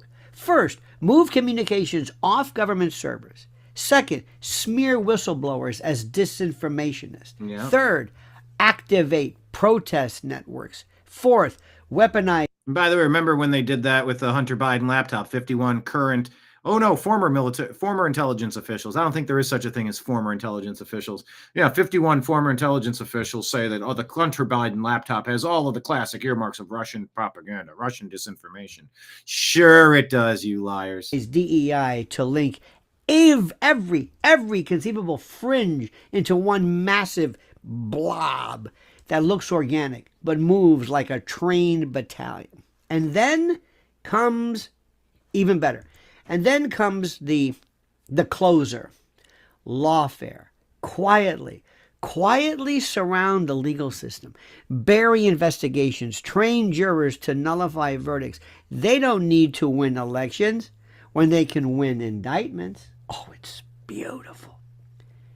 And they warn us. They warn us constantly about domestic authoritarianism. Sounds good, right? They don't mean Putin. They don't mean Iran. They mean the 45th president of the United States. See, the man elected by voters that they don't trust. The man the founders prepared for, with checks and balances. The man they treat like a virus while presenting themselves as the immune system. And the media, the media nod right along. They don't know. They don't really care. They're proxies. They're sock puppets. And not because it's true, but because the bureaucracy happens to serve the narrative. It gets even better. They call this saving democracy. But they're dismantling the right to choose leadership at all. First they say you voted wrong. Then they say you can't vote on this at all. And then they whisper the line used in every authoritarian takeover in history. We had to save the system from the voters. We had to save the system from the voters themselves. They're the ones that are the problem. And the next phase, they told us themselves. They want to build new socio-political economic governance systems. What the hell does that mean? I'll tell you what it means. It means a phrase that should chill every American alive. That's not reform, that's replacement. A shadow government built under ours using compassionate language to justify censorship, surveillance, intimidation, and controlled dissent. And when they decide there is constitutional danger, the election becomes irrelevant. The administrative state takes the wheel.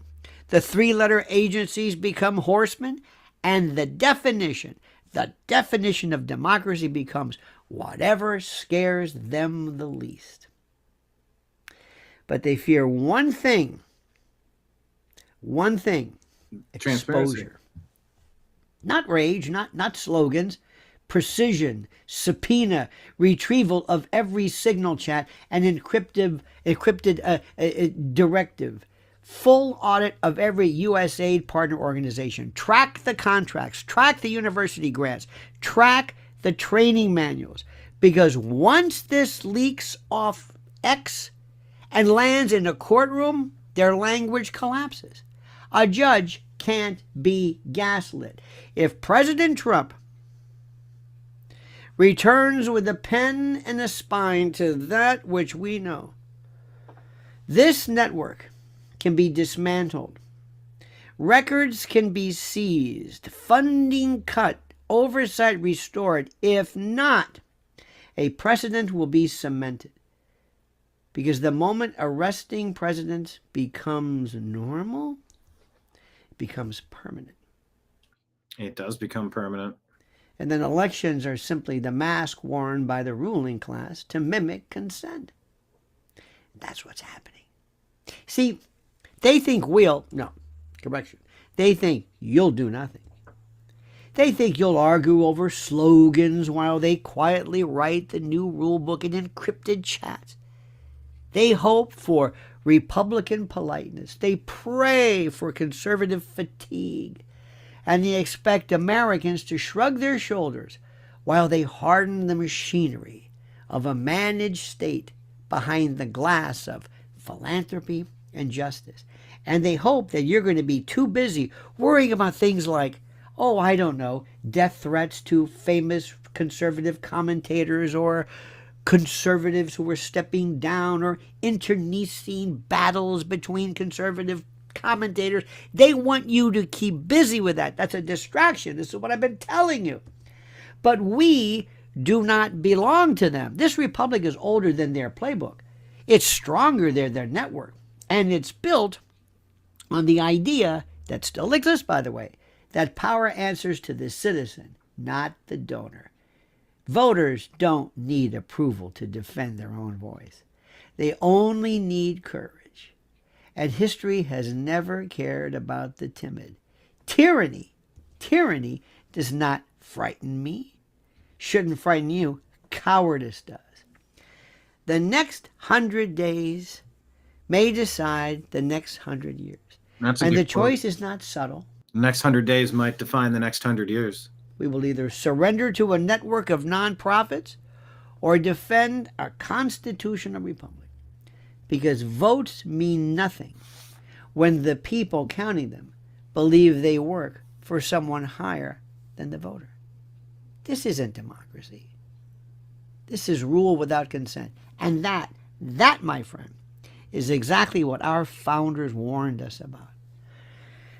So now it is staring us in the face. What are we going to do about it, my friends? What are we going to do? We're going to arm ourselves with the truth. We're going to pay attention and focus, and we're not going to let them do it to us. You understand this? We are not going to be taken over by these people, period. All right. Well, that's a report shared on the skiff. Countervailing views on anything regarding health and elections, go to cdc.gov, who.int, and cisa.gov/rumor control. Go get your countervailing views there. It's going to be an interesting next 100 days, that's for damn sure. Mike Ben's talking about a 64 CIA-backed covert regime change operations.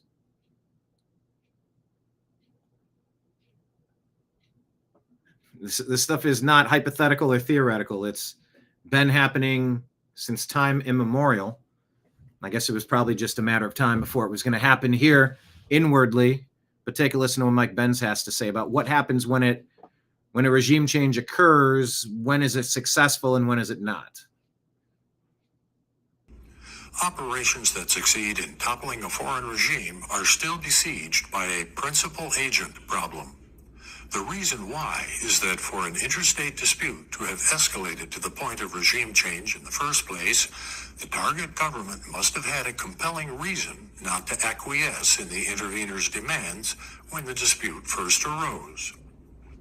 For instance, the intervener's demands may have clashed with the target government's enduring geostrategic interests or brought them into conflict with powerful domestic opposition forces. Unfortunately for the intervener, this means that even if it succeeds in replacing a foreign government, the same political pressures that compelled the first government to act against their interests often continue to hold true for its successor as well. Consequently, I find that the only installed leaders who were willing to act as long-term agents for the United States were those who remained highly dependent on U.S. aid.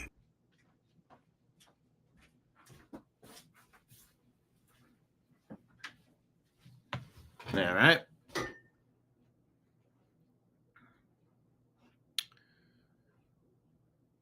So Emerald Robinson is reporting Hugo Carvajal. Have you heard of Hugo Carvajal? Emerald Robinson says that the letter from him is one of the largest scandals in the history of American espionage.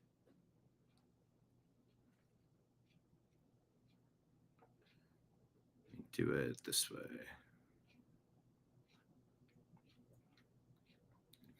Hugo Carvajal confirms Smartmatic is a tool of the cartels. Hugo Carvajal confirms Russia asked Chavez to allow the tapping of submarine internet cables to penetrate U.S. government communications. It's a wild story. Are you following it?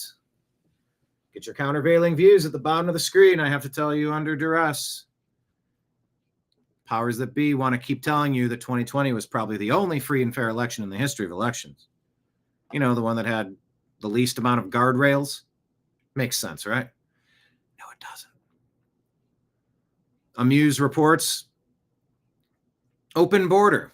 Former Venezuelan intel chief says Maduro exported gangs into the United States during Biden's border collapse.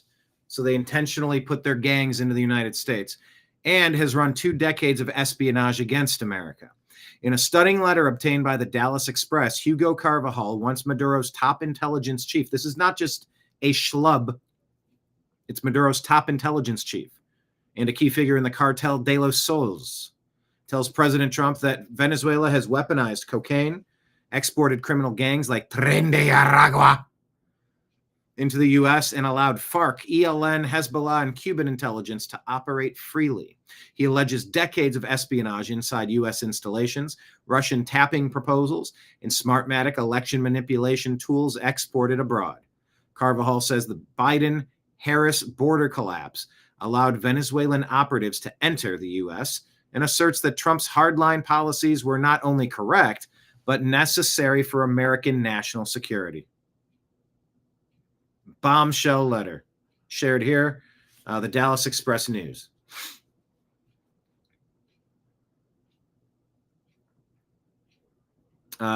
X22 report shared. This is a letter from Hugo Armando Chavez Barrios. I have said beware of people with 4 names, though. Former member of Venezuela's regime warning the American people of a plot to destabilize the U.S. Patrick Byrne, here with Emerald Robinson. Take a listen. The next shoe to drop should be a GBU on the head of Nicolas Maduro. That's the next shoe. It's a big bomb.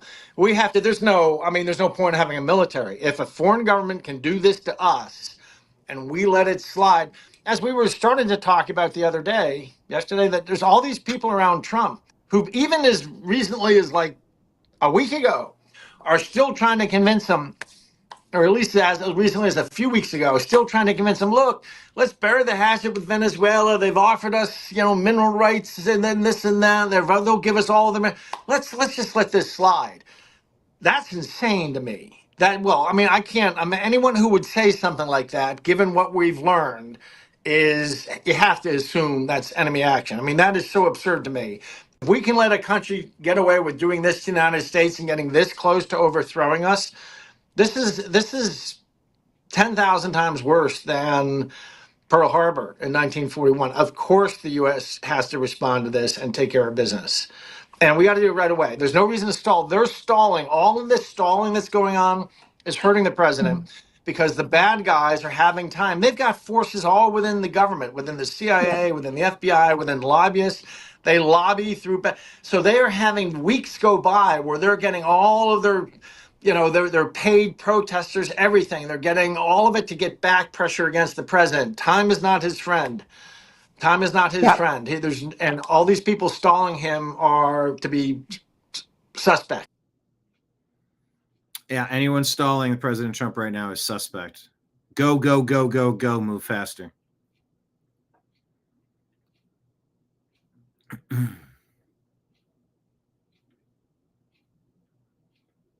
From inside U.S. custody, Hugo Carvajal, the former head of Venezuela's intelligence, just said all this stuff.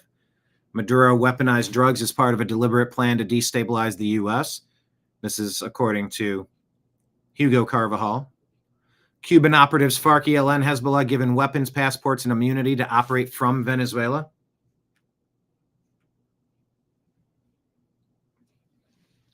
They infiltrated America under Biden's open border policies, armed, obedient, and ready. Yeah, sleeper cells. Illegal alien invaders. Every kidnapping, extortion, and killing, acts ordered by the regime. And it doesn't stop there. Carvajal confirms what many suspected. Smartmatic was born as an electoral tool of the Venezuelan regime and exported abroad, including to the United States. He says he oversaw Venezuela's election IT chief and that U.S. elections can be rigged with Smartmatic software. These are the thoughts of Hugo Carvajal, the former head of Venezuela's intelligence. Not my thoughts. I don't have any information where I could say with certainty that these accusations are accurate, but this is the report of what Hugo is saying, as shared by Lindell TV.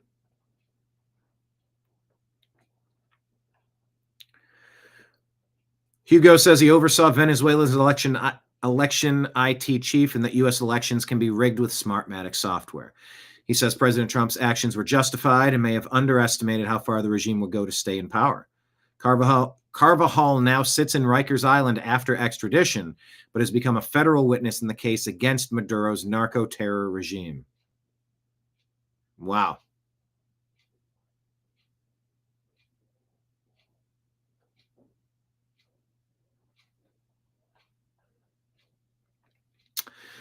Checking in here, the Supreme Court made a ruling. Let's take a listen. Maggie somebody or other. A big win for Republicans. Maggie Ruley. The Supreme Court, which could lead to a big advantage in next year's midterm elections. Devin Dwyer has the details. Maggie, the Supreme Court ruled 6-3 to allow Texas to move forward with that controversial, newly redrawn congressional map for the 2026 midterm elections. It was created over the summer after President Trump called on states to retool their maps to give Republicans maximum advantage to keeping control of the House of Representatives.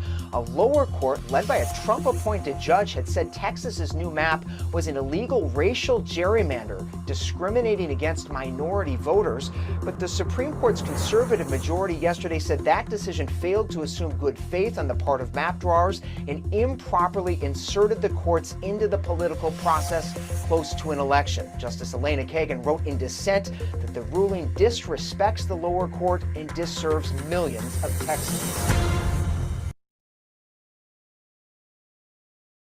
So we'll see if that goofy music behind is going to get me in trouble.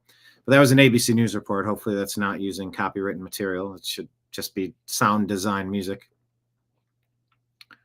2026 midterm elections. Texas is moving forward with the new congressional map. My understanding is that all of the Democrat states have gerrymandered to their furthest extremity.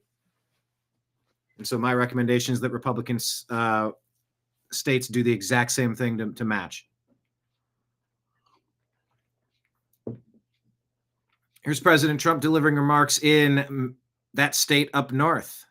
But this is what you've been waiting for. This is about a Detroit Economic Club. He's talking about changes to make the automobile industry better in the United States. Because today I am also announcing that as part of our tax cuts, we will make interest on car loans fully deductible.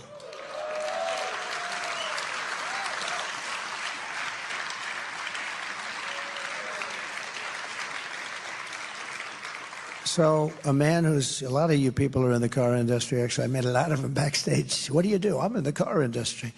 But a lot of them, and I told him about it. He's a very knowledgeable person. He said, here's a guy, he's done it all his life. He's sitting right over there. I don't want to embarrass him. But he said, where did you come up with that idea? That's the coolest thing. It's like the paperclip again, right? It's like the paperclip. Somebody comes up with a paperclip and everybody says, why the hell didn't I think of that, right? Somebody came up with a paperclip, I guess made a lot of money, and other people said, gee. But he said, you know, I've been in the car industry all my life. I've never thought about that. So we're going to make it fully deductible, the interest payments. That's going to revolutionize your industry. I would just say, why don't you cap these loans? Stop the usury. You know, we need vehicles and we need housing. Cap it at 2%. Let 1% for administrative overhead, 1% for profit. Call it a day. We're being robbed of our wealth with interest payments. Stop the banksters from sucking all the blood out of our bodies before we even get a chance to thrive. That would be even better than tax deductions. This will stimulate massive, especially since you're out there telling people you're going to get rid of the income tax. That you'd like to get rid of the income tax. The tariffs are going to replace it, potentially. Well, what good is this? Why don't you cap the interest rates 3% on an auto loan instead of 7, 8, 9 or more? Cap mortgage rates at 2%, 3% instead of 6, 7, 8, 9% or more. Watch the boom to the American economy if you do that. Domestic auto production and make car ownership dramatically more affordable for millions and millions of working American families. This is a phenomenal thing, if I do say so myself. You do say so yourself.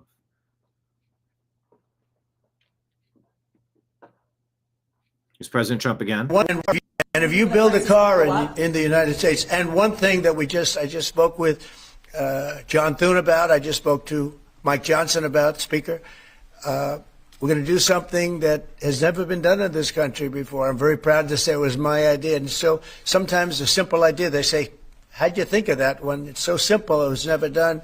If you buy a car in the United States that's made in the United States, if it's manufactured here, when you borrow money, if you borrow money, you have interest payments, we're going to let you deduct the interest payment for income tax reasons. And I think that's going to more than pay for itself. I think people are going to be, they've never had a deduction. You know, deductions are supposed to be for like rich people, and it's unfair to have that. But rich people are, I think I know more about deductions than any human being on earth. But, you know, the truth is that people that are middle income people that buy a car and actually have to borrow money, they're going to now get an interest deduction on their car if it's made in the United States. If it's made someplace else, that won't take place. But oh, okay. So there's another there's probably going to be a lot of caveats to it.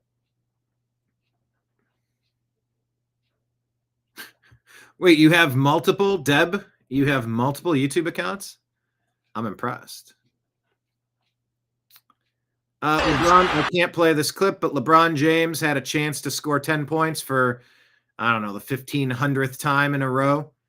He had an Iron Man streak that goes back so many years. And instead of taking the game-winning attempt, he kicked it out for the game-winning three-pointer. I think it was a three-pointer. And the Lakers won that game. He's a good basketball player, the best of all time, actually. Alabama residents overwhelmingly vote to reject the construction of a new Muslim school in their town. Take a watch. Alabama town rejected the construction of a Muslim school in their area. Mr. Chairman, I'll make a motion to deny the application based on staff comments and what we've heard this evening.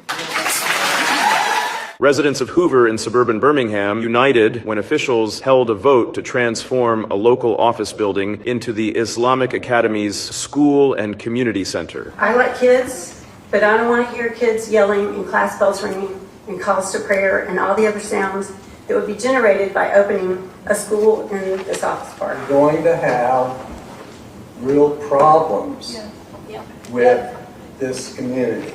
I'm just telling you now.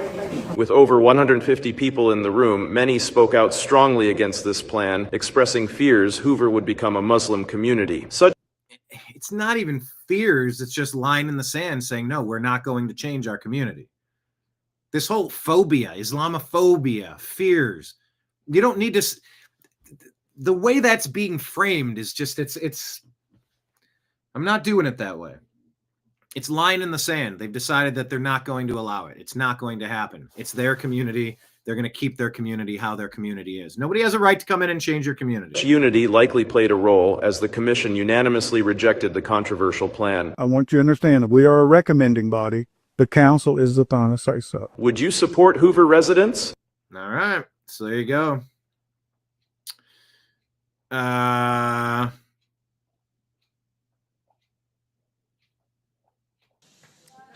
entertain a motion. Mr. Chairman, I'll make a motion.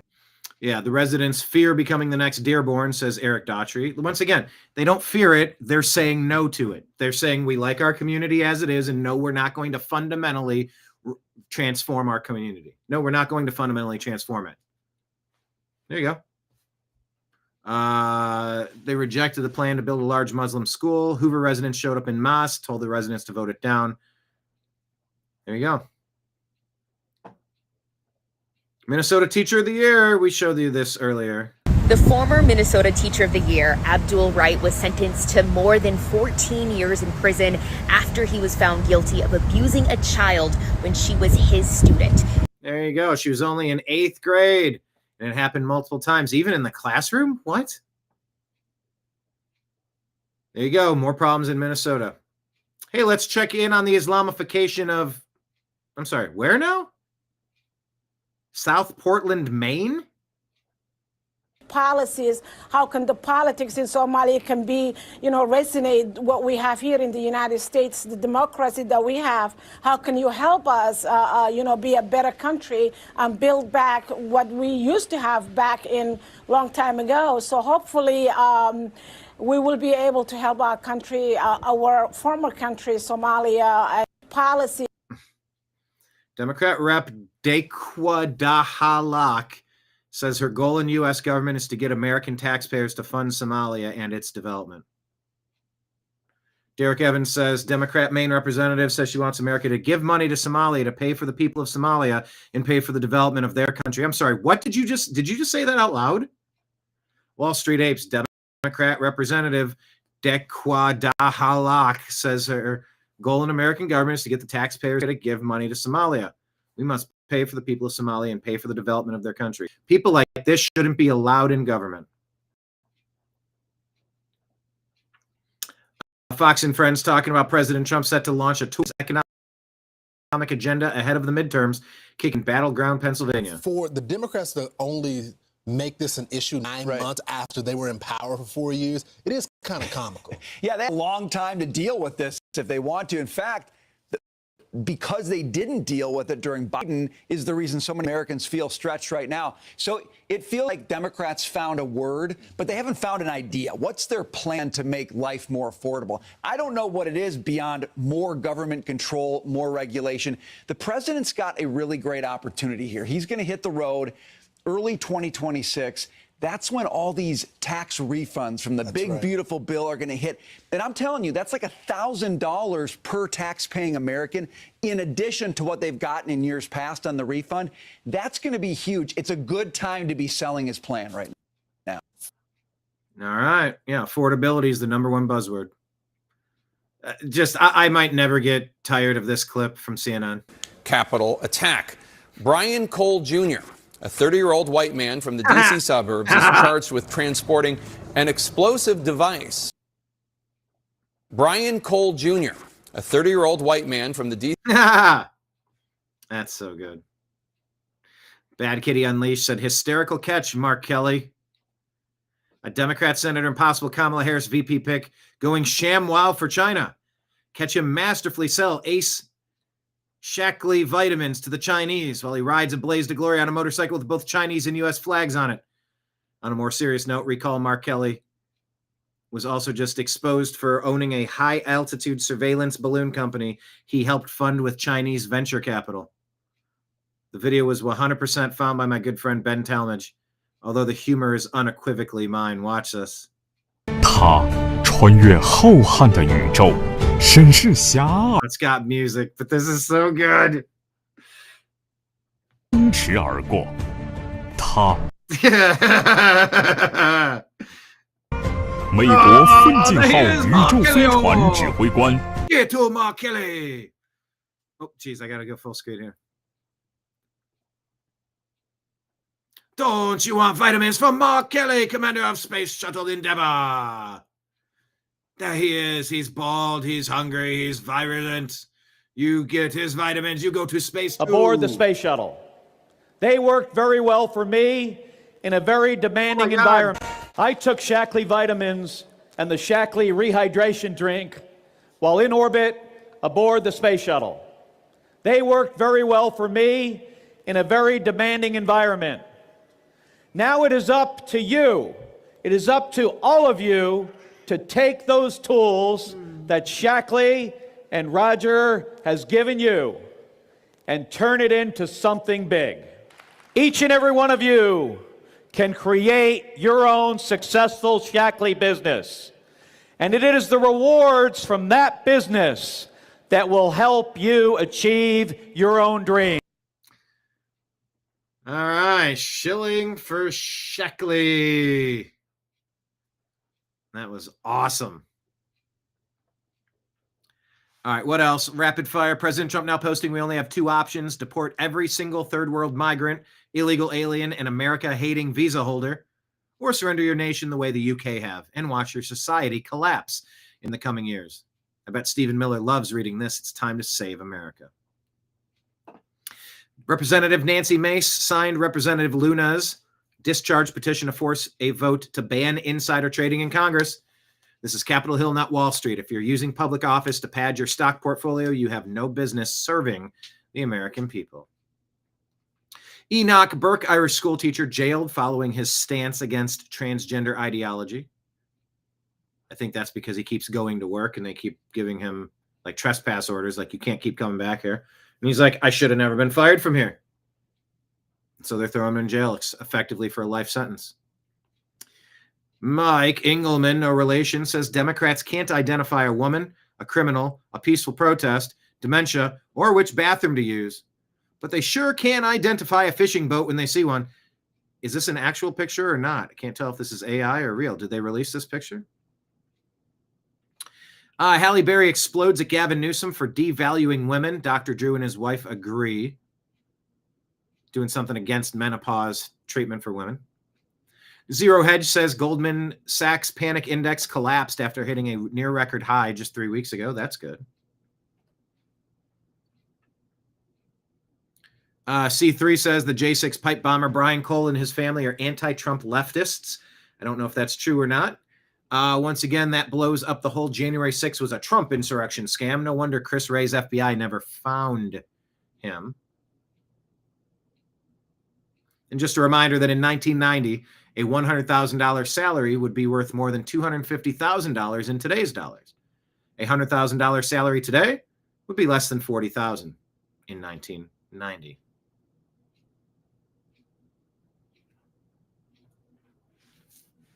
And that's what I wanted to share with you today. You were actually expecting Trump to give out money at Christmas time so he can look like Santa. That's hilarious. No, I think it's going to come next year before the midterms. All right, everybody. Thank you for being here. I got to run. It's been a blast. Have a great weekend. I don't know if I'm going to do a show tomorrow morning. Maybe, maybe not. Who knows? Keep your eyes peeled. And I do anticipate doing a show on Sunday for the Cleveland Browns live stream.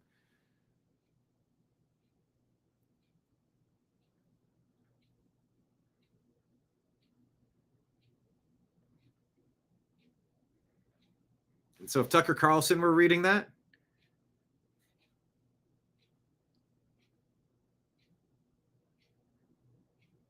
I'm scared to do it now. Now everybody's watching.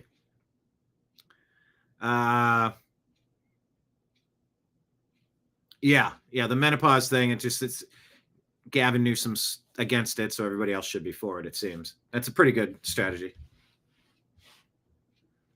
What would Tucker say? I was actually expecting Trump to give out, Trump to give out money at Christmas time so we can look like Santa.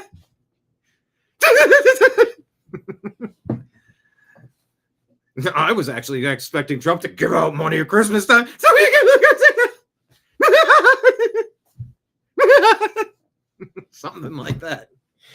I think I need to find a good paragraph where I can insert a couple maniacal laughs in there. I'll work on it for you. I did do the Tucker laugh, but I felt like all the eyes are on me and I didn't know how to do it because I don't practice it. I'll try to practice it more. That's my promise to you. All right. So I'm going to sign out for now. Thank you, everybody, for watching. Patreon subscription, Rumble, and YouTube. You can sign up to be a monthly member there. Thank you to everyone who has, including Deb. Rumble Rant Super Chats. If you enjoyed today's show, toss something in our open guitar case since we've been sitting here playing along and singing some songs with you. And until the next program, I appreciate you. I love you. And we'll talk to you again soon. Take care, everybody. Peace.